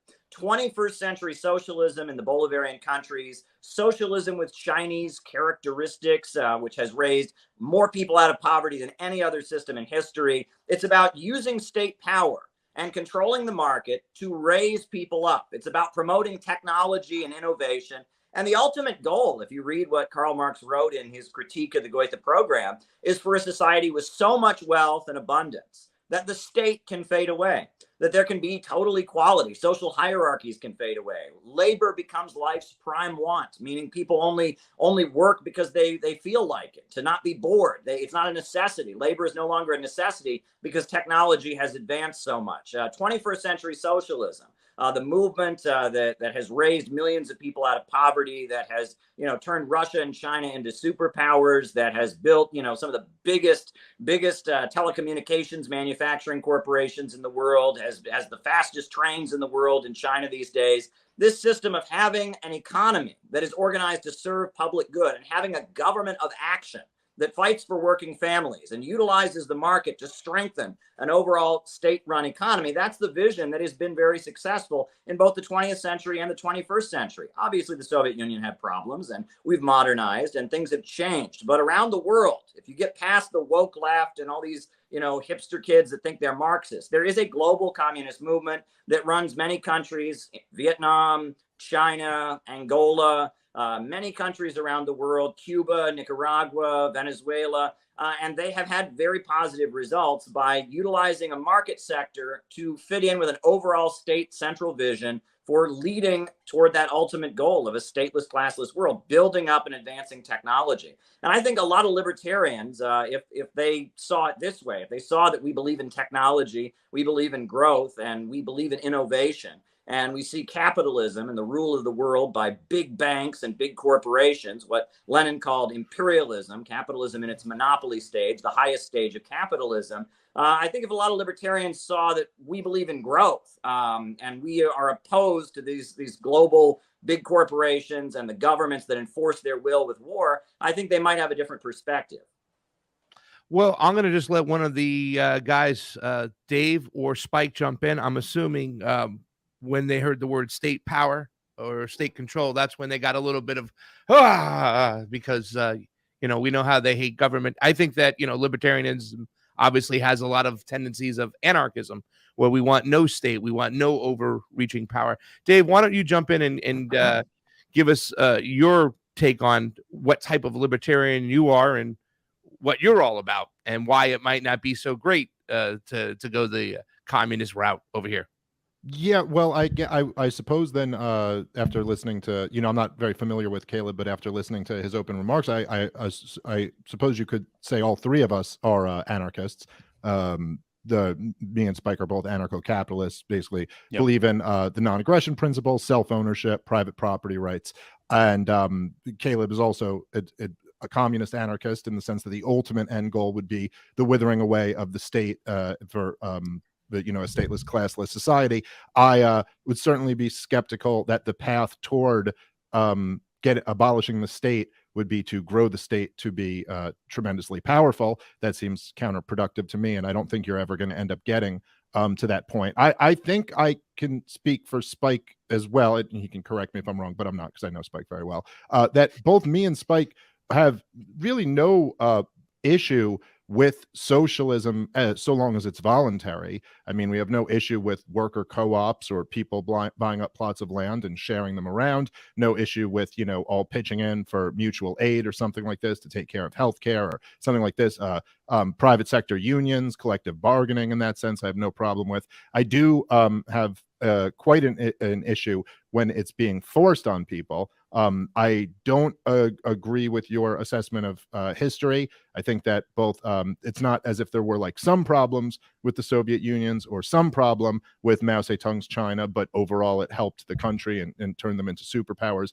I think these were two of the most horrific regimes that have ever existed. And I would say that China has, while they're still, of course, the in name Communist Party, that's the one party dictatorship over there, they certainly have moved far away from the communism of Mao Zedong, announcing that wealth is now good, making it much easier for people to start businesses and make money. I think that is much more accurately what is their kind of what's helped improve the situation for millions of people over there in China, although it's obviously still a lot of problems. I do agree with the criticisms of the imperialist West. I think that, if you want to describe that as capitalism, because semantic debates are the most boring and least productive debates, I would just say that what me and Spike are advocating for is laissez-faire, non-interventionist free markets, and that certainly the most powerful government in the history of the world, the United States of America, going all around the world, starting wars for profit, is certainly not anything that we would be advocating for. So I'll say this, that in the spirit of what we've talked about the last few times on the show, we are all opposed to the American warfare machine. That is despite what any other economic differences we may have, that's a pretty damn important agreement. I think about those missiles that those Ukrainian missiles that hit Poland a few months back, but when Zelensky came out and blamed it on Russia, we had politicians here in America advocating, invoking Article 5. Just the other day, there was some in the German parliament, one of their politicians announced that Germany was at war with Russia, which, always works out really well when Germany and Russia go to war. It's kind of, the stakes are very high. And I do look at this kind of like, if you were like an abolitionist during slavery and you were like, but we disagree on tax policy or something like that, it'd still be a pretty important issue that you were both on the same side of. So I do kind of feel that. But I don't know. I guess I could stop there. Let Spike go. Well, let Spike jump in, because this question I have for Spike is what Dave just said. The one thing talking about, like, he disagrees with the assessment of Mao and Stalin. You know what I'm saying? But this is something that I often, when I have discussions with libertarians about too, as well, is that they'll agree that the interventionism, causes a reaction from these countries to, act a certain way or go to certain, methods. And I'm not saying that they were the Boy Scouts by any means, but I've been down to Nicaragua and I've seen collectivism, and I've seen the number one issue be national sovereignty and the way a country has to bond together. I mean, we talked about this briefly, Dave, before the live show. It's about Cuba, like, Castro, like, he didn't come out there and like, communism, it's what's for dinner. He didn't sell communism. He was forced to eventually go along with the Soviet Union. And Caleb, we've talked about this too as well. Yes. So when you talk about Mao, when you talk about Stalin, the thing that kind of gets me, and Spike, please jump in, because, I want to also know what your biggest beef with socialism is, but a lot of these collective countries or countries who've gone through this collective government, it's just simply a reaction from the empire with their boot on their neck. So how can we really be criticized? How can we criticize all these other countries and all these other governments, especially the systems, when we have to clean our own house first? Go ahead, Spike. Well, there's certainly a point to be made there. I mean, one could argue that in the same way that what we call the woke left is really just fascist imperialism wrapped in a rainbow flag, what we are now calling Chinese communism is really an increasingly authoritarian but almost Western style corporatism wrapped in a Chinese communist flag. But I would say it's correct that is a kind of reaction to Western forces or Western elements of Western policy, where the corporatists who run things in the Western world, in order to basically destroy their smaller competition, so poison the well with regulatory burdens and tax burdens in their home countries that they destroyed their competition, with the idea that they would go over to countries like China and like Vietnam and so forth and set up shop there.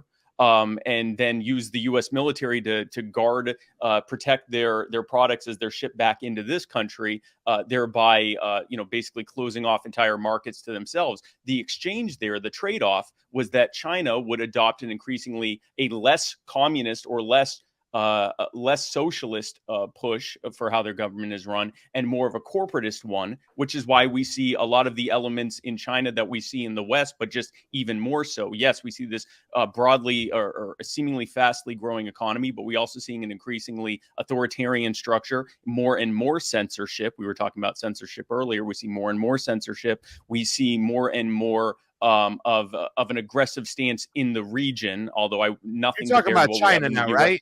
You're talking. Yeah, we're talking specifically about China. I don't want to interrupt you, but see, as you're saying that, Spike, and I got to stop you and stuff like that. We're talking about they're being more authoritarian. They're being more this. They're lifting way more people out of poverty, and our streets are getting filled with more and more homeless people. You know what I'm saying? Well, so this is I don't mean to stop you, but this is the part until the debt bubble bursts. So China, we talk about the debt bubble and inflation that's happening here, and the looming threat of that. If you compare that to China's, it's barely even comparable. And the point of that is, yes, in part, that was a reaction to things that were happening in the West, to basically create monopolies in those Western regimes. What I would say is that our criticism, if you wanted to say a criticism of communism writ large, is that, like Dave said, this is the idea that you can have a large and growing state that is somehow going to eventually fade away. That's not what governments do. Governments get bigger and get bigger and get bigger until they're checked, not because people go, okay, thanks, we don't need you anymore, but because people say, no, we don't, we refuse this. And I mean, just looking at China's zero COVID policy, I don't think that a country whose government has done this and continues in some cases to do this to people is going to anytime soon turn into anything resembling statelessness. I'm going to let Caleb respond to that, and I don't want to lose my chain of thought here. I'm gonna, you know what? I'll let you jump right in, Caleb, and I'll circle the wagon, because the solution, Spike, is the thing that it just drives me crazy sometimes when I'm speaking to libertarians about economics, right? Like, it's always like, well, we have to eliminate the state because the state's the problem. It's not just going to go away. I don't think that government is just necessarily the problem. I believe that people are the problem. It's not that government is corrupt. It's that people are corrupt. So how just by removing the entity of government is just this going to straighten itself out? And let Spike respond to that. Yeah, I'll answer that specific thing, and I won't go into a whole diatribe so that Caleb can talk about this. Government is simply people with centralized power and presumption of authority. That's what government is. So yes, we understand that there is no what we call a Rothbard button where you can press it and government goes away. But we believe that the answer is scaling back government. And yes, it's going to be incremental, but scaling back government, and in doing so, scaling back the power that the corporate entities are able to exercise through government, and decentralizing that power back to the people, as opposed to having it centralized into a relative handful of people. And that any push to further centralize and consolidate that power is going to have the opposite of any potentially intended effect of helping the people as a whole. So that's what I would say about that. Yes, people can be corrupted. They're corrupted through power. And so when you centralize power, they're even more corrupted. That makes sense. Go ahead, Caleb, respond. Okay, well, I got a couple things I want to say. The first thing I want to say is we got to be clear about what terms mean. You know, when you all say capitalism, you probably just mean freedom, starting your own business, etc. And we have different definitions of these terms. When I say capitalism, I mean a system where production is organized for profit, where the primary motive force behind economic activity is private entities looking to enrich themselves. Socialism is when the means of production, the banks and the factories and the major industries and the centers of economic power are forced to operate according to a central plan, so that growth is no longer restrained and they can continue to operate without the boom-bust cycle and without the problems intrinsic in capitalism.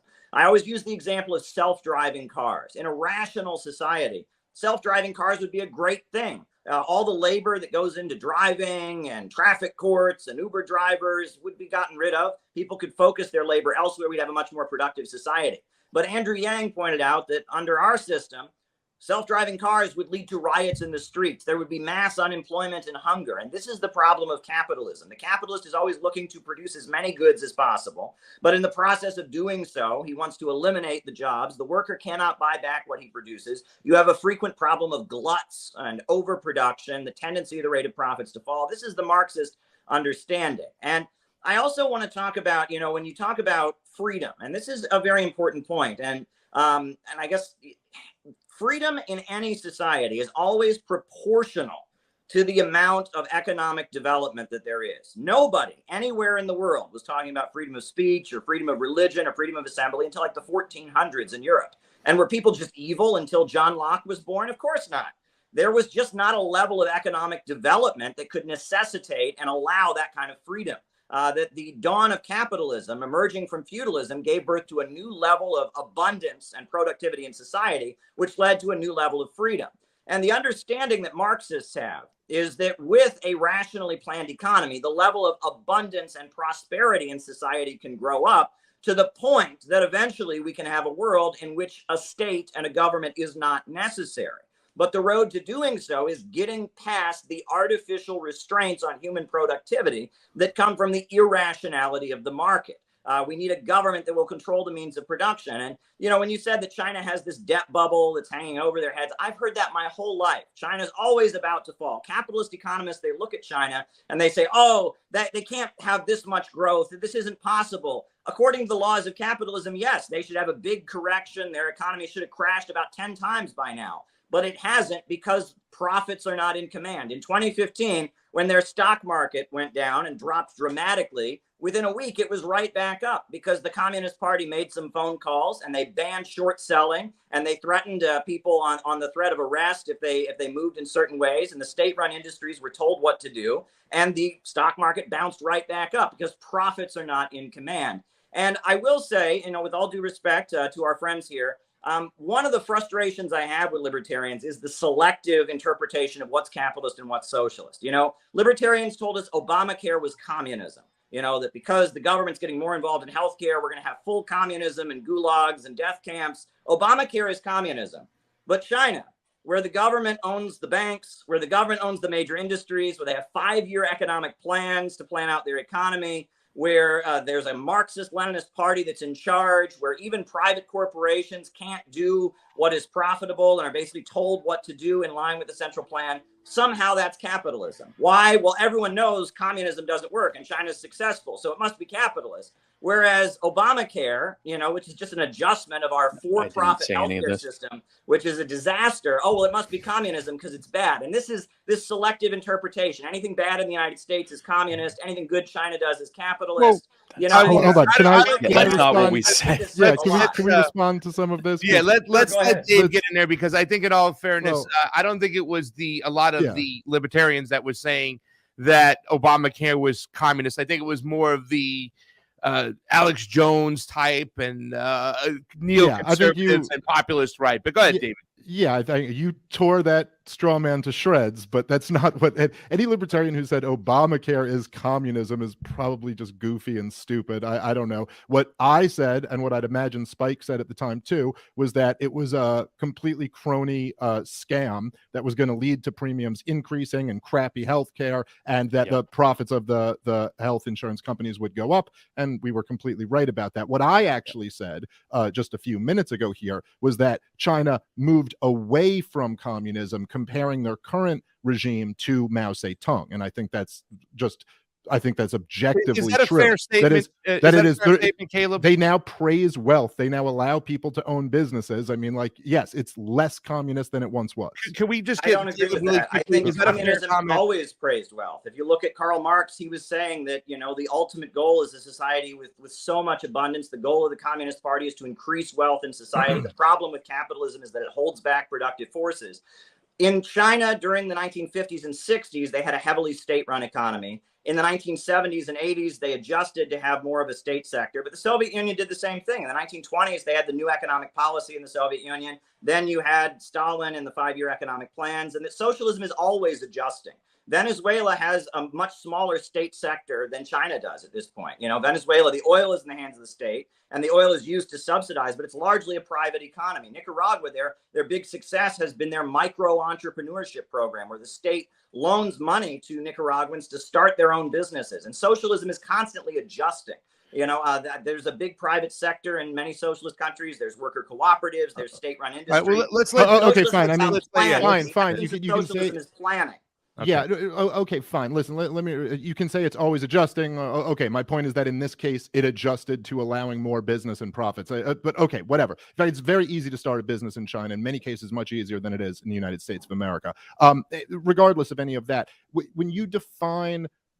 Look, again, I don't want to get just trapped into this semantic debate, but when you just define capitalism as seeking profits, that's just not anyone's accurate definition of what capitalism is, even not the capitalism that I would defend.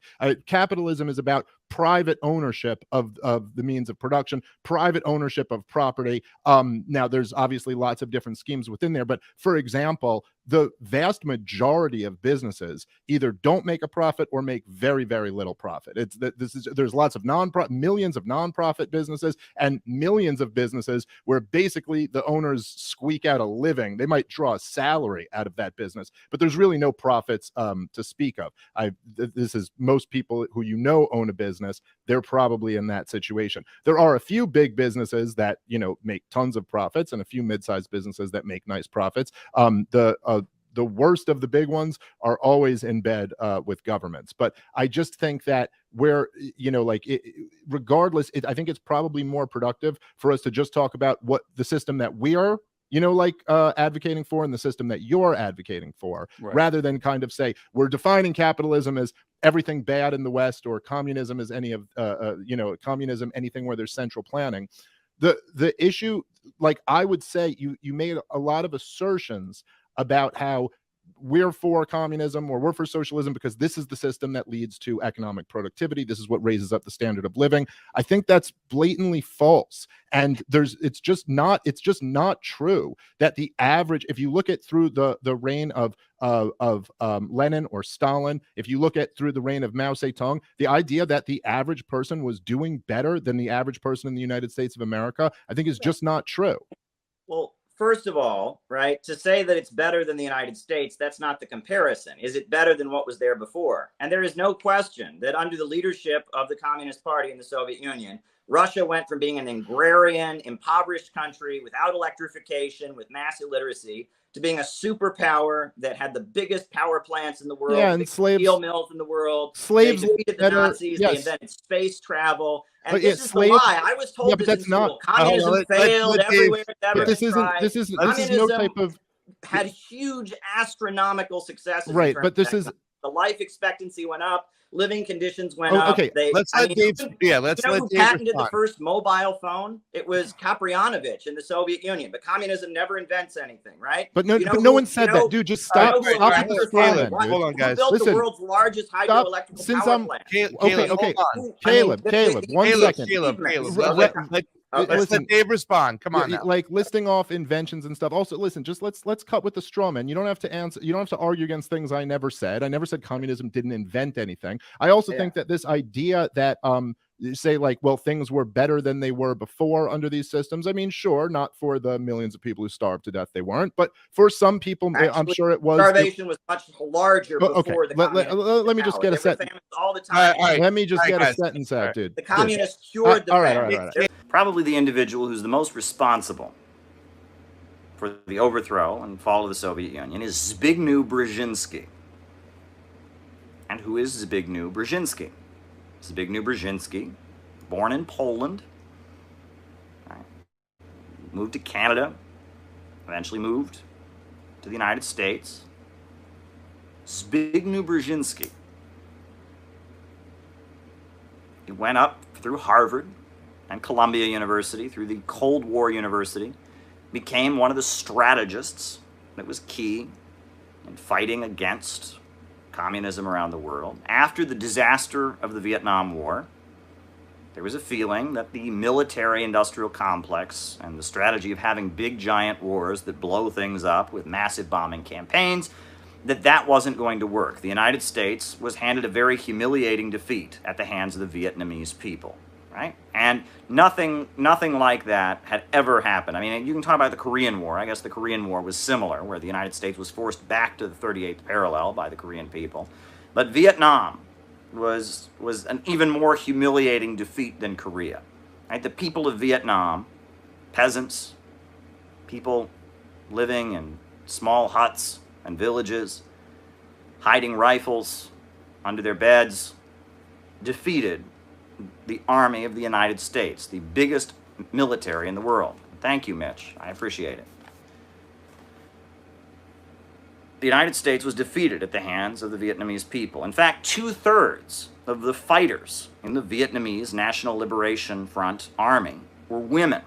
Right? The U.S. assumed that only men would fight in the military, so they started, rounding up and holding and detaining Vietnamese men and all of that. But it was the women of Vietnam that largely did the bulk of the fighting against the United States in the Vietnam War. The United States was humiliated in its defeat in Vietnam. And so, the strategic side of U.S. foreign policy, the side of U.S. foreign policy that doesn't favor big dramatic explosions, massive bombing campaigns like Nixon's Rolling Thunder that killed millions of people in North Vietnam, but instead the side of U.S. foreign policy that favors strategic manipulation, the use of intelligence agencies, started to get the upper hand. And the Rockefellers, they said, this is Brzezinski's time. The Rockefeller family decided that Brzezinski was their man. They also liked Henry Kissinger. Henry Kissinger and Zbigniew Brzezinski did not like each other. That's a whole nother story. But Henry Kissinger was wildly influential as well. But Kissinger and Brzezinski became the forces that the Rockefeller family and the Eastern establishment, the wing of U.S. capital that is probably the most powerful and influential, the big oil companies, right? Standard Oil was started by John D. Rockefeller. Today it's known as ExxonMobil.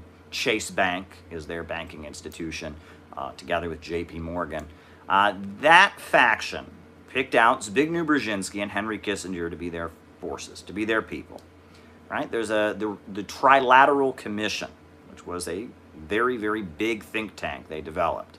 And Brzezinski was right on top of it. And Jimmy Carter became president in 1976. Jimmy Carter said that he was a student of Zbigniew Brzezinski. And Zbigniew Brzezinski, his idea was that you needed to manipulate communists against each other. Manipulate the communists in the Soviet Union against the communists in China. Manipulate the communists in Vietnam against the communists in Cambodia. Manipulate the communists of Poland against the communists in the Soviet Union. Manipulate the communists in Yugoslavia against the Soviet Union, right? Brzezinski, his family were Polish nationalists, Roman Catholic. They had a long-standing hatred for Russia, right? There's thousands of years of tension between the people of Poland and the people of Russia. And he had almost, I would say that Brzezinski had an ethnic hatred for Russians. I mean, if you read his grand chessboard, if you look at his life story, his obsession, it wasn't about communism, it wasn't about politics. He hated Russians. He was a Polish nationalist and Roman Catholic, and he did not like those Russian Orthodox Russians. I mean, it was a long-standing geopolitical dispute. Brzezinski had the idea of fomenting Islamic insurgencies against the Soviet Union. That was actually a strategy that he developed, right? The use of the Mujahideen in Afghanistan. He brags about it. He uses the term Afghan trap to describe how he lured the Soviet Union, forced the Soviet Union into a situation where it needed to send troops to Afghanistan, and then recruited Osama bin Laden and a whole army of Wahhabi extremist fanatics to go to Afghanistan to fight against the People's Democratic Republic, right? And the idea was eventually to spread this insurgency throughout the entire southern USSR. It's very, very wild. Very, very wild story. Very, very wild story.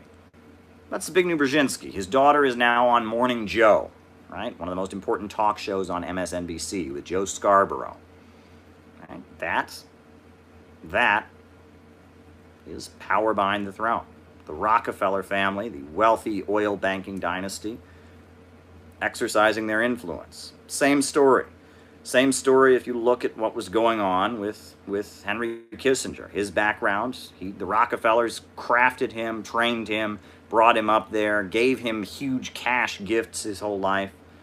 Henry Kissinger was very much a brain, an advisor, a voice whispering in the ears of politicians and political leaders working for the Rockefeller family. There's a whole history of this. In our world today, you can talk about Cass Sunstein. Right? Who's Cass Sunstein? He was an advisor in the Obama White House. He's married to Samantha Power, who was also an advisor in the Obama White House, and went on to become the UN ambassador under Obama. And they pushed Obama like crazy to invade Libya, to carry out the NATO military intervention in Libya. And one of the things they told Barack Obama that he had to send troops to Libya. He had to send cruise missiles to Libya because when Gaddafi said he was going to retake a certain city, he said he was going to go house to house to fight the insurgents. Now, what does that mean? That means he's going to find who these anti-government rebels are. He's going to search houses. He's going to go house to house and find them. However, the crafters of U.S. foreign policy, the people in the back room whispering into the ear of Barack Obama, Samantha Power, Cass Sunstein, the Hillary Clinton State Department, they told Barack Obama that house to house meant that Gaddafi and the Islamic Socialist government of Libya was going to exterminate everyone in the city, that they were going to commit genocide. House to house means they're going to go from home to home and kill everyone. That's what they told Obama. It wasn't true. It wasn't true. Well, Gaddafi had no intention of committing genocide. But regardless, that's what they told Barack Obama. And Barack Obama didn't want to sit back, and he got on TV and he said, oh, well, there's going to be a genocide. We have to intervene. He claimed he prevented a genocide. We now know that's a big fat lie, right? We also know Susan Rice, who was the UN ambassador at the time, I believe, was telling everyone that Gaddafi was distributing Viagra all over the country so that his soldiers could rape women. That turned out to be a big fat lie as well. But I'm sure that Barack Obama was told this. I'm sure that Hillary Clinton was told this. That powerful people, wealthy people, arranged for their puppets, for their surrogates, to be in the back room whispering into the ears of elected officials. This is how the game is played, right? The decisions are made by elected officials, perhaps, but they make them based on the information that they are given. They make their decision based on what the people in the back room are whispering to them. And that's why the struggle to be the power behind the throne is so important. In my book on Kamala Harris, I talk a lot about the Hillary Clinton State Department. Right? A lot has come out since Barack Obama left office. We now know a lot more about what was going on in the back room of the Obama White House. We know a lot about it. What we do know is that Barack Obama did not want to be an interventionist president. That he believed in soft power. What Obama wanted to do is he wanted to trade with Cuba and he wanted to sign the Iran deal. Right? That's what Obama wanted to do. He didn't want to escalate military interventions. But that some kind of deal was made. You'll remember that the Democratic primary in 2008, it was Hillary Clinton or Barack Obama. And it was very, very, very close. Some kind of deal was made, and Hillary Clinton became Secretary of State, and Barack Obama became president. What we also know is that early on in the Obama presidency, there were protests going on in Iran against the election. After Ahmadinejad had been re-elected in Iran, there were protests taking place against Ahmadinejad in Iran. And someone from the Hillary Clinton State Department by the name of Jared Andrew Cohen, who worked in Hillary Clinton's State Department, was a former employee of Google Alphabet, which is now known as Jigsaw, I believe, went to Twitter, the owners of Twitter, on behalf of the U.S. State Department, and told them to not shut down their operations and to stay intact so that Twitter could effectively facilitate the protests and the destabilization of Iran. This is according to an article in The New Yorker. Jared Andrew Cohen, representing the Hillary Clinton State Department, went to Twitter to try and convince them, and successfully convince them, to help stage and destabilize Iran. Barack Obama heard about this and tried to fire Jared Andrew Cohen, but Hillary Clinton protected him. Hillary Clinton protected him.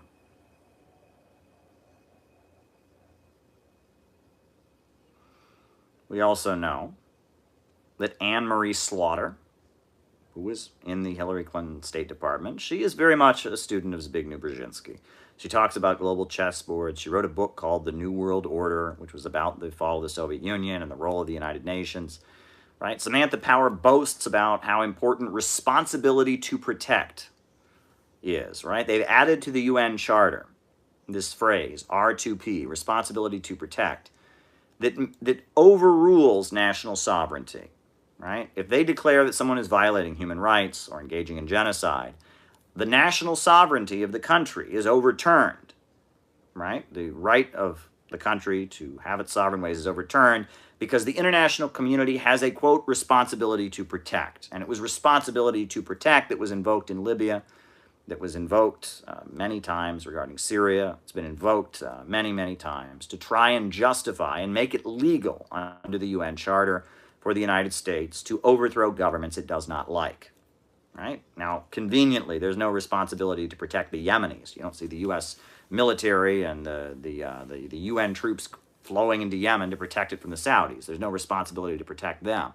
Right? There's no responsibility to protect the people of Honduras from the drug-infested narco regime the United States installed in Honduras in 2009, overthrowing Manuel Zelaya, the rightfully elected president. There's no responsibility to protect the people of Guatemala from a similar, U.S.-backed up criminal, corrupt regime. However, responsibility to protect is applied as a convenient way for the sovereignty of independent countries to be violated when accusations of crimes against humanity or human rights violations are being hurled by international media. There's also the International Criminal Court, the ICC. Right? This is an institution that was established that, first of all, Donald Trump and before him George W. Bush basically declared that the United States has no right to abide by its rules. But furthermore, it's an institution that seems to only go after African leaders. Right? Look at the number of people that have been tried by the ICC. See if you can find one that was not African. Right? Now, there was the International Criminal Tribunal on Yugoslavia that was like a precursor to the International Criminal Court. Those folks were not African, obviously. Those were Yugoslavian folks.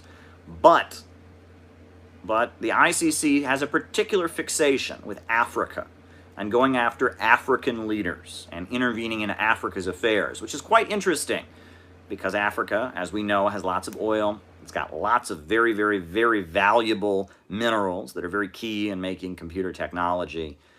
It's got lots of natural gas. It's got a very big population, and it's very underdeveloped. And if Africa were to raise its head, if Africa were to do what China has done, could you imagine how much the world would shake? The world has already shaken because China stood up. With socialism, China has gone from being one of the poorest countries in the world to being a global superpower with socialism. And that's China.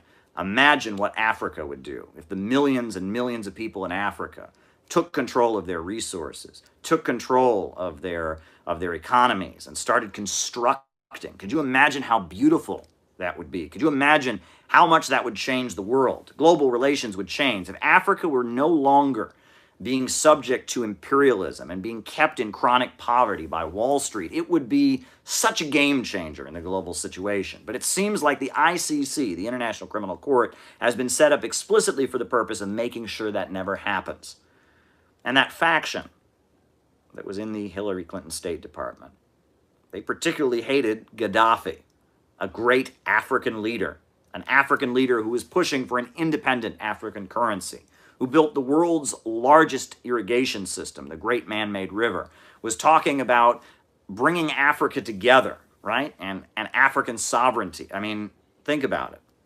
Think about it, right? That same faction that backed the Hillary Clinton State Department, that backs the International Criminal Court, they particularly don't want to see Africa raise its head. There's a very good book, How Europe Underdeveloped Africa, by Walter Rodney, where he talks about the history of colonialism and imperialism, how Africa is not naturally poor.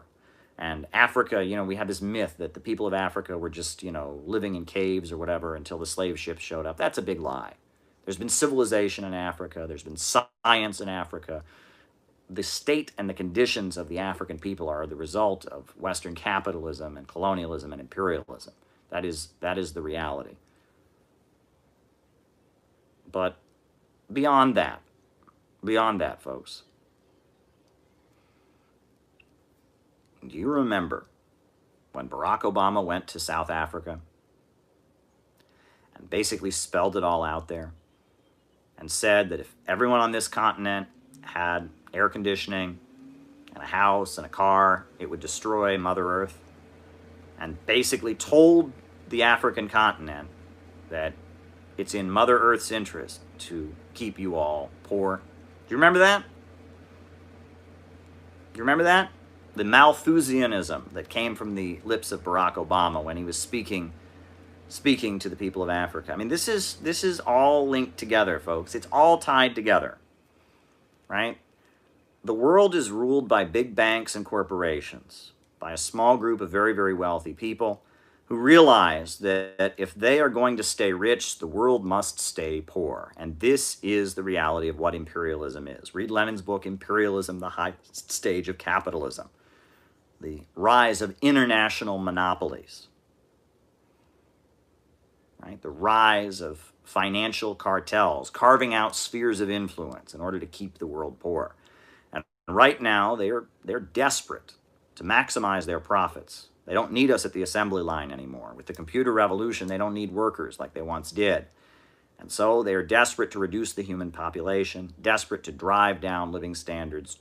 They've decided that the only way we could possibly deal with global warming, the only way we can deal with it is to reduce human consumption, right? They've decided that human progress must end because of global warming. Unlike China, that says the answer to global warming is moving into the future. It's developing higher modes of technology, getting beyond fossil fuels, getting to higher modes that don't destroy the environment, right? There is a pessimistic oligarchy that rules the world. Big banks, big corporations, and they're fighting among themselves right now. There's one particular faction you can call the Eastern Establishment that the Rockefeller family is in with, the Council on Foreign Relations. They're tied in with British capital. George Soros is in there as well. That's one faction.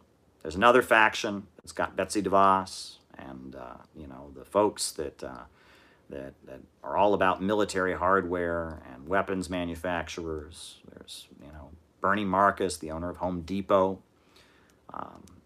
Sheldon Adelson. There's the Trump faction. They have their interests and their desires. The owners of Apple, right? Apple Corporation, they have a lot of influence. And even though they put out kind of a liberal perspective, we do know that the CEO of Apple and Donald Trump are very, very close. They very much like each other. There's also the Silicon Valley elite. Let's not forget the Silicon Valley elite. The tech giants, right? Eric Schmidt of Google, Bill Gates of Microsoft, right? Mark Zuckerberg, right? There's a lot of very, very powerful people. But for the most part, they share ultimately the same perspective, which is there are too many poor people in this world. There are too many working class people. We can't make a profit from their labor. What do we do about them? What do we do about them? What do we do about them? One faction says, let's manage them. Let's control them. Let's carefully try to have social peace. Another faction says, let's starve them. Austerity now. Drive their wages down. Free market capitalism. Woohoo! There's divisions among the rich and powerful right now because capitalism is in a crisis. This is a crisis of overproduction. This is capitalism. Capitalism functioning the way it always has. The capitalists are trying to maximize their profits and doing so by driving the conditions of the workers lower and lower. Technology has increased, and in a rational society, more technology would mean less work for everyone. But under capitalism, more technology and more abundance leads to greater poverty. This is all the natural workings of the capitalist system. But there are millions of working people around the world who don't want this any longer. Plus, there are many governments around the world that have broken out of this global system of monopoly capitalism. Capitalism in its highest state. Many countries like Venezuela, like Iran, like Cuba, like North Korea, right?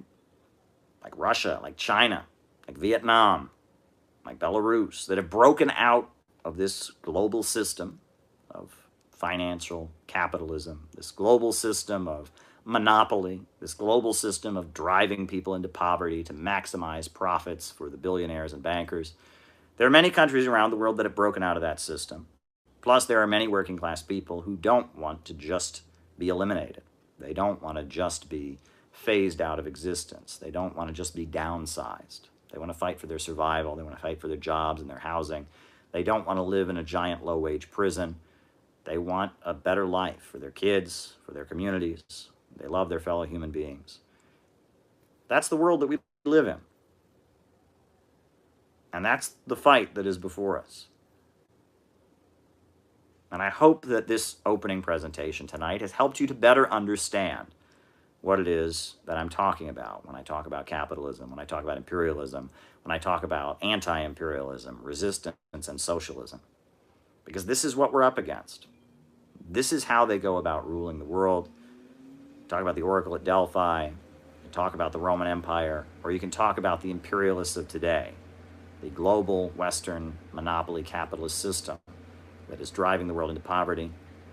But the potential for solidarity is bigger than ever, because the people of Yemen are fighting back against the same system every day. The people of Venezuela are fighting back against the same system every day. And we, the people of the United States, that are seeing our jobs shipped overseas, they're seeing our country fall apart with roads that are not paved and water that's not properly purified, the younger generation that are stuck in a cycle of low-wage, short-term service sector jobs. We have the same enemy. Imperialism is the enemy of all humanity. And solidarity and brotherhood and comradeship is the way out of the disaster called imperialism. As I mentioned, when they were forming the Communist International, they would have frequent world congresses, they were called, where communists from all over the world would go and they would set the general line of the world communist movement. And in 1922, they had the Fourth World Congress of the Communist International. And at that Congress, the Communist International set out what they called the concept of the United Front. And this is how they explained it. They said the United Front tactic is simply an initiative whereby communists propose to join with all workers belonging to other parties and groups and all unaligned workers in a common struggle to defend the immediate basic interests of the working class against the bourgeoisie. And the idea was, okay, you know, there's workers that are in socialist parties, workers that are anarchists, workers that are in no party, but the idea is we'll have basic demands like the right to form unions, freeing political prisoners, you know, peace instead of war. We'll have these basic demands, and that we'll be able to unify and have like days of action and protest that will unify around these basic demands. In China, the United Front took the form of supporting the KMT Nationalist Party. Nationalist Party in China was founded by Dr. Sun Yat-sen. And it was a mass movement, millions of people. It eventually created the Republic of China in 1911. The Republic of China was waging a civil war against warlords who wouldn't recognize it at the time.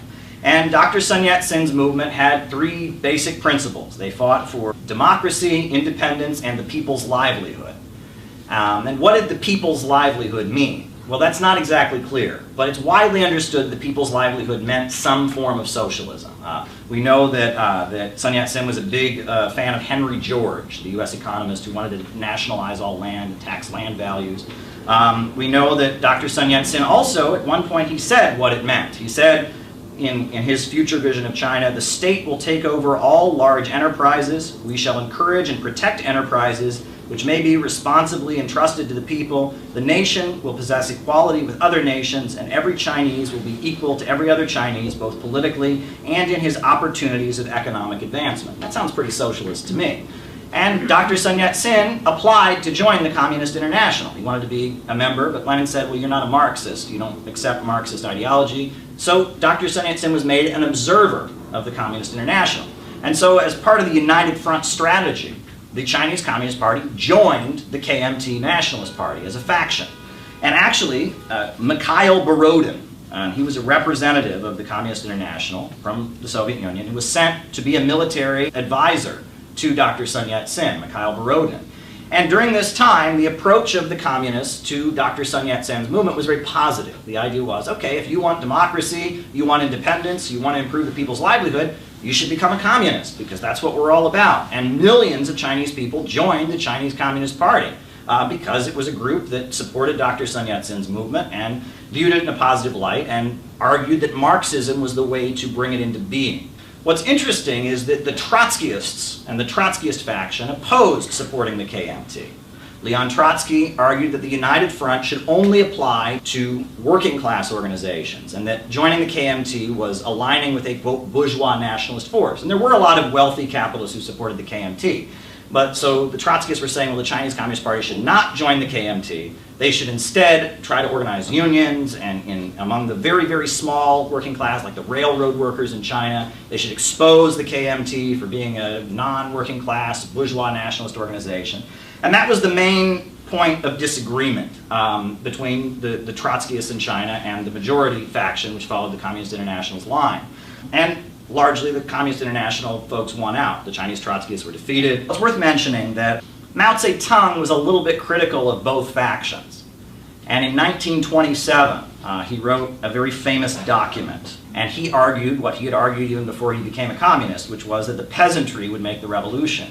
And he spoke in very angry language, almost like he was criticizing the Chinese Communist Party, because he'd been to Hunan and he'd seen all these peasants rising up and killing their landlords and fighting back. But yet the Chinese Communist Party largely seemed uninterested in what the peasantry had to say. They assumed they were ignorant peasants. They heard reports about the peasants being very brutal and carrying out atrocities in the course of their rebellion. So the Chinese Communist Party didn't really want to organize the peasants who were rising up. And so Mao wrote this essay that's very much a polemic against his own party.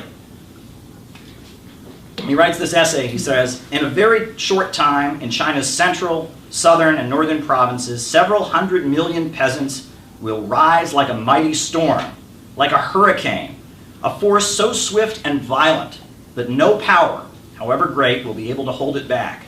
They will smash all the trammels that bind them and rush forward along the road to liberation.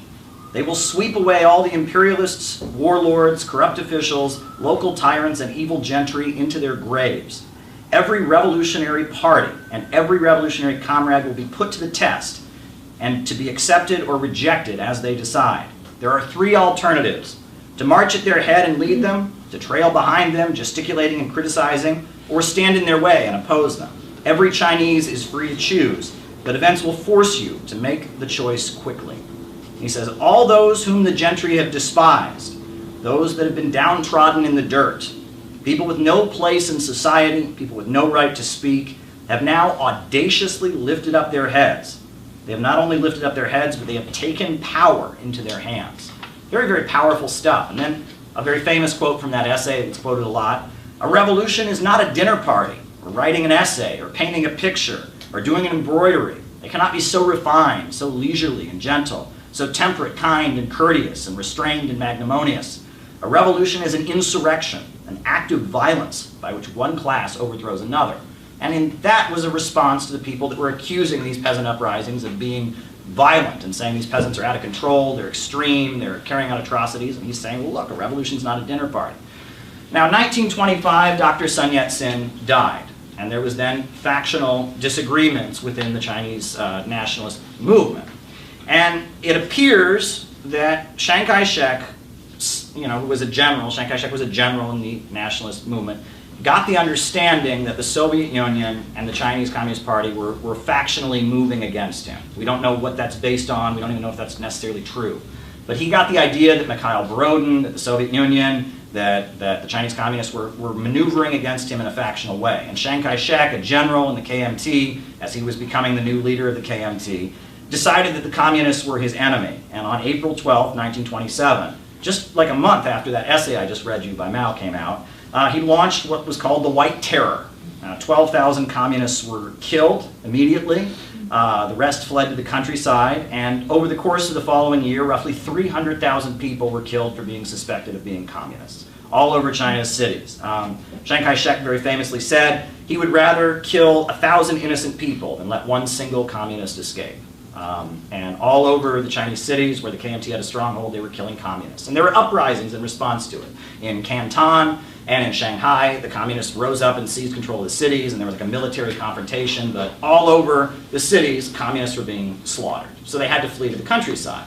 And so it was in the countryside that Mao eventually forms, the People's Liberation Army in 1927, Rural People's War, etc. And that was basically, it was that moment that Mao and his followers became the solidified leadership of the Chinese Communist Party in response to the purge and the White Terror that forced them out of the cities. And in the United States at that time, the United Front was also a big issue. In the United States, the United Front took different forms. The Communist Party at the time was joining the Farmer Labor Party, And that was a big movement. It's still around. I think in like Minnesota, it's still the Democratic Farmer Labor Party. But all over the United States, you get populists forming these things called the Farmer Labor Party. It's kind of like the Green Party today, you know, like a progressive alternative to the Democratic Party. The communists joined the Farmer Labor Party and were trying to join it. There were two factions in the early years of the Communist Party. You had the faction led by J. Lovestone, and you had the faction led by William Z. Foster. And what they disagreed about is not exactly clear, right? It seems like it was almost like it was kind of a power struggle between, are you friends with one group, or are you friends with another group? It wasn't so much about politics. At one point, J. Lovestone put forward the idea that they wanted to have the Third American Revolution, the First American Revolution against the British, Second American Revolution to the Civil War, and the communists were going to be the Third American Revolution. And it wasn't clear what that was about.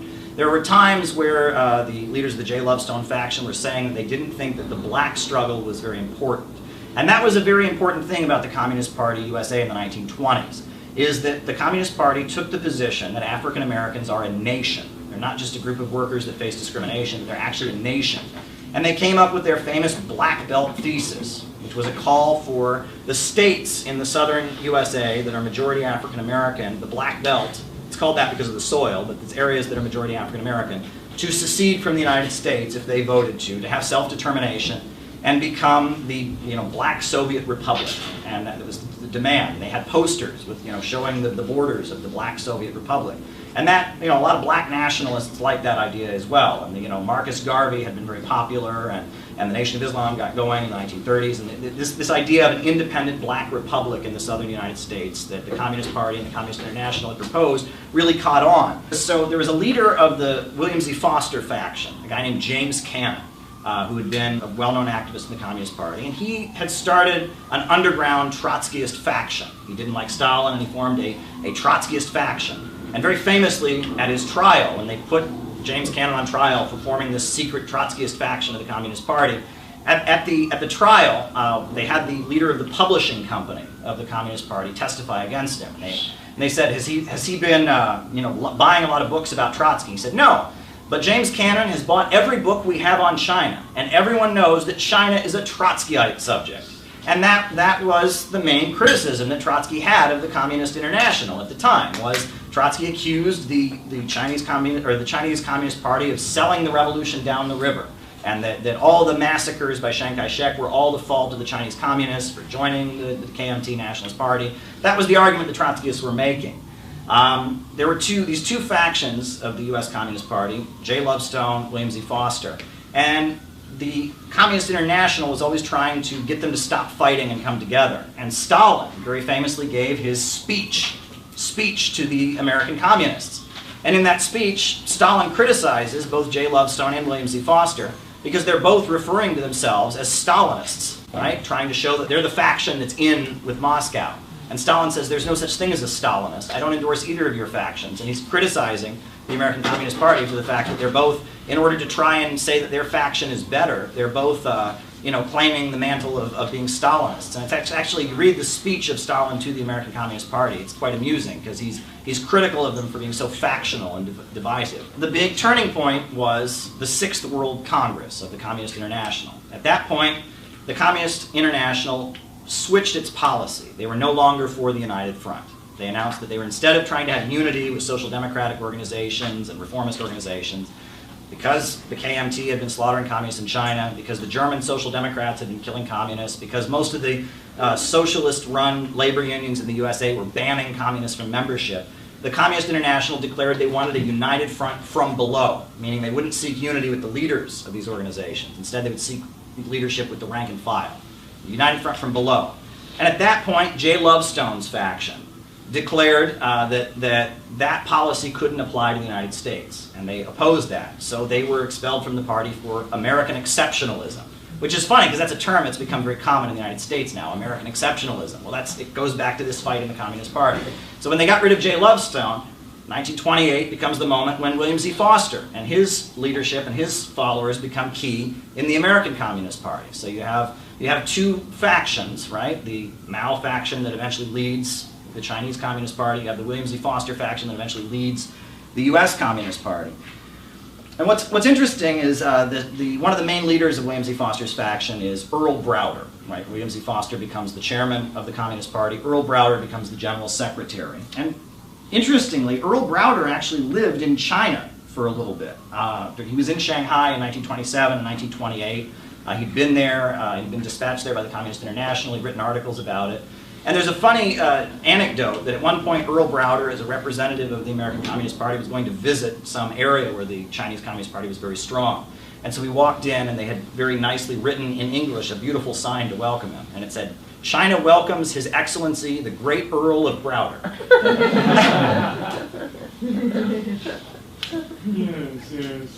Yeah, so 1931, in the countryside, Mao is waging this revolutionary rural people's war.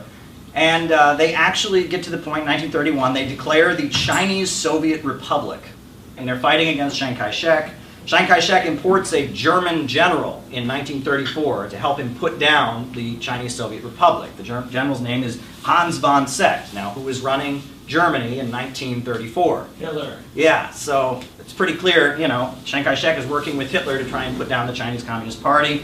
1934, Mao is forced to retreat from the Chinese Soviet Republic. You have the very famous Long March, right, where they're retreating in the countryside. And what's interesting is that, you know, the 1930s, you know, the early 30s, so you have the Chinese Soviet Republic, that's when the Chinese Communist Party starts to blossom. That's also when the Communist Party of the United States starts to blossom, with the unemployment councils that they form, wherein all these people who've lost their jobs in the Great Depression, they form these groups called the unemployment councils. And they're going into the offices of elected officials demanding work or wages now.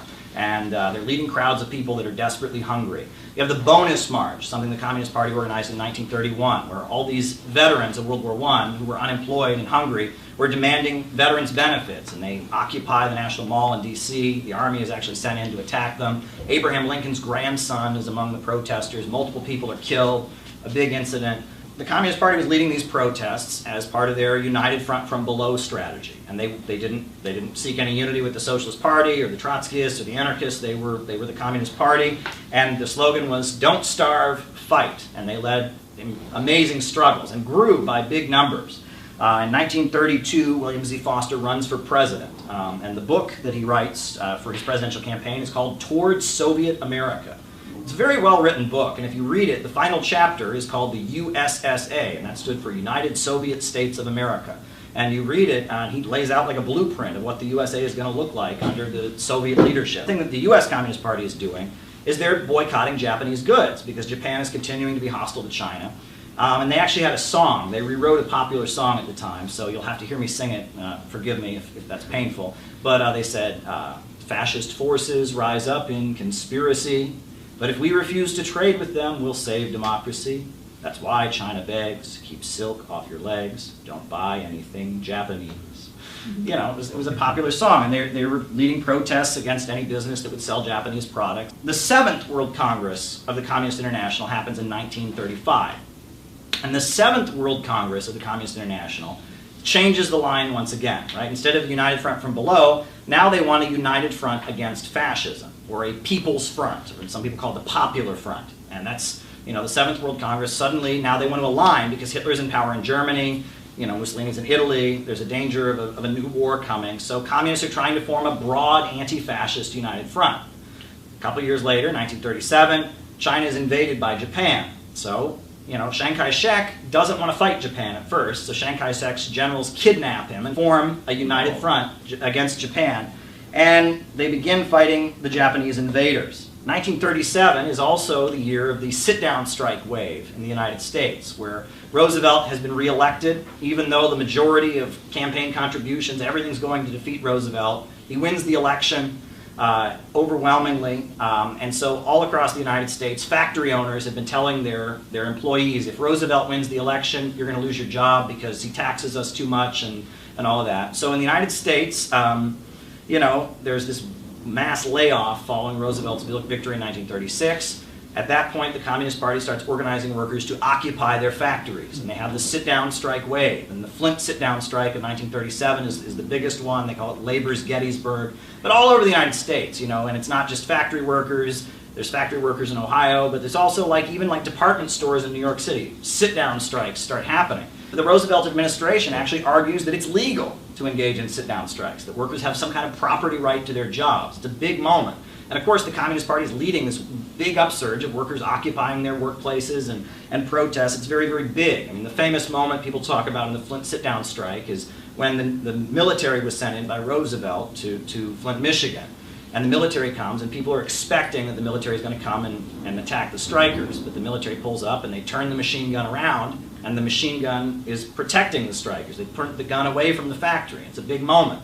And Roosevelt makes kind of an alliance with labor unions and activists and people in the Communist Party because he sees them as allies, because the majority of the capitalist class wants to remove Roosevelt, sees him as somebody who's passing progressive legislation. And it's a big moment. And, you know, he's investigated. Roosevelt's investigated by Congress, by the Martin Dies Committee for his ties to the Communist Party. So very famously, when they call members of the Young Communist League before Congress to be interrogated, he lets them sleep over at the White House to make a political statement, right? To make a statement about it. And Gilbert Green, who was a leader of the National Youth Congress and the American Young Communist League, he actually sleeps over at the White House. So, hey folks, so I wanted to make this video because there's a lot of talk about fascism these days. You hear that word a lot. All this talk about fascism, and especially among far left circles. A lot of people talk about fascism. You know, there's people that call Donald Trump a fascist. There's people that accuse people on the political left they don't agree with of being fascist. You know, there's all this talk about fascism. So let's just have a conversation here. It'll be a little bit longer video about what fascism actually is. Now, among the far left, among socialists, communists, anarchists, you generally have three definitions of fascism. Now, you get more of a, you know, a social democratic view, kind of a, you know, the mainline communist parties in most of the world, and they say that fascism is just the right wing, right? It's the right wing being authoritarian and dictatorial. You know, if the Republicans get a little bit more extreme, that they're fascists. You know, that's generally the understanding, is that Republicans and conservatives, you know, it's extreme right-wing authoritarianism. That's one definition. Then you have a definition that you hear among followers of Leon Trotsky. They'll talk about fascism being a mobilization of the middle class to attack the working class in a time of political crisis. If there's an uprising among the workers, the middle class will be mobilized to attack them. So that's the second definition of fascism that you get on the far left. And the third is one that you get from, you know, like Maoist types and people that were associated with, you know, when the Communist Party was in its, what you might call its third period, or its more radical period after the 6th Congress of the Comintern International, or the Communist International. And you get this definition of fascism where people say that fascism is people that say they're communists, but they're not, right? You know, they had the, you know, the Communist Party referred to the Socialist Party as a social fascist party. You had this line that you know, the socialists, the social democrats, and the Trotskyists, that they preached socialism but practiced fascism. You had China during the period of the Gang of Four accusing the Soviet Union of, you know, being socialist in words but fascist in deeds. So that's the three definitions that you've got of fascism. You've got people who think it's just, you know, it's just a definition of right wing. You got Trotskyites saying it's the middle class being mobilized to attack the workers, and then on top of that you've got the Maoists and the, you know, the ultra-left elements that say it's people that sound like communists but they're not. Well, all of these definitions have an element of truth in them, and all of them are wrong. Fascism, in essence, is violence and terror utilized to hold back historical progress and to destroy. When society enters a crisis, you get a mobilization, and you get really two poles. You'll get one pole that is progressive, that wants to build up and march into the future, and then you'll get another pole that kind of favors destruction and primitive human instincts. And their response to the crisis is that you need destruction and death. That's their response to a political crisis. And those two trends emerge whenever you have a crisis of capitalism. When people don't have jobs, when people are hungry, when there's fights among the ruling class, you get a progressive axis that wants to be constructive and build a new world, and you'll get a reactionary axis that wants to destroy and be primitive. And both of them are reacting to a crisis. When society can't function in the old way, when things just aren't going in a normal way, you'll get a destructive axis and a progressive axis, and, you know, they'll become more radical, and fascism is the ultimate of that destructive axis that wants to destroy in response to the crisis. You know, the word fascism it's not exactly the most accurate word. Now, Benito Mussolini invented the word, and he drew it from the fasces, the symbol of ancient Rome. He built this political movement. He was someone who was in the Socialist Party in Italy, but he thought they weren't radical enough, and then he became a big supporter of the First World War and World War I. And if you read the autobiography of Benito Mussolini, you read that book, it's all about violence. This man loved blood, he loved killing, he was kind of, a nationalist, he was, he had these economic populist ideas, but in essence it was kill, kill, kill, tear down, blood in the streets, the wheels of history turn just through blood. It's this obsession with violence, and he had broken with the Italian Socialist Party, he had supported World War I, and he had been basically this individual. He was associated with George Sorel and some of the syndicalist elements, and his black shirt fascisti went around beating up communists and and they were essentially a gang of strike breakers. That's Italian fascism. But fascism is a phenomenon that goes back further. I would say that probably the first organization that would fit the definition of fascism would be the Ku Klux Klan. After the Civil War was over, African Americans were voting and all that, and there was a mobilization for destruction. Poor whites were mobilized to attack and prevent African Americans from voting, to attack the Union League, and to attack the Republican Party, the radical Republicans, which at that point were the left-wing party, and they were registering people to vote, and they were associated with Marx. You have to remember that the Marxist August Willich and Joseph Weydemeyer at that time, the Republicans were the left-wing party. They were setting up in the South, Reconstruction. You had the first public education in some of these southern areas. So the Ku Klux Klan was this violent, destructive mobilization to kind of beat back progress in the crisis of the aftermath of the U.S. Civil War. Or in Russia, prior to the Russian Revolution, when people were starting to get interested in socialist and communist ideas, you also had this mobilization called the Black Hundreds Party. These were people in Russia that responded to, the general upsurge of strikes and protests among the peasants, and they responded to that by saying, well, no, the problem isn't capitalism, the problem is Jewish people. They engaged in pogroms and anti-Semitic violence, and the Black Hundreds Party was also an early kind of incarnation of fascism. But in essence, there is no fascist ideology, right? Mussolini presented himself in kind of a populist. A lot of his language was left-wing, nationalistic, German Nazism, or what they called National Socialism. It had this element of they were trying to restore Odin and Valhalla, and it was very, very backward and medieval looking, whereas the Italian fascists were talking about the futurism. The KKK, they thought they were knights in castles and their name meant circle or something. This is all just words. Fascism is a mobilization of violence and terror in a time of crisis in the hopes of resolving the crisis with mass destruction. And all fascists seem to have this common theme. They all emphasize violence and killing, and they all essentially, it's just this kind of hateful bigotry, destructiveness, looking backward, and it's a mass movement of violence. People aren't fascists because of what they say. Fascism is what you do. One could say good things and be a fascist if the things that you do, not the things that you say, but the things that you do are themselves destructive. I like to compare it, there's an old episode of Superman, where Superman has a problem because somebody else is going around in a Superman costume and doing a lot of really, really bad things. Superman, he wears the Superman costume, he goes around, he does good things, but there's this other guy in this other Superman costume going around doing bad things. That's kind of how you can understand the difference between fascism and communism. Fascists sound like communists sometimes. They talk about revolution, they talk about a mass movement, but what they do is very different. They're engaging in destruction. They're beating up oppressed people, they're killing people, they're murdering people. They're doing the exact opposite of what genuine communists are doing, which is organizing communities, feeding people, educating people. And some people even see a fascistic streak in the New Left. A lot of the New Left groups, instead of, one of their main targets was the communist parties of the world. They thought the communists were sellouts and phonies, and they hated Stalin, they hated the Soviet Union. A lot of these new left groups seem to focus exclusively on kind of trying to marginalize and attack the communist parties in the Western world. And a lot of them were explicitly, they thought that the labor movement was bad, and they thought that average Americans, like they were just Archie Bunker types. Right, average Americans, they don't get it. They're squares. They're not hip. They're all racist. And the New Left had a fascistic streak. Now, overall, the New Left was progressive. They were against the Vietnam War. They were in favor of the Civil Rights Movement. But the kind of anti-communist fixation that they had, and the way that they were all about, street heat and who cares about Lenin, who cares about Marx? We just have rallies and protests and beat people up. You know, you could argue that maybe there was a fascistic streak in the Weatherman faction of Students for a Democratic Society. I think that argument could be made.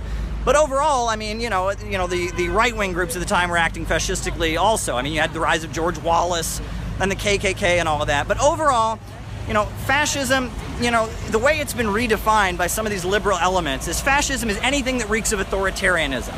But a lot of the things that in the public consciousness are associated with fascism were actually stolen from the far left. The German Nazis were trying to build a mass movement, and so they started appropriating some of the tactics and methods. For example, everyone knows the Nazis wore red armbands. Well, that was because the communists wore bright red armbands. That was, the Nazis had their salute. Well, the communists had their salute, the fist salute that comes out of the Paris Commune.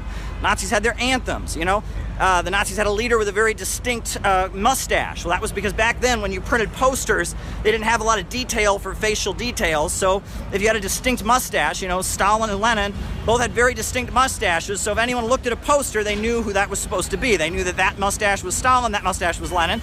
So of course, when Hitler came along, he had a very distinct mustache so that everyone knew who it was. And it was on the old propaganda posters, you could tell who the leader was. A lot of the things that are accused, the new left or the postmodern anti-Marxist left accuses of being fascistic are just kind of political organizing tactics, most of which were developed by German social democrats and Marxists and were then appropriated by the fascist movement. So this notion that anyone who wears a military uniform is a fascist. Well, the Black Panthers wore military uniforms. Were they fascist? Feeding people in the community, building up pride in your neighborhood and, patriotism, communists did that. The Popular Front, they were doing all of that. So this notion that anything that kind of reeks of effective political organizing, anything that's populistic is fascist, is one of the greatest mistakes, I would say, of the new left. But overall, fascism is defined by action. Fascism is violence and terror against oppressed people. Fascism is lynch mobs. Fascism is, you were talking about the Kristallnacht and the attacks on Jewish stores. That's what fascism is. Fascism is violence. It's lynchings, it's pogroms, it's, attacks on oppressed people, it's destructive instincts, appealing to the most primitive and barbaric aspects of the human species, and just engaging in all-out acts of destruction in the hopes that doing so can prevent social progress. Destructive politics, that's the essence of what fascism is. Fascism is destructive politics, whereas socialism, real genuine socialism is about construction. It's about organizing the economy rationally and controlling the means of production so that society can continue to advance and that the irrationality of greed is eliminated. So that's the difference. Fascism is an attempt to resolve the capitalist crisis through destruction, and socialism is an attempt to seize control of society and resolve the capitalist crisis by seizing control of the economy and moving forward. That's the difference between the two ideologies, the two phenomena.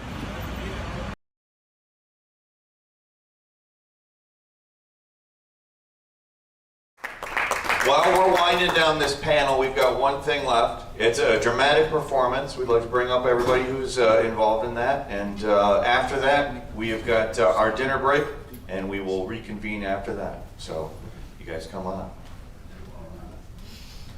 Evening, everyone. How's everyone doing still? Fantastic. This is a little dramatization of a little story from a book called Labor's Untold Story. We picked this because the language in it was very poetic, thank you. Language in it is very poetic, and it tells a very simple little story. And all it is just a little passage that we took from it. So we hope you enjoy.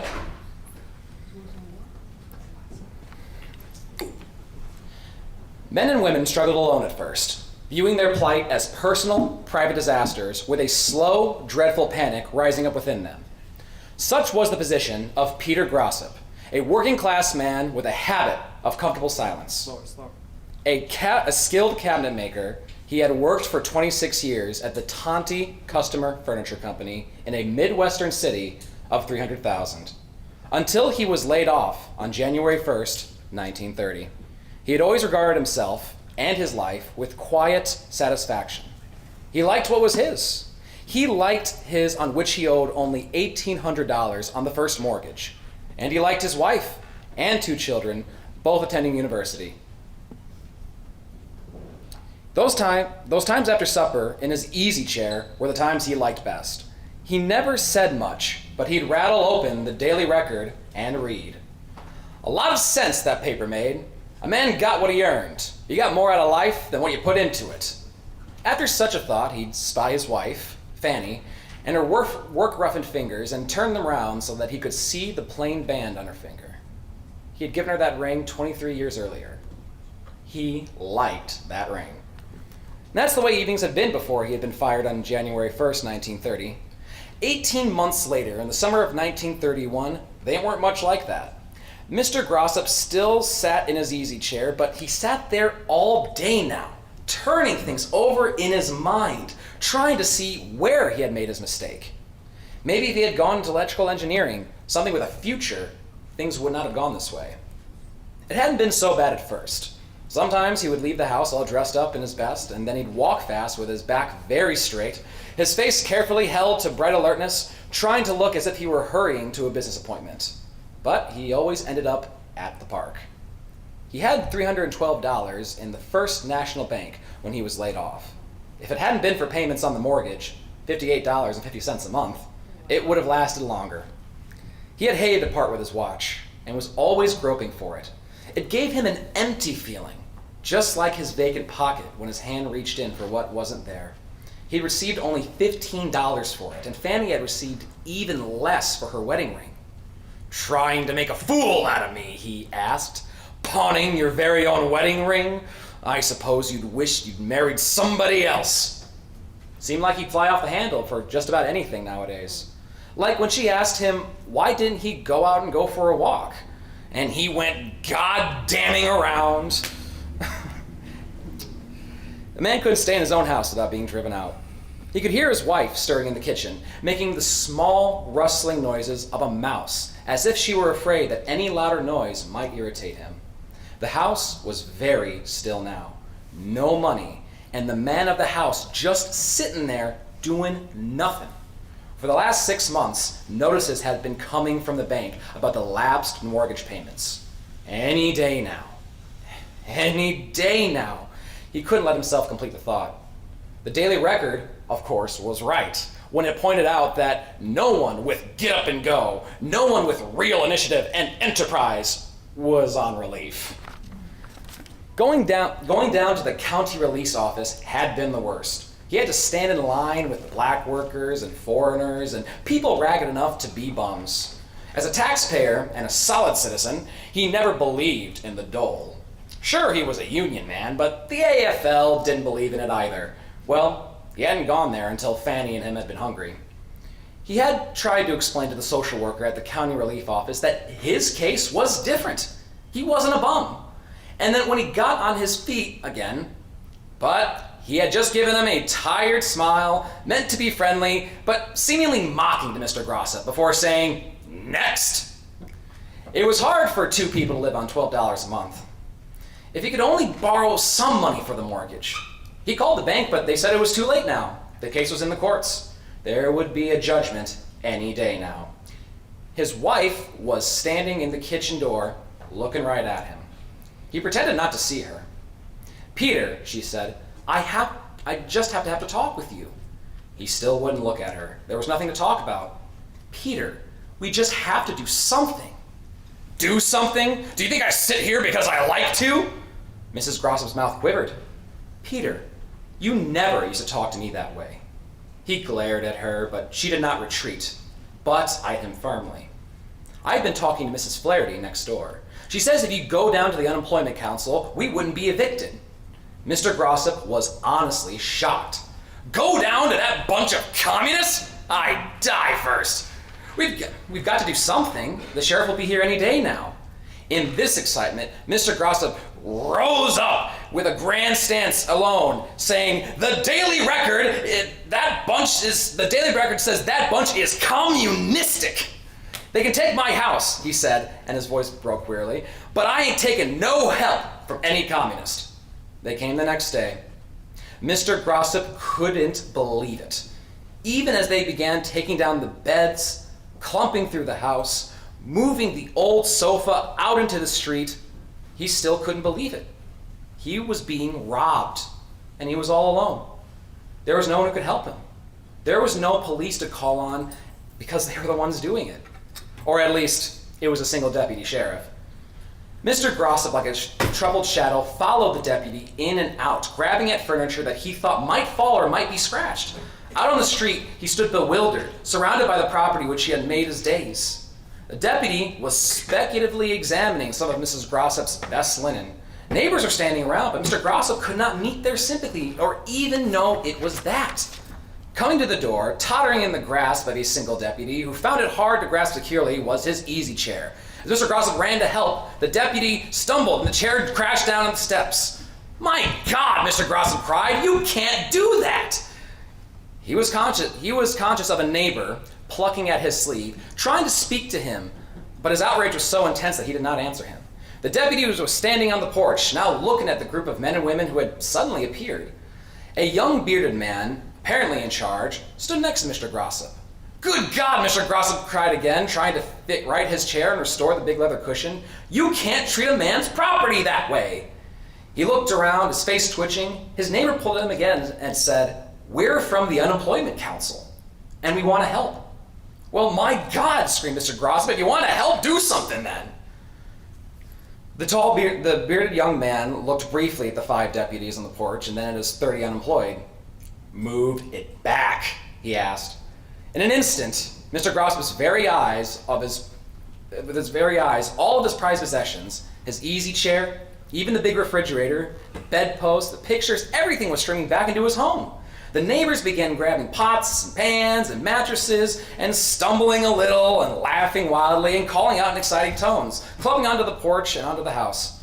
Mr. Grossop never knew what happened. It was a happy blur. He had his home again. He had his strength. He had his friends. His chair was put back in his place.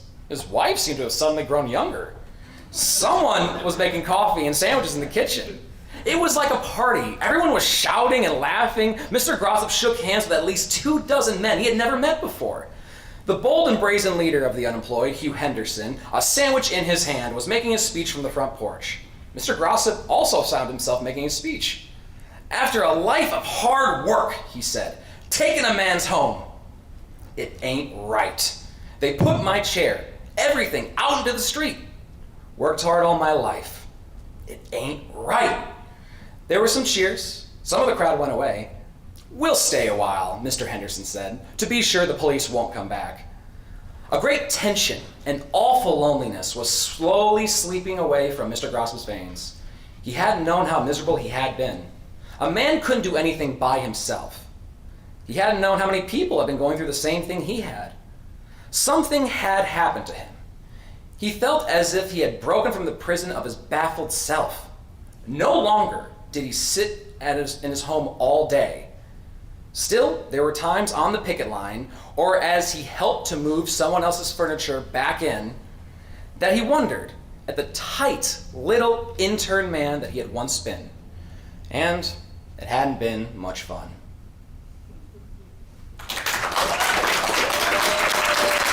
Good job. Dare to struggle! Dare to win! Dare to struggle! Dare to win! Dare to struggle! Dare to win! Dare to struggle! Dare to win!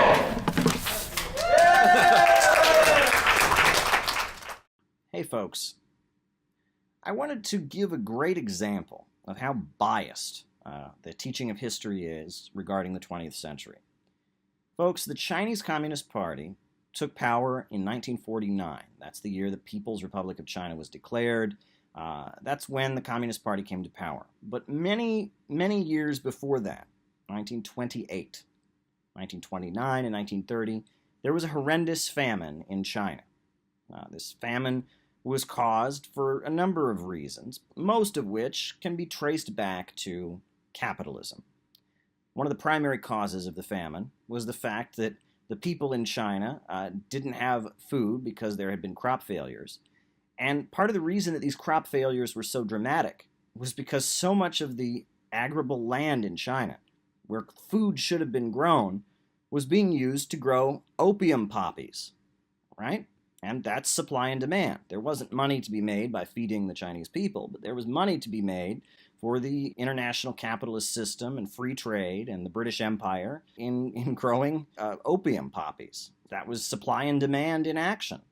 In fact, let's not forget that the British Empire waged 2 different opium wars to force China to join the global free trade Adam Smith system, tear down any tariffs and barriers and be part of the free trade system. And one great staple of that free trade system that the British and American big multinational bankers and corporations were pushing at the time was opium. A lot of American bankers, a lot of British bankers were involved in the drug trade. And at the time this famine happened, 1928 to 1930, in China, a lot of the arable land was not being used to grow food. It was being used to grow something that was much more profitable for capitalists, opium poppies.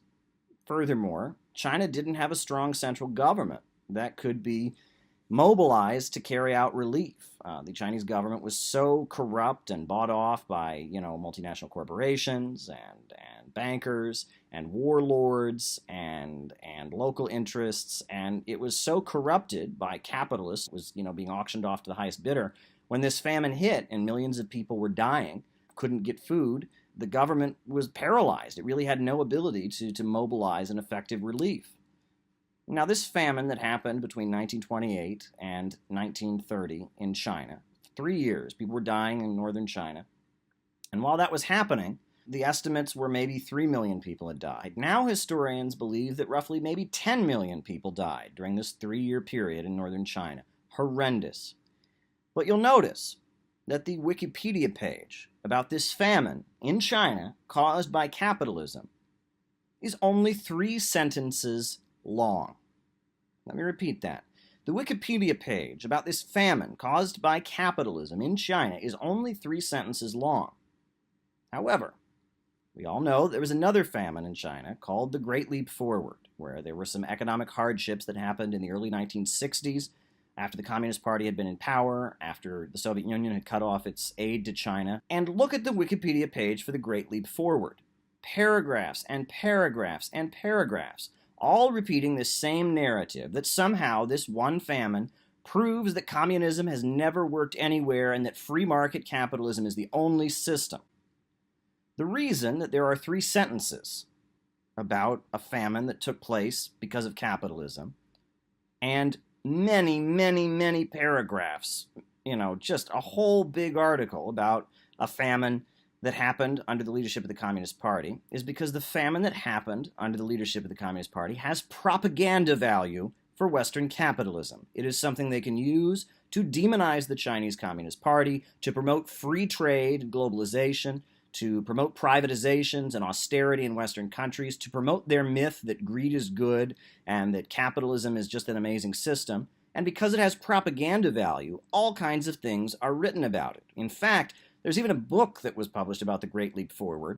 The photo that is on the cover of this book called Mao's Great Famine is actually from 1946. It was in Time Life magazine. It was one of their photos, and it was in 1946 that this child was photographed being hungry before the communists even took power. That's from another famine, right? So it's not even a picture from the Great Leap Forward, but it's on the cover of this book demonizing the Chinese Communist Party. But no one discusses this famine that happened from 1928 to 1930, where 3 to 10 million people, probably closer to 10 million people, died because of capitalism. It's not relevant. And this famine that occurred from 1928 to 1930 in China was one of many. These kinds of famines happened all the time under capitalism.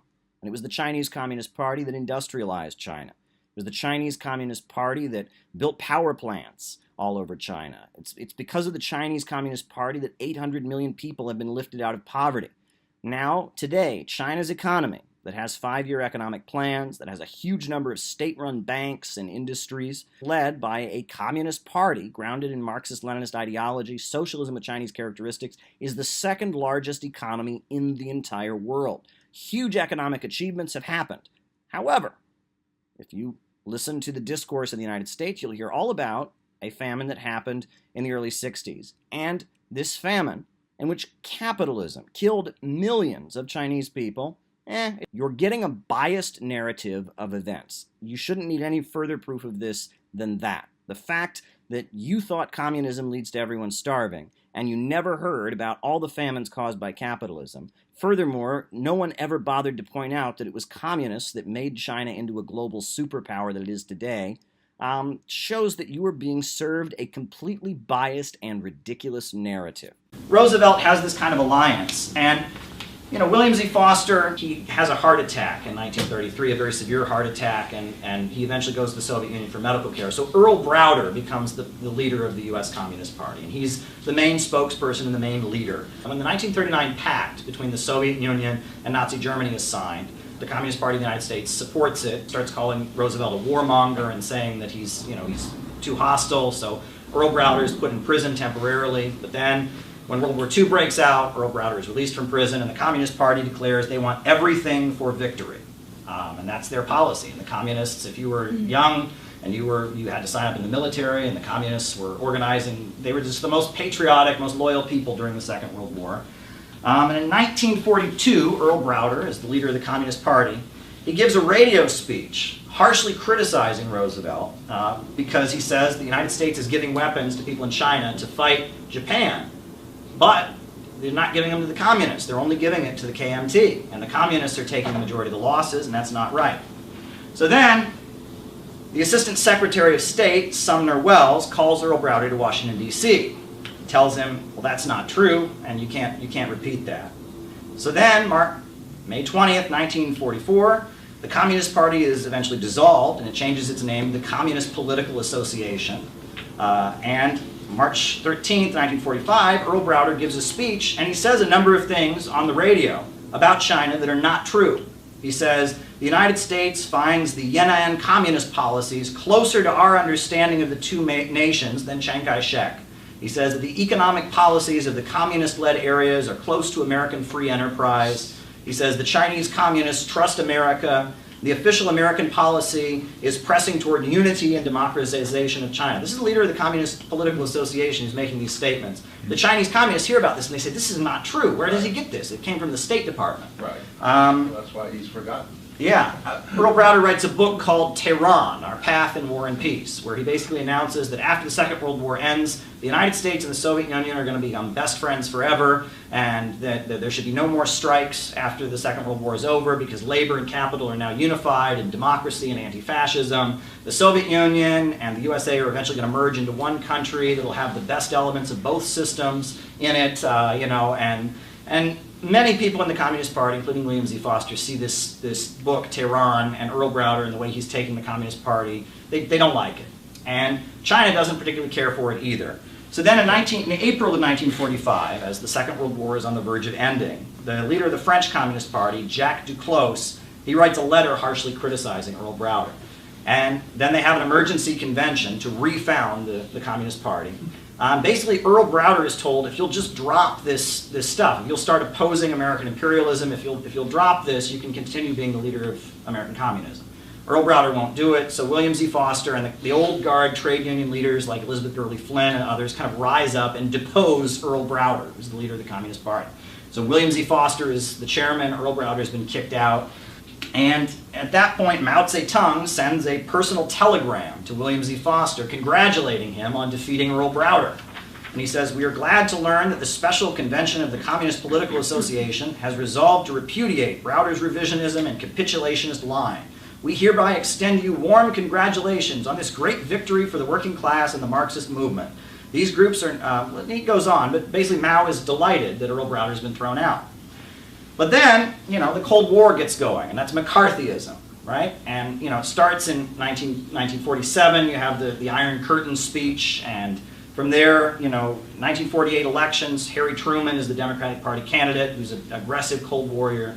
The communists, they join with Henry Wallace, the former vice president. They form the Progressive Party, and they run against both the Democrats and the Republicans. And they nominate, they're supporting the Progressive Party on a platform of continuing peace with the USSR, supporting civil rights for African Americans, and defending labor unions. This is the era of Taft-Hartley and some harsh anti-labor laws that are coming into existence.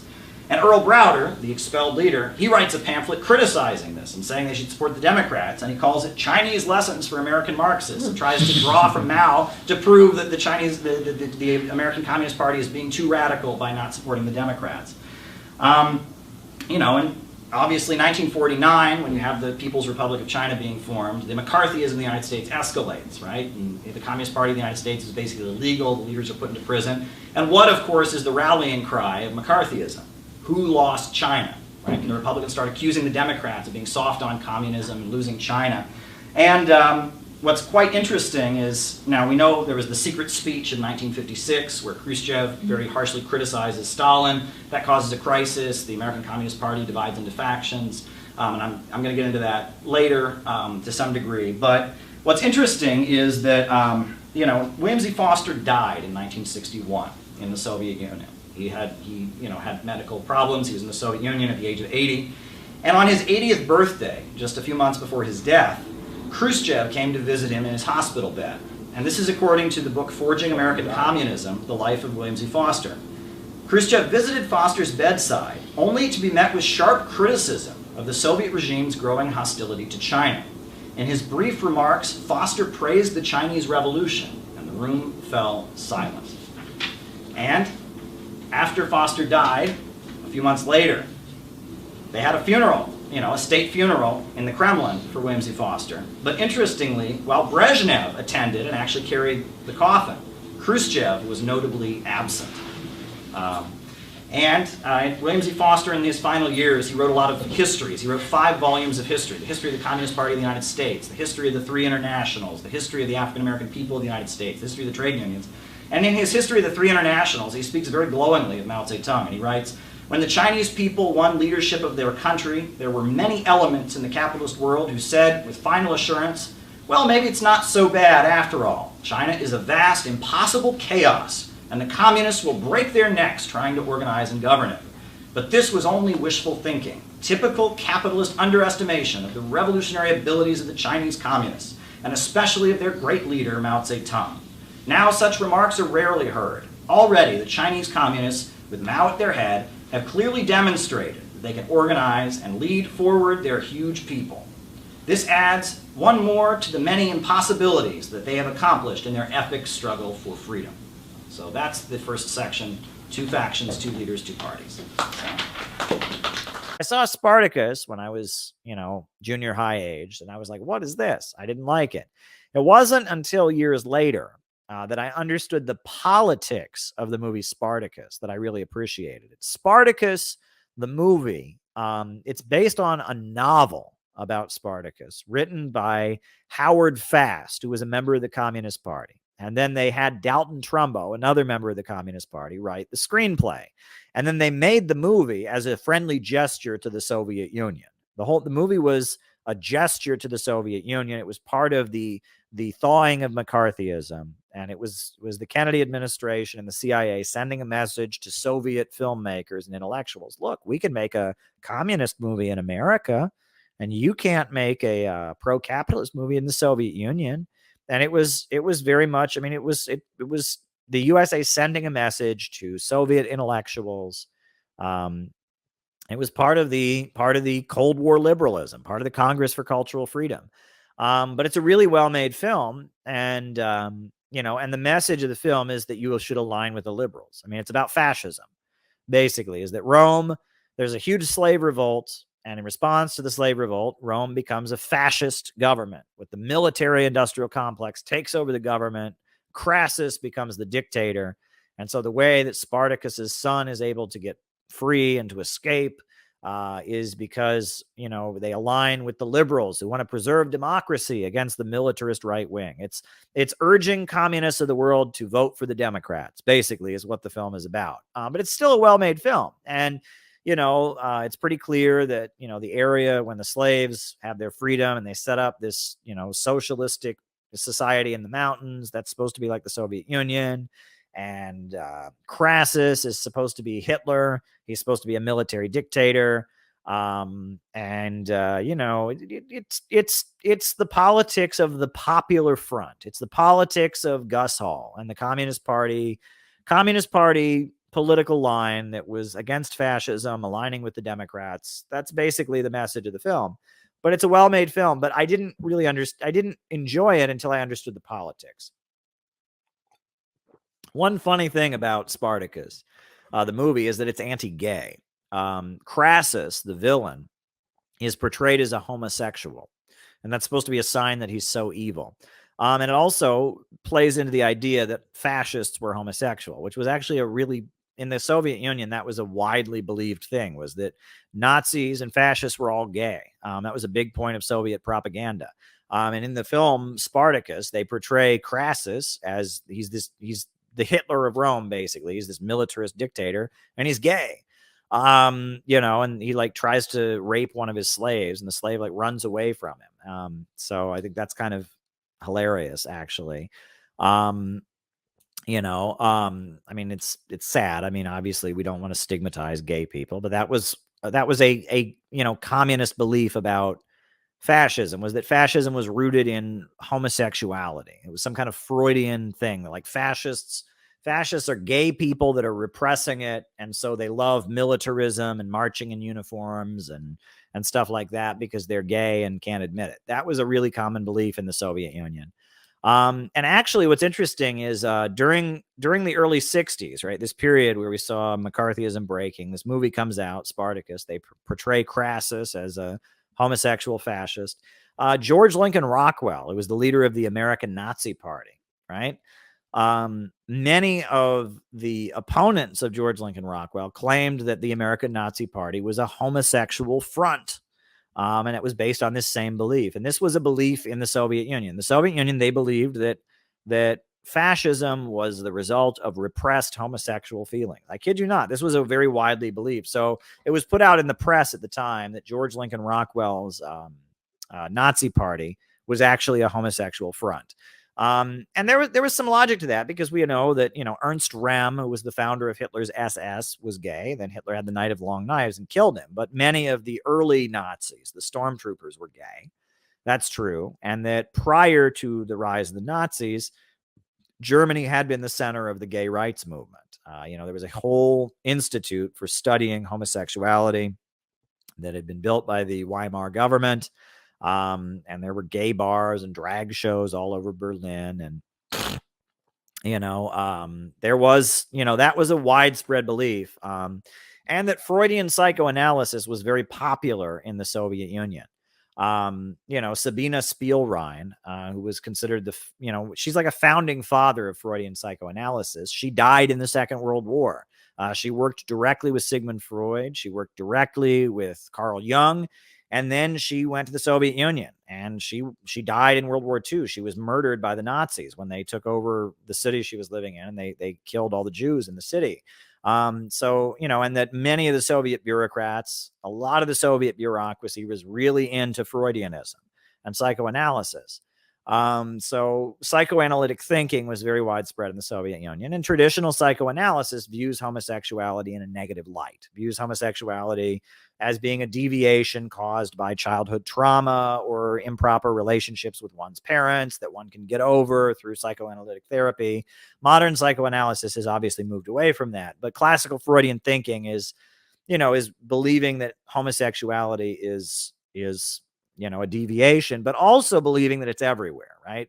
And there's something to be said for that. I mean, nowadays, if people are gay, they're just gay, right? But back before there was a gay rights movement, there were a lot of people who were gay and were expressing it in different ways, right? And so the belief that all these people that are enthusiastic about men in uniforms and marching and boots and all of that they're all, you know, they're gay people who are like in denial. You know, you can see how somebody, you know, coming at things from the Freudian belief that homosexuality is rooted in like developmental problems. And on top of that, you know, the belief that which was probably true at the time, there was a lot of people that are gay that are like suppressing it, that are like in denial of their own gay feelings. You can understand why the Soviet Union, why that was widely believed in the Soviet Union, that homosexuality and that Nazism was an expression of suppressed homosexual feelings, that fascism and militarism, the ultra masculinity of the far right wing, that this was the result of suppressed homosexual feelings. You know, the thing is that argument doesn't stand today, because nowadays when people are gay, they're just gay. I mean, look, is Milo Yiannopoulos suppressing his homosexual feelings? Clearly not. He's very clearly gay. So this idea that, the Proud Boys, they're all just gay and won't admit it to themselves, so they're becoming fascists. It doesn't stand up. It's ridiculous, right? If they were going to be gay, they'd just be gay. Milo Yiannopoulos is gay. There's plenty of gay fascists walking around. I view it, I'll just be honest with you. Either way, right? If I were to make these streams all about trans rights and canceling transphobes and calling out bigots who are oppressing trans people, if I were to do that, or I were to do the opposite, and I would, talk the way kind of like Tulsi Gabbard is talking right now and highlight people who've detransitioned and call it child abuse and stuff like that. If I were to do either of those things, the ruling class wins. That's what they want us to be talking about. They want us to have a culture war over that. And I don't want to. I want to create an atmosphere of love where any person who comes around who is dealing with, issues around their gender feels loved and accepted, number one. And number two, I want to talk about economics and socialism. I want to talk about the need to stop the wars and the class struggle and anti-imperialism. I don't want to talk about, the medical benefits of gender surgery, the ethics of who should be included in women's sports versus men's sports. I just don't want to talk about it. And that a lot of people don't get that. They think, okay, the synthetic left, they're obsessed with the pro-trans position. So if we take the anti-trans position, we're sticking it to them. No, you're not. You're giving them exactly what they want. That is exactly what they want. And you'll notice that even though I never talk about that issue on these streams, ever. I just don't go there other than saying I love my trans friends and, and I don't like how leftist spaces are dominated by discussion of this issue. Other than that, I don't really go there. But the people who hate me, have you convinced? Apparently all I do on these streams is just spew hatred for black people and hatred for trans people the whole time. My opponents think I am a raving transphobe because I'm friends with people that have said things that are critical on the issue. And that shows you the fact that they're trying to paint me as that shows you that it would be very useful to them if that was that. I am just not here to talk about the trans issue. I'm just not. I don't know enough about it. I don't want to talk about it. And I must say this, I'm not talking about trans people here, right? So don't get me wrong. I am not talking about trans people. I'm talking about people who are not trans but pro-trans. And even some of the people that are anti-trans. And this is going to make a lot of people mad, but I must say it. I think the reason a lot of people fixate on that issue is because it turns them on. Now, I'm not talking about trans people. Trans people, that's a separate thing. But some of these people that are obsessively pro-trans, and they're watching videos all about the surgeries people go through and the details, they're getting titillated by it. And some of the people who are obsessively anti-trans, they're like, oh my God, I'm so upset. They're getting titillated by it, right? This is about genitals. This is about hormones. This is about body parts and clothing. And some people are getting turned on by this. Some people are getting turned on by it. I just said it, okay? And it must be said. And I'm not talking about the trans people. I'm talking about the people who fixate on that issue who are not trans. Some of them are getting off on it, okay? Because the amount of detail these people go into about this stuff. If you're actually trans, I understand getting into detail about it. Or if a family member is trans or something. But there's a lot of people who just sit on the internet thinking about trans stuff all day long. And I'm looking at this as an outsider. And I am convinced that a lot of those people are turned on by it. And you can get mad at me for saying that. And you can call me a hypocrite or whatever. I don't care anymore. I am convinced that the reason that so many people think that needs to be the focus of everything, pro or con, is because it's a titillating subject. So I that's what I think. I think, they want us thinking about below the belt topics. They want us thinking about, ways that people's, ways that people's genitals can be altered, and people that are against it, they go into gross and all kinds of detail about it, and people that are for it, they go into gross and all kinds of detail about it. And I'm convinced that people are titillated by it. So I'm sorry if this live stream will not become an opportunity to turn you on, but it's just not gonna. So there you go. Hey friends, I was recently in Russia, and I got to attend a forum sponsored by the Valdy Discussion Club. That's a very important think tank in Russia, located in the city of Sochi, kind of in the mountainous areas. And at this event, I was able to hear from Jack Ma. Now, Jack Ma, who was one of the speakers at the event, he is the CEO of Alibaba, which is probably the biggest internet company in China. He's probably the richest man in China. And Jack Ma gave a presentation, and I was sitting there in the audience, and what struck me was how many Marxist or Marxian concepts were in Jack Ma's presentation. And I kind of smiled because I realized, a lot of people, they don't understand what Karl Marx was all about. They don't understand Marxism. A lot of people have this kind of caricature of Marxism. They think, hey, Karl Marx said, all the people should get together and have a violent revolution and impose utopia on the world and try to create utopia. That's not really what Karl Marx was about. That's not really what Marxism is. But if you listen to Jack Ma explains some concepts that are very key and can be found in Karl Marx's writings. So let's take a listen to some of the comments that Jack Ma made at the Valdi Discussion Club, and then I'll explain to you how these are understandings that you can really get from Karl Marx. There's a real Marxist influence on Jack Ma. Take a listen. Where other people worry, we try to figure out the way how to solve the worries. Today, many things have changed, but people still worry about the internet. They even worry more. And it reminds me the early days, people worry about the cars. When automobile was designed, people worry more about the car accidents rather than the great things that a car would bring to the human lives. And I noticed that people worry about data. People worry about privacy. People worry about security. And I think the most things we should worry about is the worry itself. A lot of countries, because of worry, they lose a lot of things. European today, we don't see a lot of big internet companies. One of the reasons they worry too much, I think. And the worry will stop us from being more creative. Right, so Jack Ma is basically saying we shouldn't be afraid of technology.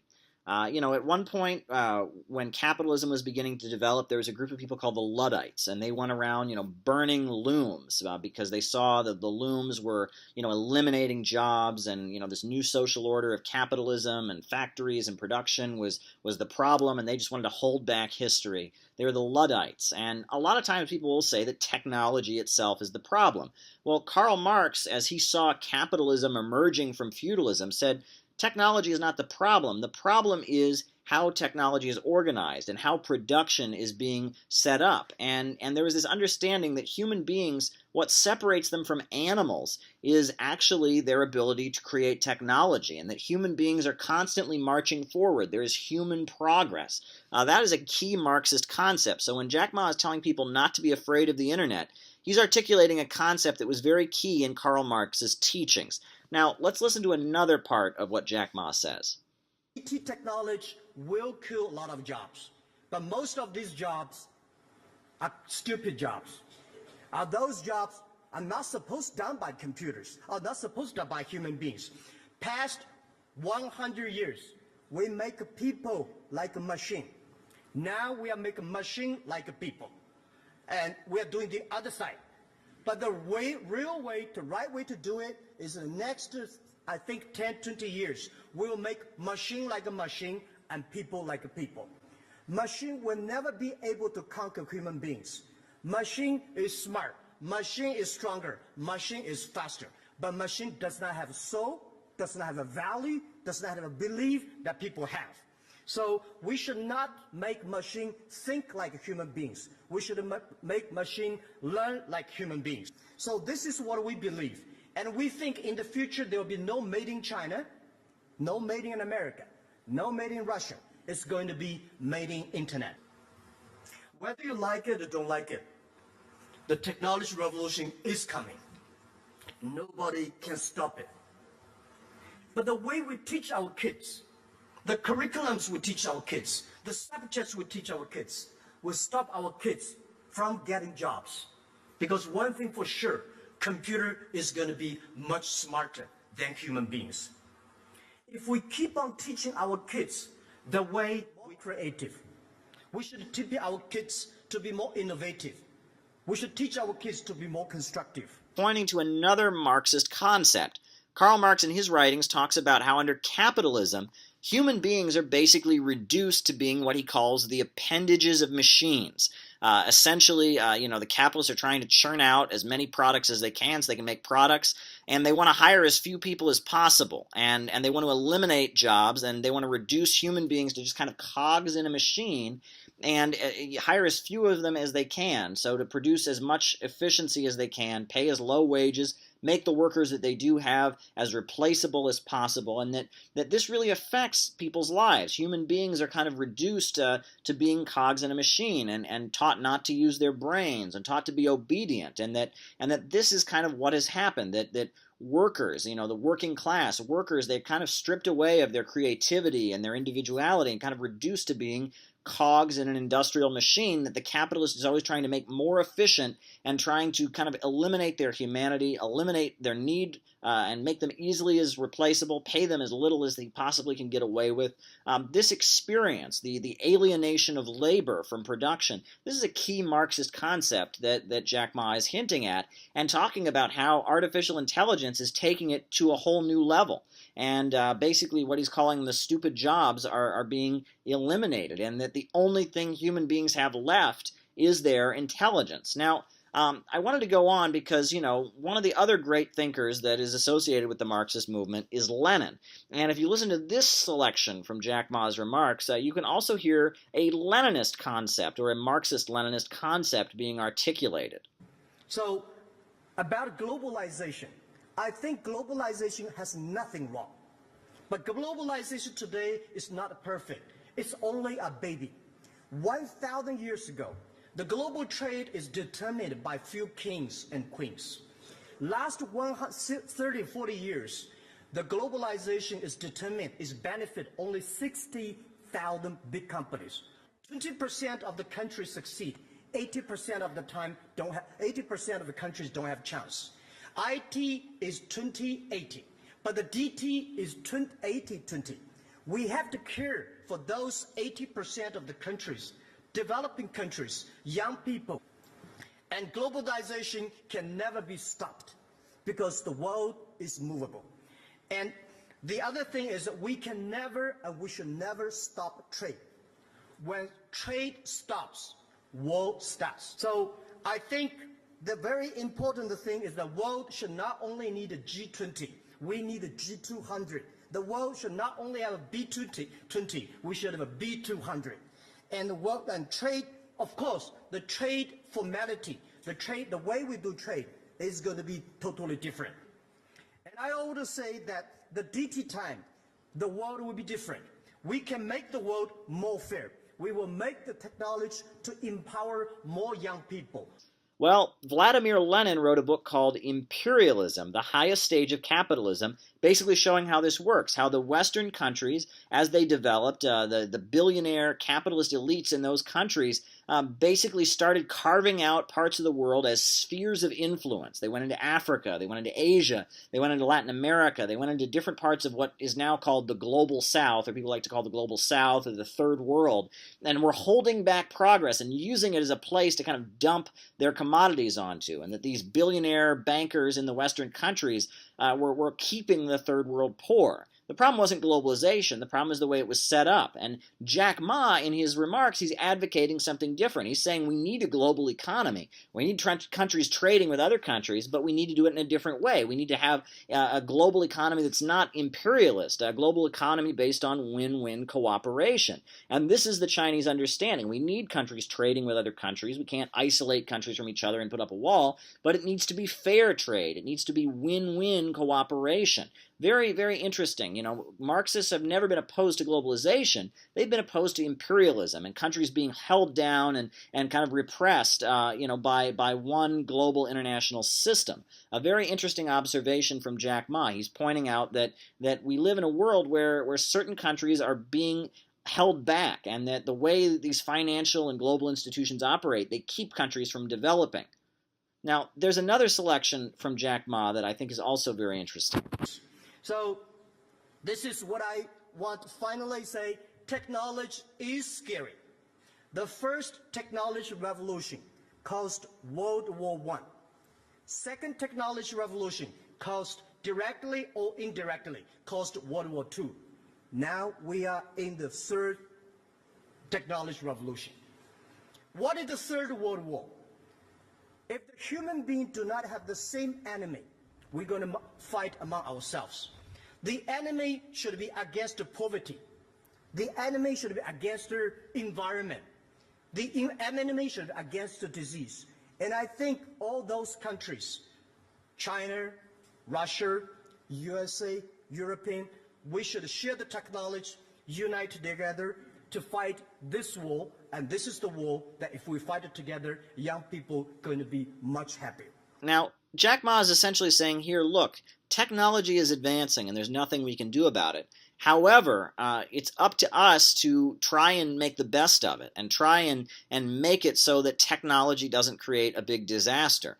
And when he points out that the Second World War and the First World War both came after leaps in technology, he's again alluding to a Marxist understanding that what happened in the lead up to the First World War was that industry had taken on some new gigantic leaps. Production was more efficient than ever before, but there was an economic crisis because as they were advancing technology, they were paying workers as little as they possibly could, and as a result, workers couldn't buy back the products. There was a financial crisis, and in that financial crisis, these imperialist countries, these Western countries that were dominating the world economy, they started fighting with each other, and pretty soon you had this huge world war. And in the lead up to the Second World War, again, you had huge leaps in technology. You had capitalists eliminating jobs. You had poverty created by abundance. Capitalists, not needing workers, workers not being able to buy back the products. This is what Marx called overproduction. As a result, you had a global financial and economic crisis, the Great Depression, and soon that created political problems. You had the rise of fascism, and eventually you had the Second World War. Jack Ma understands this. World War II was not caused by those evil Germans. World War I was not caused by, just one event here, one figure being assassinated. The First and Second World Wars were caused by a crisis in the global capitalist economy. This is a very advanced understanding. What Jack Ma is saying, he's using Marxist concepts. I mean, this is somebody who is very familiar with Marxism. I mean, China is a country that is ruled by a communist party. Every person in the universities in China studies Marxist-Leninist ideology as well as Mao Zedong thought and Deng Xiaoping theory at the universities. He's applying these rules and trying to tell us what to do about the computer revolution. And when it gets down to it, technology is basically laying the basis for a need to get beyond profit-centered economies. If we continue to have an economy based on profits, the technological revolution is only going to result in disaster. Under capitalism, as long as production takes place to make a profit for a group of capitalists, the result is greater poverty. People can't buy back the products they produce, and pretty soon you have an economic crisis.